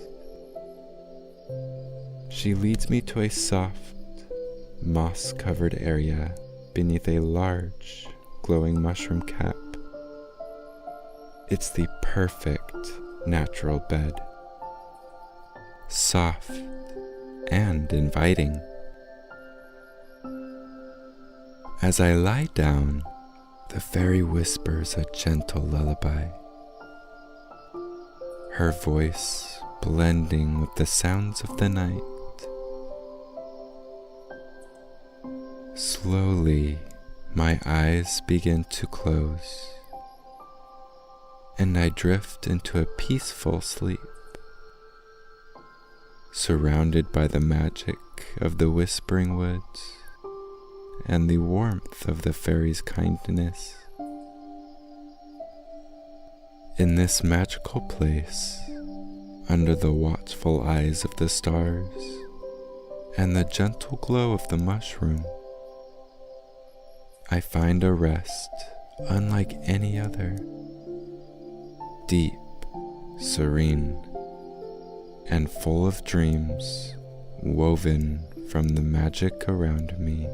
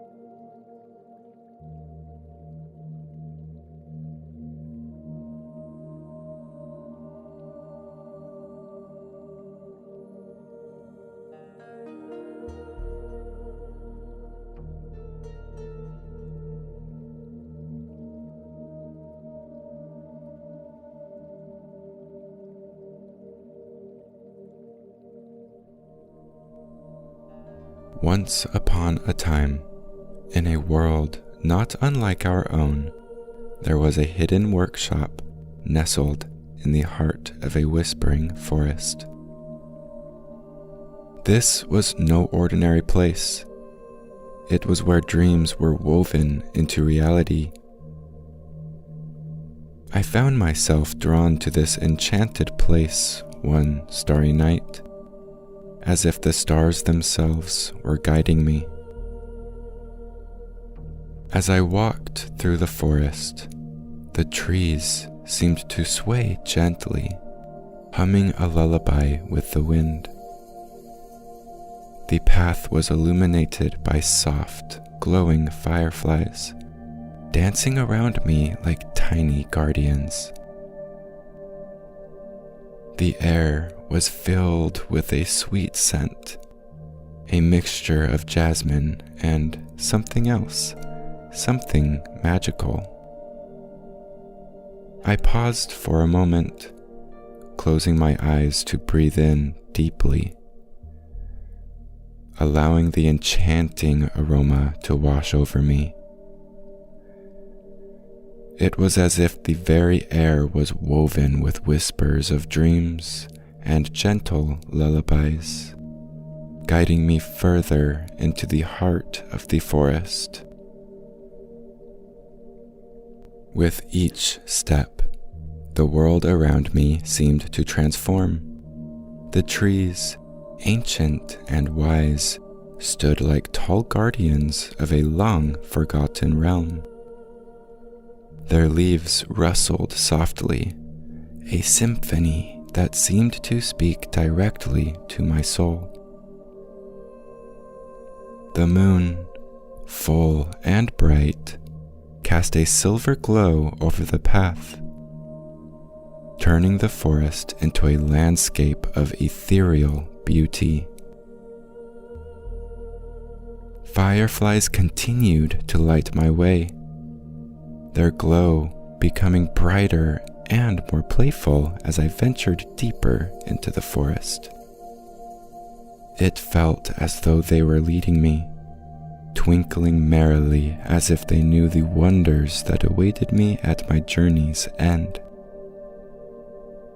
And then, emerging from the embrace of the trees, I saw it, the Dreamweaver's cottage.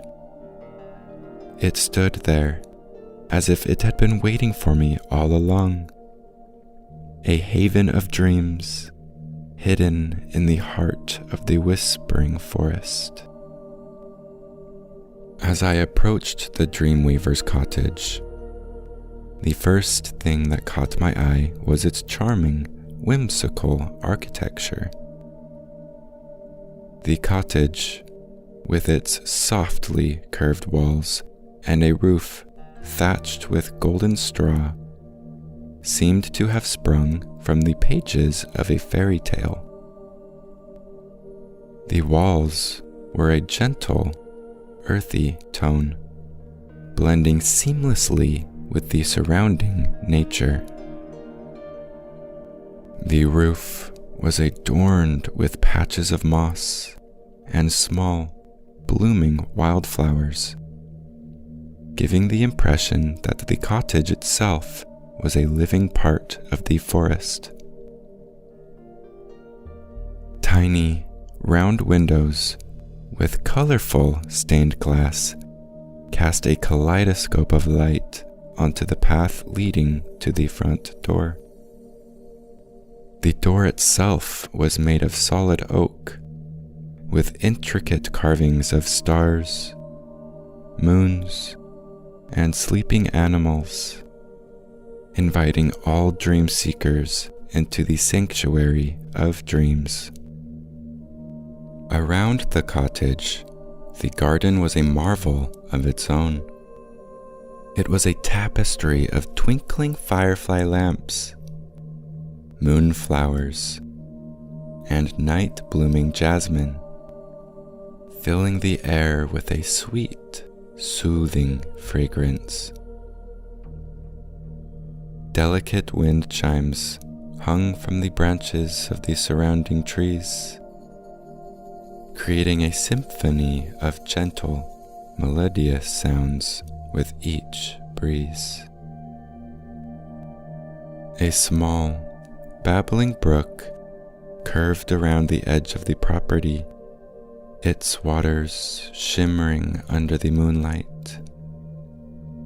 Across the brook, a tiny wooden bridge arched, adorned with lanterns that glowed with a soft, golden light.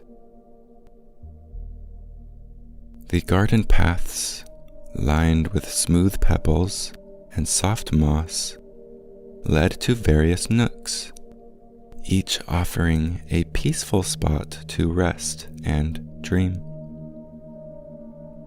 One path wound its way to a small pond where fireflies danced above the water, creating a mirror of the starry sky above. Nearby, a majestic old willow tree stood, its branches hanging low, forming a natural, serene canopy. Underneath, a cushioned bench provided a perfect spot for stargazing or immersing oneself in the tranquil sounds of the night. The entire property was enveloped in a gentle, magical aura, as if time moved slower here, allowing visitors to soak in the peace and wonder of the dream world. It was a place where the worries of the outside world seemed to dissolve, replaced by the calming presence of nature and the enchantment of the dreamweaver's craft. As I stood there, taking in the beauty of the cottage and its surroundings, I felt a profound sense of tranquility, as if the place itself was whispering stories of dreams yet to be woven. Gently, I knocked on the door, which opened with a creak, revealing a cozy room filled with marvels. As I entered the Dreamweaver's workshop, the air was thick with a sense of wonder. The room was aglow with a soft, golden light, creating an ambiance that felt both ancient and timeless. Every corner of the workshop was filled with objects of intrigue and beauty. In the center of the room stood an old man, his eyes, sparkling like the night sky, held depths of knowledge and kindness. His hands, though aged, moved with the precision and care of an artist. Around his neck hung a pendant, a small, intricately crafted locket containing a sliver of moonbeam, symbolizing his connection to the realm of dreams. His robe was a tapestry of midnight blue, adorned with silver threads that seemed to shift and change as he moved. On his workbench, a variety of tools lay neatly arranged. A spindle for spinning moonlight, a loom for weaving thoughts and whispers, and a quill for drawing dreams into being. He spoke with a voice that was both soothing and captivating. "Welcome," he said in a voice as soft as velvet. "I am the Dreamweaver. Allow me to show you around my workshop." With a gesture that felt like an invitation to a world of wonder, he guided me around his workshop. The shelves were lined with jars containing stardust and glowing orbs, each a different color, representing different emotions and dreams. In the corner, a large hourglass stood, filled with fine, iridescent sand that seemed to flow in slow motion, marking time in a realm where time had a different meaning. Hanging from the ceiling were delicate crystals and shimmering feathers, each piece moving gently in an unseen breeze. The crystals caught the light. Casting rainbow patterns across the walls, which were painted with murals depicting scenes from dreams, flying over mountains, swimming with dolphins in shimmering seas, and walking through fields of stars. He showed me scrolls of dream recipes, each written in a script that danced and shimmered on the page. As the Dreamweaver led me through his mystical workshop, my attention was drawn to a peculiar shelf It was lined with an array of small, delicate bottles, each emitting soft, ethereal sounds. The Dreamweaver noticed my intrigue and smiled. "Ah, these are my bottles of whispers and giggles," he explained, his eyes twinkling with delight. He took one of the bottles and held it up to the light. Inside, a faint, silver mist swirled playfully. "This contains the whispers of the night breeze," he said, gently shaking the bottle. As he did, a chorus of hushed, soothing whispers filled the air, like leaves rustling under the caress of a gentle wind. The sound was calming, carrying secrets and tales from distant lands and forgotten times. Then he selected another bottle, this one radiating a warm, golden glow. "And this," he continued, "holds the giggles of children at play, captured under the light of the first summer sun." He opened the lid slightly, and a cascade of joyful giggles spilled out, filling the room with a sense of happiness and innocence. The sound was contagious, and I found myself smiling, basking in the carefree laughter. "These whispers and giggles," the Dreamweaver said, as he carefully placed the bottles back on the shelf, "are essential ingredients for dreams that comfort and uplift the soul. They remind us of the simple joys and mysteries of life." As I looked at the bottles, I realized that the Dreamweaver didn't just weave dreams. He preserved the precious moments and sounds of life, turning them into magical experiences to be cherished in our slumbers.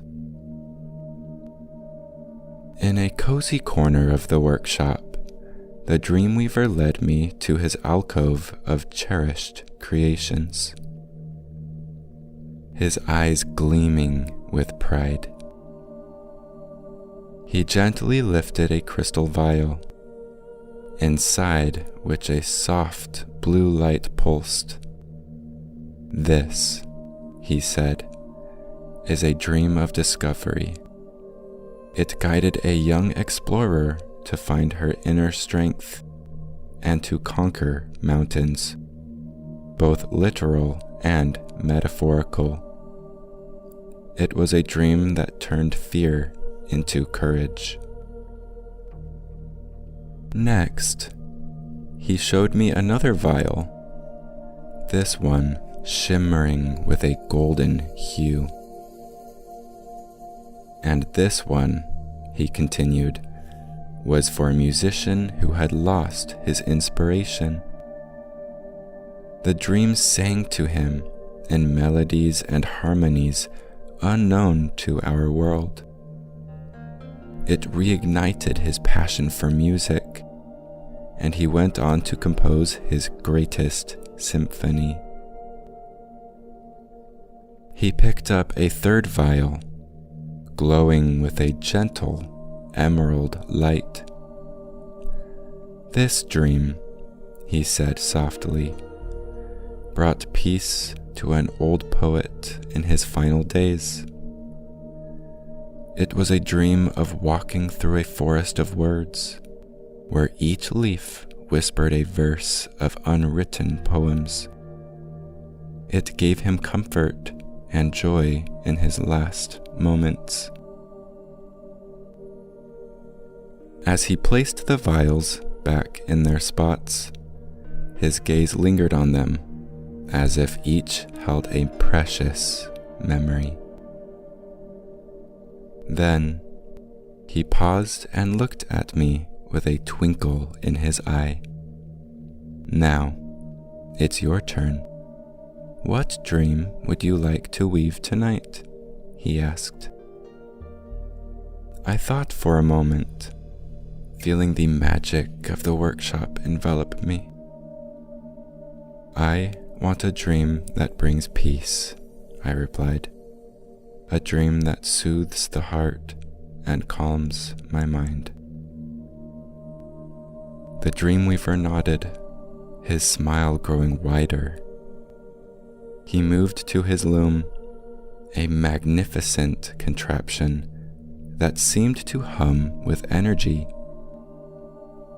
He began to weave, selecting strands of thought and emotion with care, blending them together with a harmony that only a master could achieve.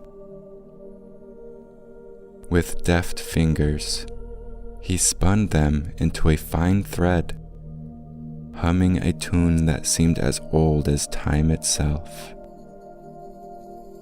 His movements were like a dance, a mesmerizing display of skill and artistry. As he wove, he spoke softly. "Dreams have the power to heal. They are a balm for the weary soul, a sanctuary for the restless heart. Remember, the dreams we weave for ourselves can change our world." He then reached for a small chest, from which he took a handful of delicate silk threads, each strand infused with feelings of contentment and serenity. As he wove these materials together, the dream began to take shape, glowing with an inner light that was calming to behold. Using a delicate quill, he then painted scenes onto the dream's canvas. Images of tranquil meadows, gentle streams, and starry skies. Each stroke was precise, imbued with a sense of peace and acceptance. Finally, he infused the dream with a breath of wind from a peaceful dawn, giving it the essence of a new beginning filled with hope and tranquility. When he finished, he held up the dream. It glowed softly, pulsing with a calming light. "This dream will bring peace to your nights," he said, handing it to me. "Keep it close and let it guide you in your sleep." As he handed me the completed dream, it glowed warmly in my hands, a beacon of peace and a testament to the dreamweaver's unmatched skill and empathy. After thanking the dreamweaver, I stepped out of the workshop, cradling the dream he had crafted for me. The serene beauty of the night beckoned me to linger a little longer in this magical place. Drawn by the allure of the garden, I wandered along the moonlit paths, feeling the soft moss beneath my feet. The garden, bathed in the gentle glow of the firefly lamps and moonlight, seemed to welcome me into its embrace. The fragrance of the night-blooming jasmine filled the air, mingling with the subtle scents of the earth and the sweet freshness of the night. Each breath I took was like inhaling tranquility. I found myself drawn to the old willow tree, its branches hanging low, creating a secluded, peaceful nook. I settled onto the cushioned bench under the willow, the dream held close to my heart.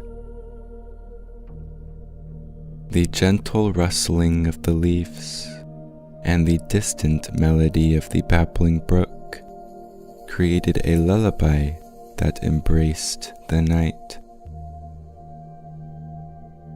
The fireflies danced their soft ballet, illuminating the garden with their delicate glow, and the soft shimmering of the stars above created a canopy of light and shadow. As I lay there, the Dreamweaver's words echoed in my mind, intertwining with the magical sights and sounds of his workshop. The jars of stardust, the bottles of whispers and giggles, the shimmering feathers, each element a testament to the Dreamweaver's artistry and the power of dreams. His workshop was not just a place, it was a realm that resonated with the magic of dreams and the heart of the Dreamweaver himself. It was a place where the impossible was made possible, where the fabric of reality was gently woven with threads of fantasy and hope. Lying under the starlit sky, my thoughts wandered to the Dreamweaver himself, a guardian of hopes, a weaver of stories, and a keeper of the night's deepest secrets. His dedication to his craft, to bringing comfort and joy through dreams, was truly inspiring. In that moment, I realized how his work touched not just the fabric of sleep, but the tapestry of life itself. With these contemplations filling my mind, a sense of calm enveloped me. It was a calm that spoke of the understanding and acceptance that the Dreamweaver had shown me. A gentle reminder of the beauty and peace that existed in the world, if only one knew where to look. My eyes grew heavy with the peacefulness of the garden, and the dream began to radiate a soft, soothing light. It was as if the Dreamweaver had imbued it with a part of the magic that pervaded his workshop, a magic that now seeped into the very air around me. Slowly, the sounds of the garden and the warmth of the dream lulled me into a tranquil sleep. As I drifted off, the boundaries between waking and dreaming gently faded, and I found myself entering a world where every worry melted away, and every moment was a brush stroke on the canvas of a dream. And there, beneath the watchful eyes of the stars and the protective embrace of the willow, my journey through the night began. guided by the dream the dreamweaver had so lovingly crafted.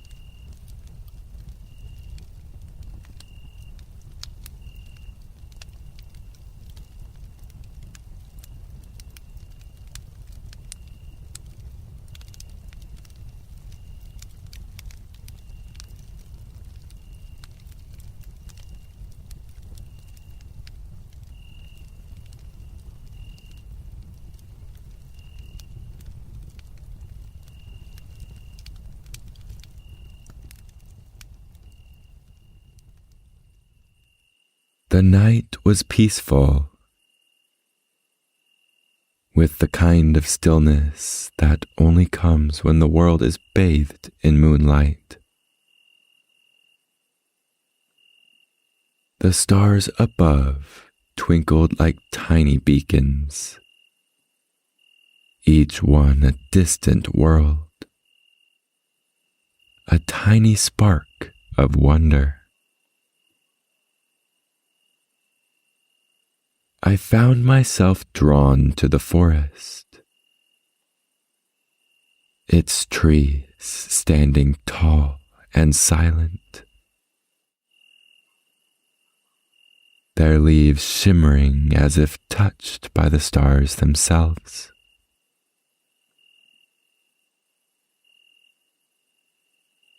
There was something in the air, a gentle pull, an invitation whispered on the wind.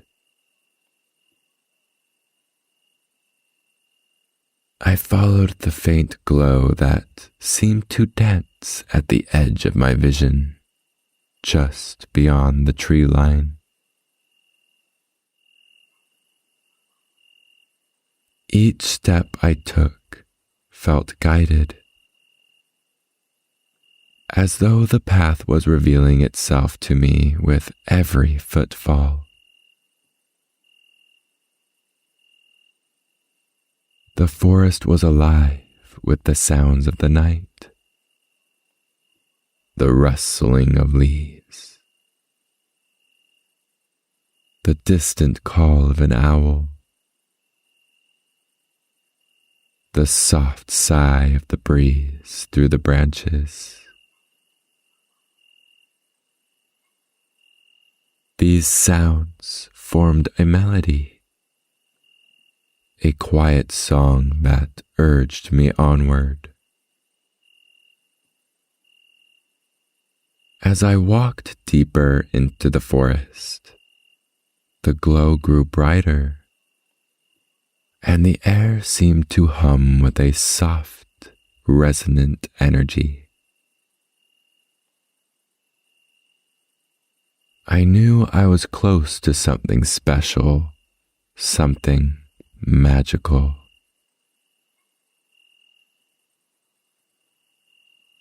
The trees began to thin, and I found myself standing at the edge of a glade, bathed in a soft, starry light.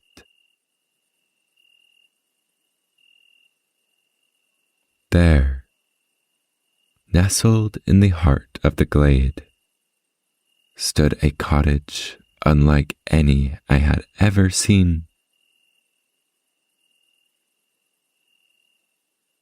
It was modest in size, with walls made of weathered wood, and a roof thatched with moss and ivy. But what caught my eye were the lights. The entire cottage was surrounded by a halo of shimmering, ethereal light, as if the very stars themselves had descended to embrace it.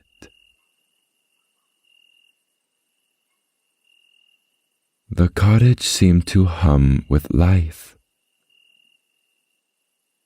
a gentle, comforting vibration that resonated in my bones.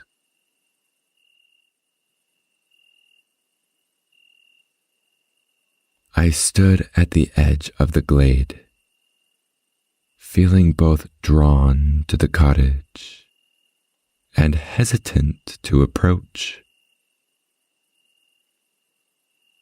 It was as if the cottage itself was waiting, inviting me to take that final step into its warm, welcoming embrace.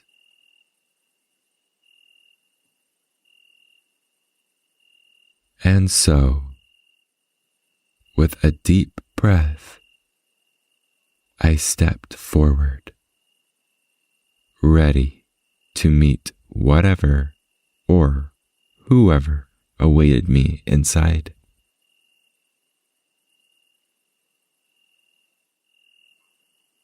As I approached the cottage, the soft glow intensified, wrapping me in a warm, welcoming light. The door, made of dark, polished wood, opened gently, as if expecting me.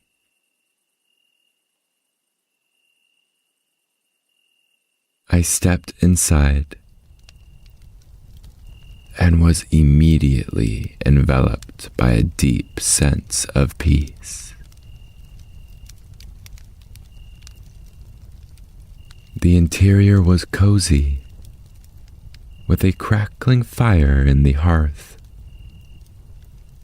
casting flickering shadows across the walls.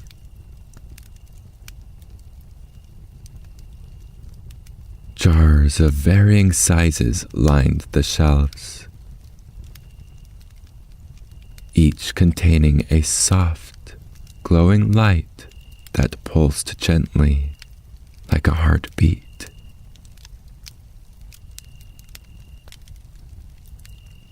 The room was filled with cushions and blankets, all in deep, soothing colors that invited rest and relaxation.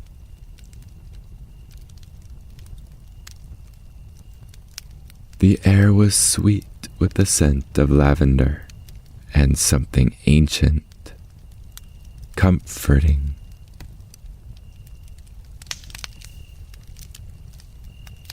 And then I saw him, the Star Whisperer. He was a tall man with a calm, serene presence that immediately put me at ease. His hair was silver, like moonlight,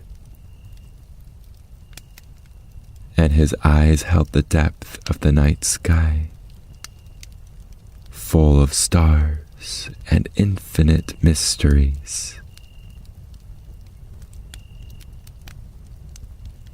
He wore simple robes that shimmered like a soft light, as if woven from the very fabric of the cosmos.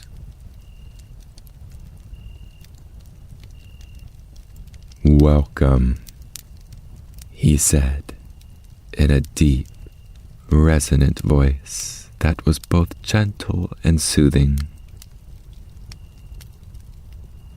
"I've been expecting you." There was no need to explain how or why. It was as if he already knew.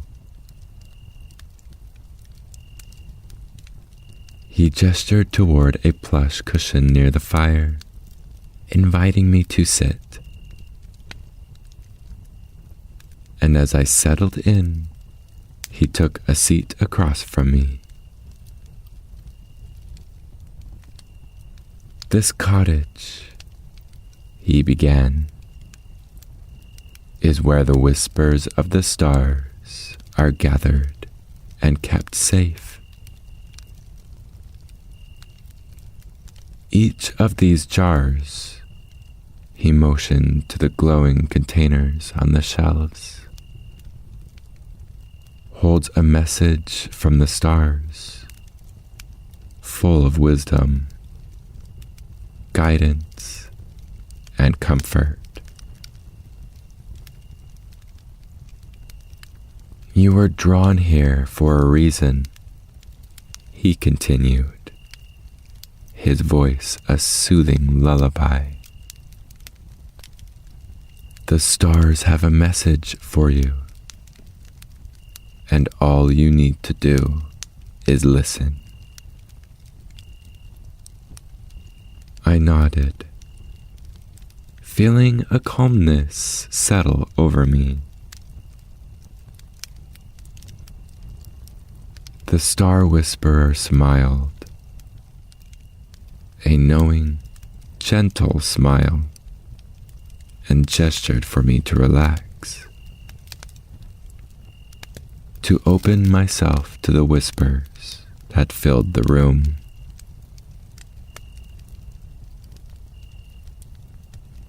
I closed my eyes, letting the warmth of the fire and the soft glow of the starlight ease my mind. With my eyes closed,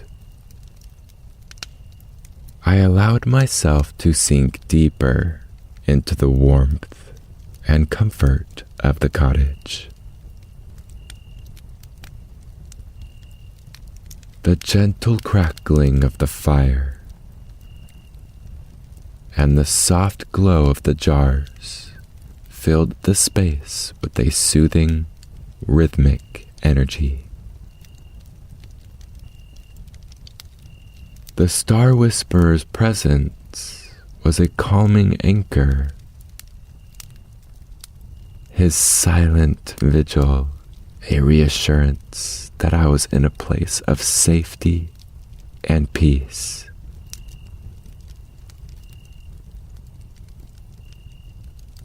As I focused on the silence, I began to hear the faintest whispers, soft melodic murmurs that seemed to come from all around me.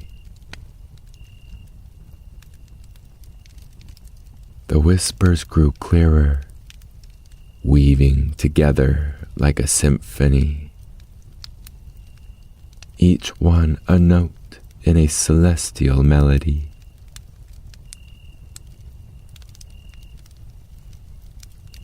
The sound was mesmerizing, drawing me in and inviting me to listen more closely.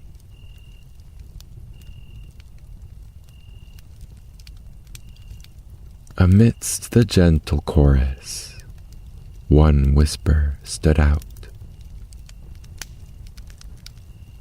It was soft yet distinct, a voice that resonated deep within me. The words were not in any language I knew, yet their meaning was clear, as if they were spoken directly to my soul.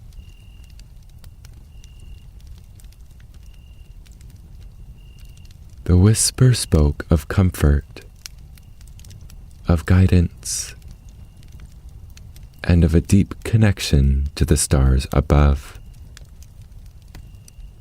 It was as if the stars themselves were offering me a message, a reminder that I was never truly alone.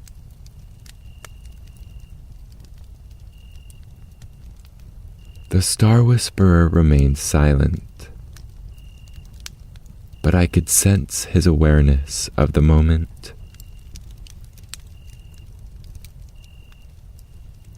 His calm presence seemed to amplify the message, helping it to settle into my heart.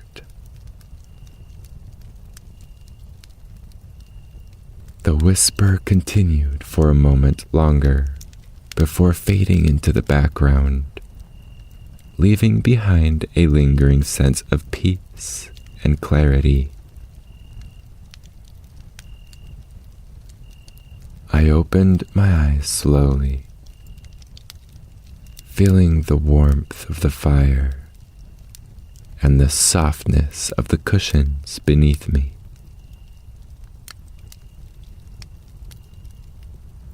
The Star Whisperer met my gaze, his eyes filled with understanding. He didn't need to say anything. The message from the stars had already spoken volumes. He gave a slight nod, as if to confirm that what I had experienced was real, and that the star's message was meant for me alone.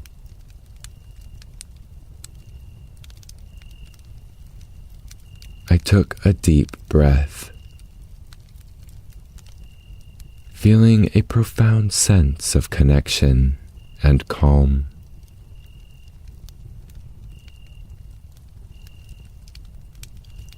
The whisper of the stars was now a part of me, a gentle presence that I knew I could carry with me wherever I went.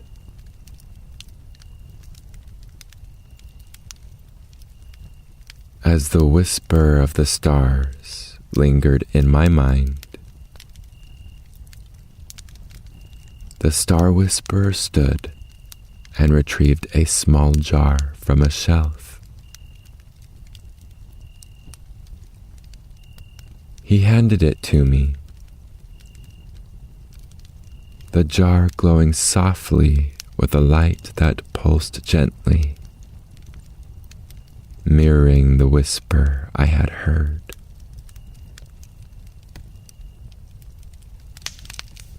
"This is your gift from the stars," he said, his voice a soothing balm. "Keep it close, and it will continue to guide you, reminding you of the star's light whenever you need it." I accepted the jar with gratitude, feeling its gentle weight in my hands.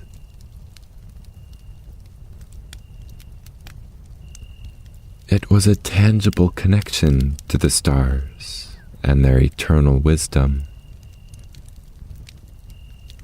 a reminder of the peace and clarity I had found in the cottage. With a grateful heart, I thanked the Star Whisperer. He escorted me to the door, his presence as calming as the glow of the stars that surrounded the cottage. As I stepped out into the glade, the soft light of the cottage began to fade. But the jar in my hands continued to glow softly, lighting my way.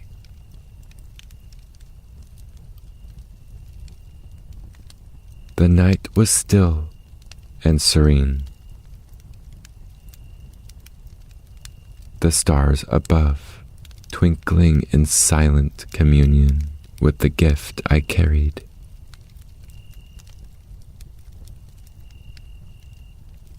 As I walked, I felt a deep connection to the world around me.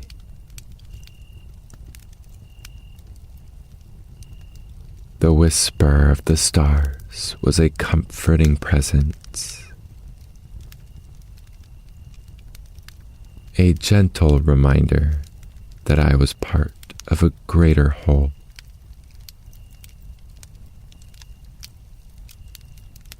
The journey through the forest felt like a passage through time and space, each step bringing me closer to home.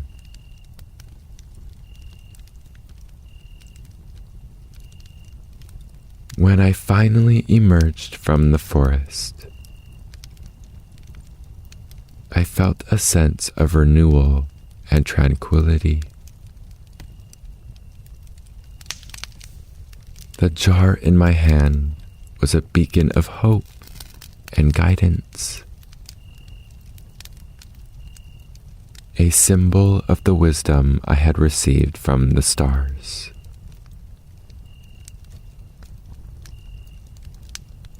I knew that the connection I had forged in the Star Whisperer's cottage would remain with me, a comforting light in the darkest of times.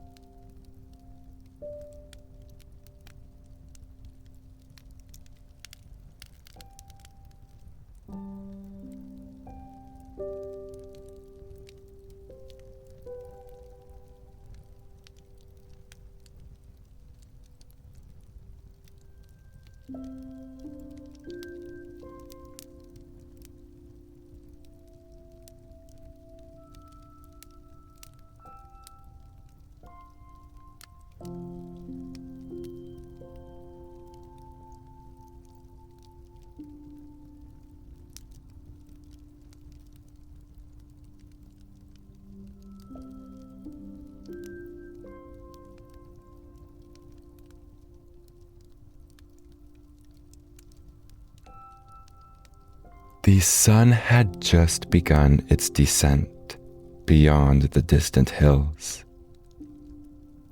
casting a golden glow over the forest as I wandered along a quiet path.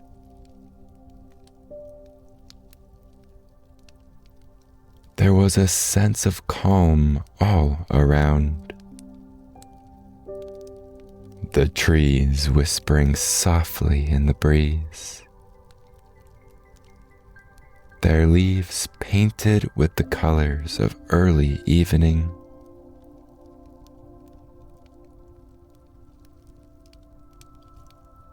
I was in no hurry, simply enjoying the peace that filled the air.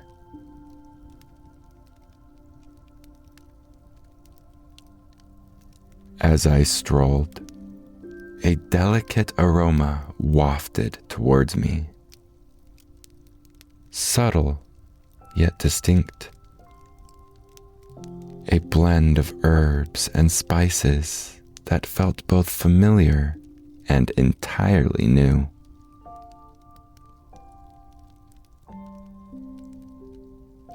Intrigued, I followed the scent until I saw it. A small hut nestled between the trees, almost hidden beneath the thick canopy above.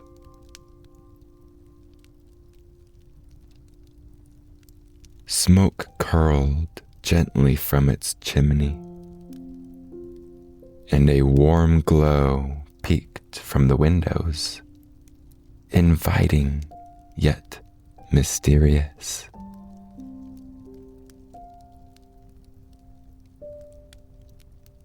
I approached the door, feeling the quiet anticipation that came with discovering something magical.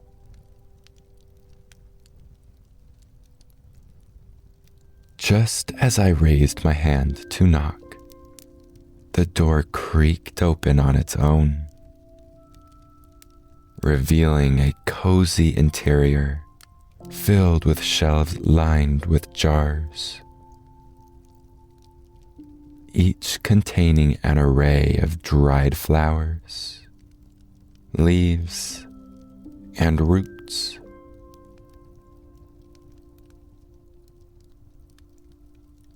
At a small, well-worn wooden table sat an elderly figure,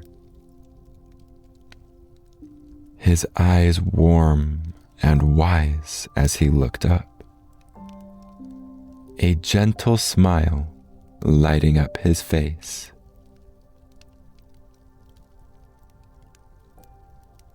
"Ah, a visitor," he said softly, as if he had been expecting me. "Please, come in. You must be weary from your travels."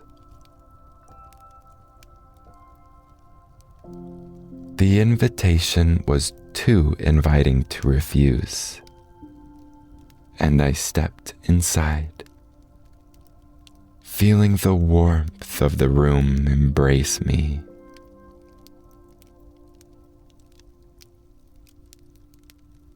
He gestured for me to sit across from him at the table, and as I did, he began to reach for jars, each filled with herbs of different colors and textures. "I am the tea maker," he said with a nod, his voice as soothing as the steam rising from his teapot. "And tonight, I shall make you a tea just for you, a blend meant to bring peace to your soul."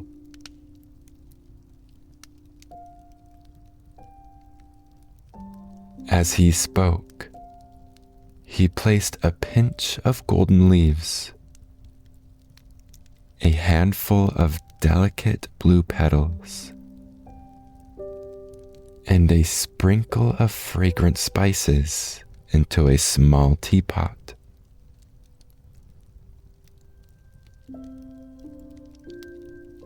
The ingredients seemed to glow in the lamplight, their colors vibrant and alive.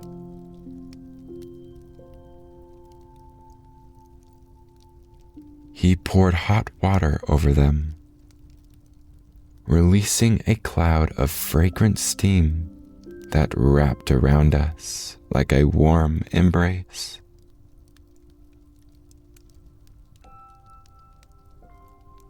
Each ingredient has its own story, he continued, watching the leaves swirl in the pot.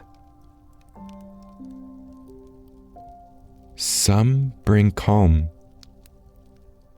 some joy, and others clarity. Together, they create a harmony that eases the heart.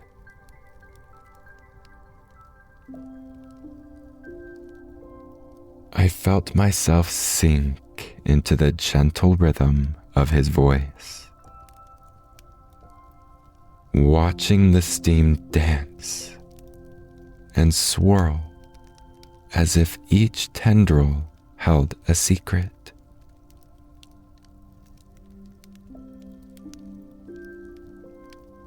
The tea maker closed his eyes, murmuring a quiet blessing over the tea, then poured it into a delicate porcelain cup, sliding it carefully across the table to me.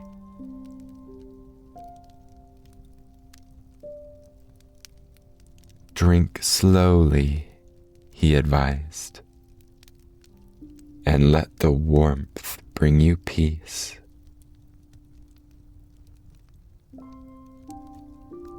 I lifted the cup to my lips, breathing in the soothing aroma before taking a sip.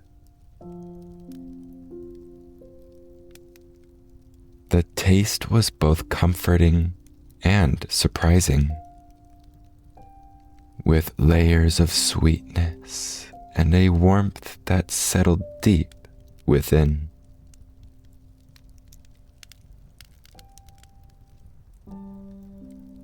The world outside seemed to quiet, and I felt myself surrendering to the moment, as though I, too, were part of the tea's magic.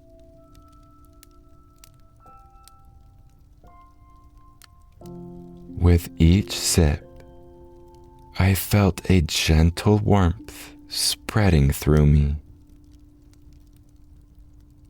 a sensation that started at my fingertips and toes, then traveled inward to my core. It was as though the tea held a kind of quiet magic, one that could soothe not just the body, but the spirit itself.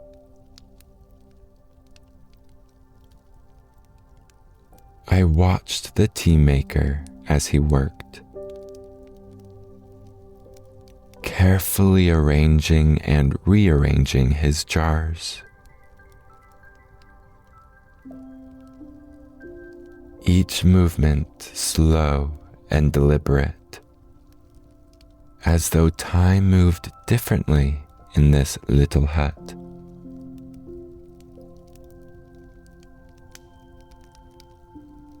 He glanced over at me, his eyes sparkling with something like amusement.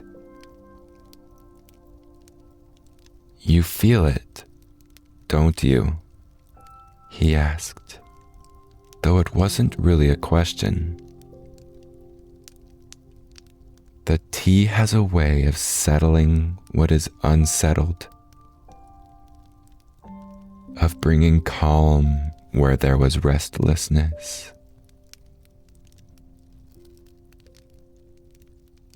I nodded, unable to fully articulate the peaceful sense of ease that had taken root inside me. It's comforting, I managed to say, though the word felt too small to capture the experience. It feels like I'm remembering something I forgot I knew.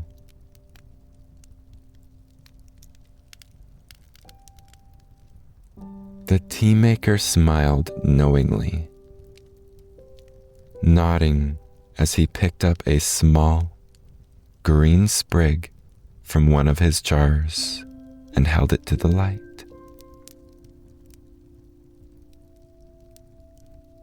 "This one," he said, "is for grounding, a reminder of the earth beneath your feet, of the strength you carry within you."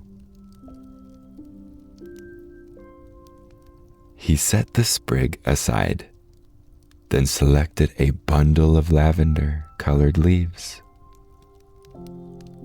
Their scent sweet and floral. "And this," he continued, "brings gentleness. It quiets the mind and invites kindness to flow in."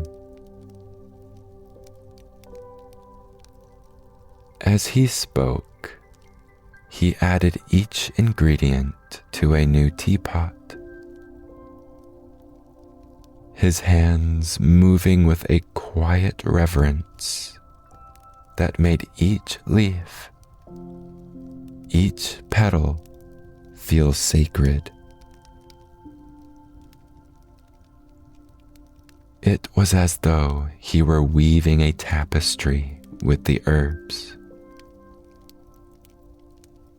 A tapestry meant to cradle the heart and spirit.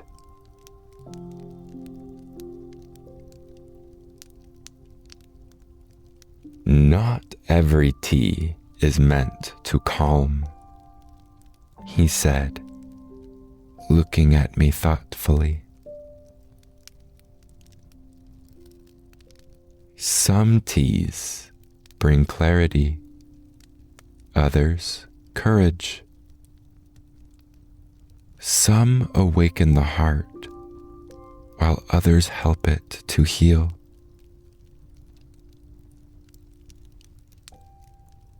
He placed the final ingredient into the teapot, a single bright red berry that sank to the bottom, its color vivid against the golden liquid.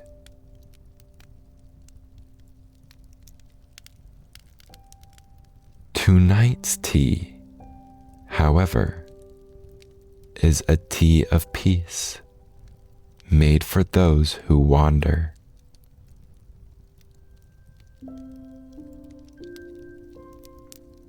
He poured the fresh tea into my cup, and as I lifted it to my lips, I was met with a flavor that was at once familiar and entirely new. A taste like warmth and memory, as though it had been made from fragments of dreams and distant stars.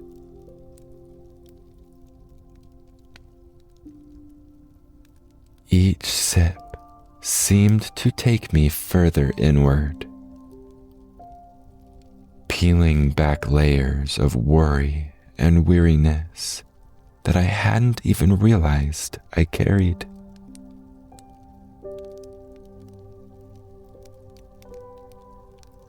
The tea maker watched me with a kind expression, his hands folded in his lap as I drank, Tea has a way of revealing what's hidden, he said quietly,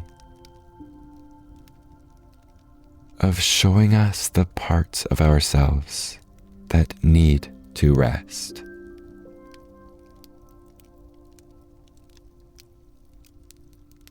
I set the cup down, feeling a wave of contentment wash over me.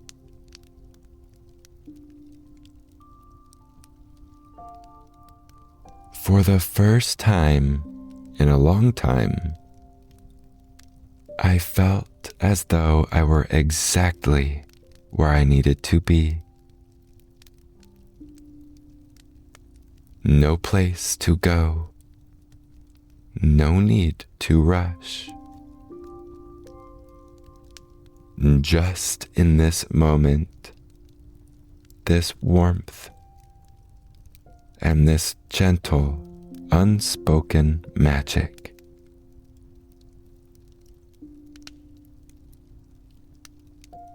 As I finished the last sip, a deep calm settled within me. And the quiet of the hut seemed to echo in my mind, filling every corner of my thoughts with stillness.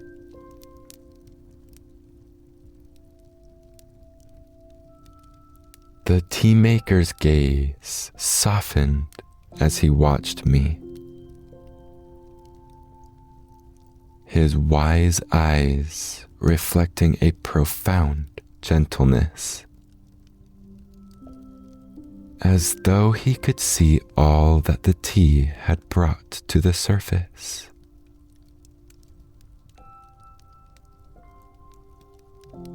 He reached across the table and placed his hand gently over mine.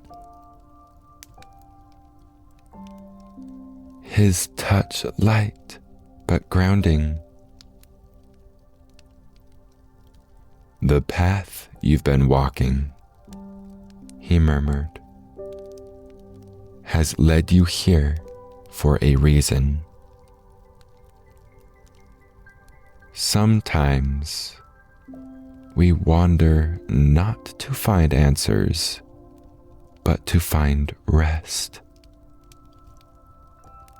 To remember what it feels like to simply be."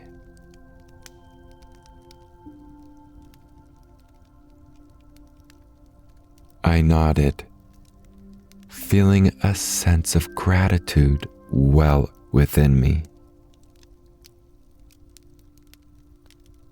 I hadn't realized how much I'd needed this moment,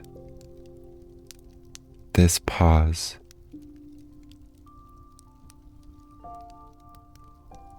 It felt like a gift, a reminder that the journey could be as gentle as the evening breeze outside the hut.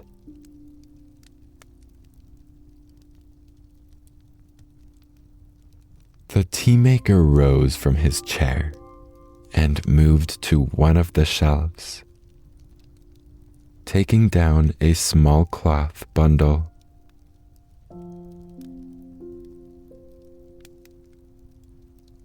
He returned and placed it in front of me, untying the string to reveal a handful of dried leaves, petals, and sprigs, each carefully selected and arranged. "A parting gift," he said, his voice low and kind. "A blend to take with you on your travels. When you find a quiet place, brew this tea and let it remind you of the peace you've found here."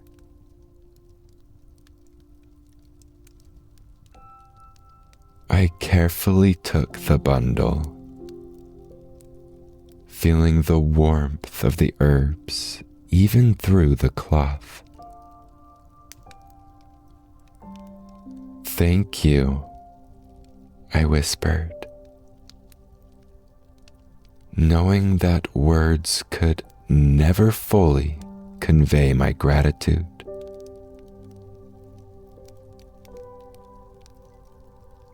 The tea maker simply nodded, a serene smile on his face. "Go well, my friend," he said softly, "and may the path be gentle beneath your feet."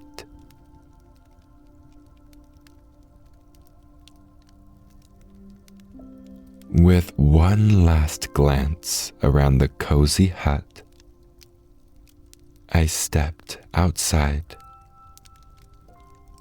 feeling the cool night air wrap around me.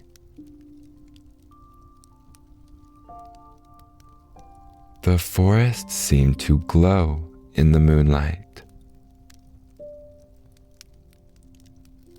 The trees standing tall and silent, as if they too held the secrets of the tea's magic.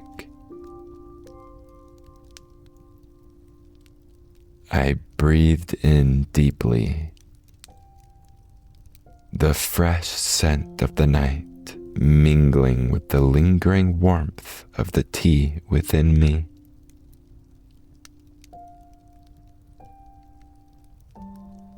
As I made my way down the path, the gentle peace of the tea maker's hut stayed with me, like a quiet melody that lingered long after the song had ended.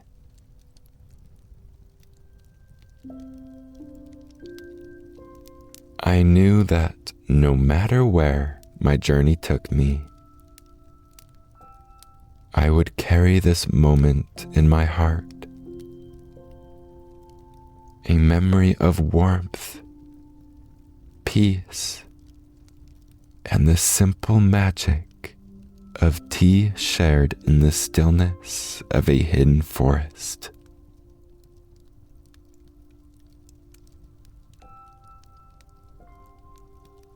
And with each step I took, I felt lighter, my spirit refreshed,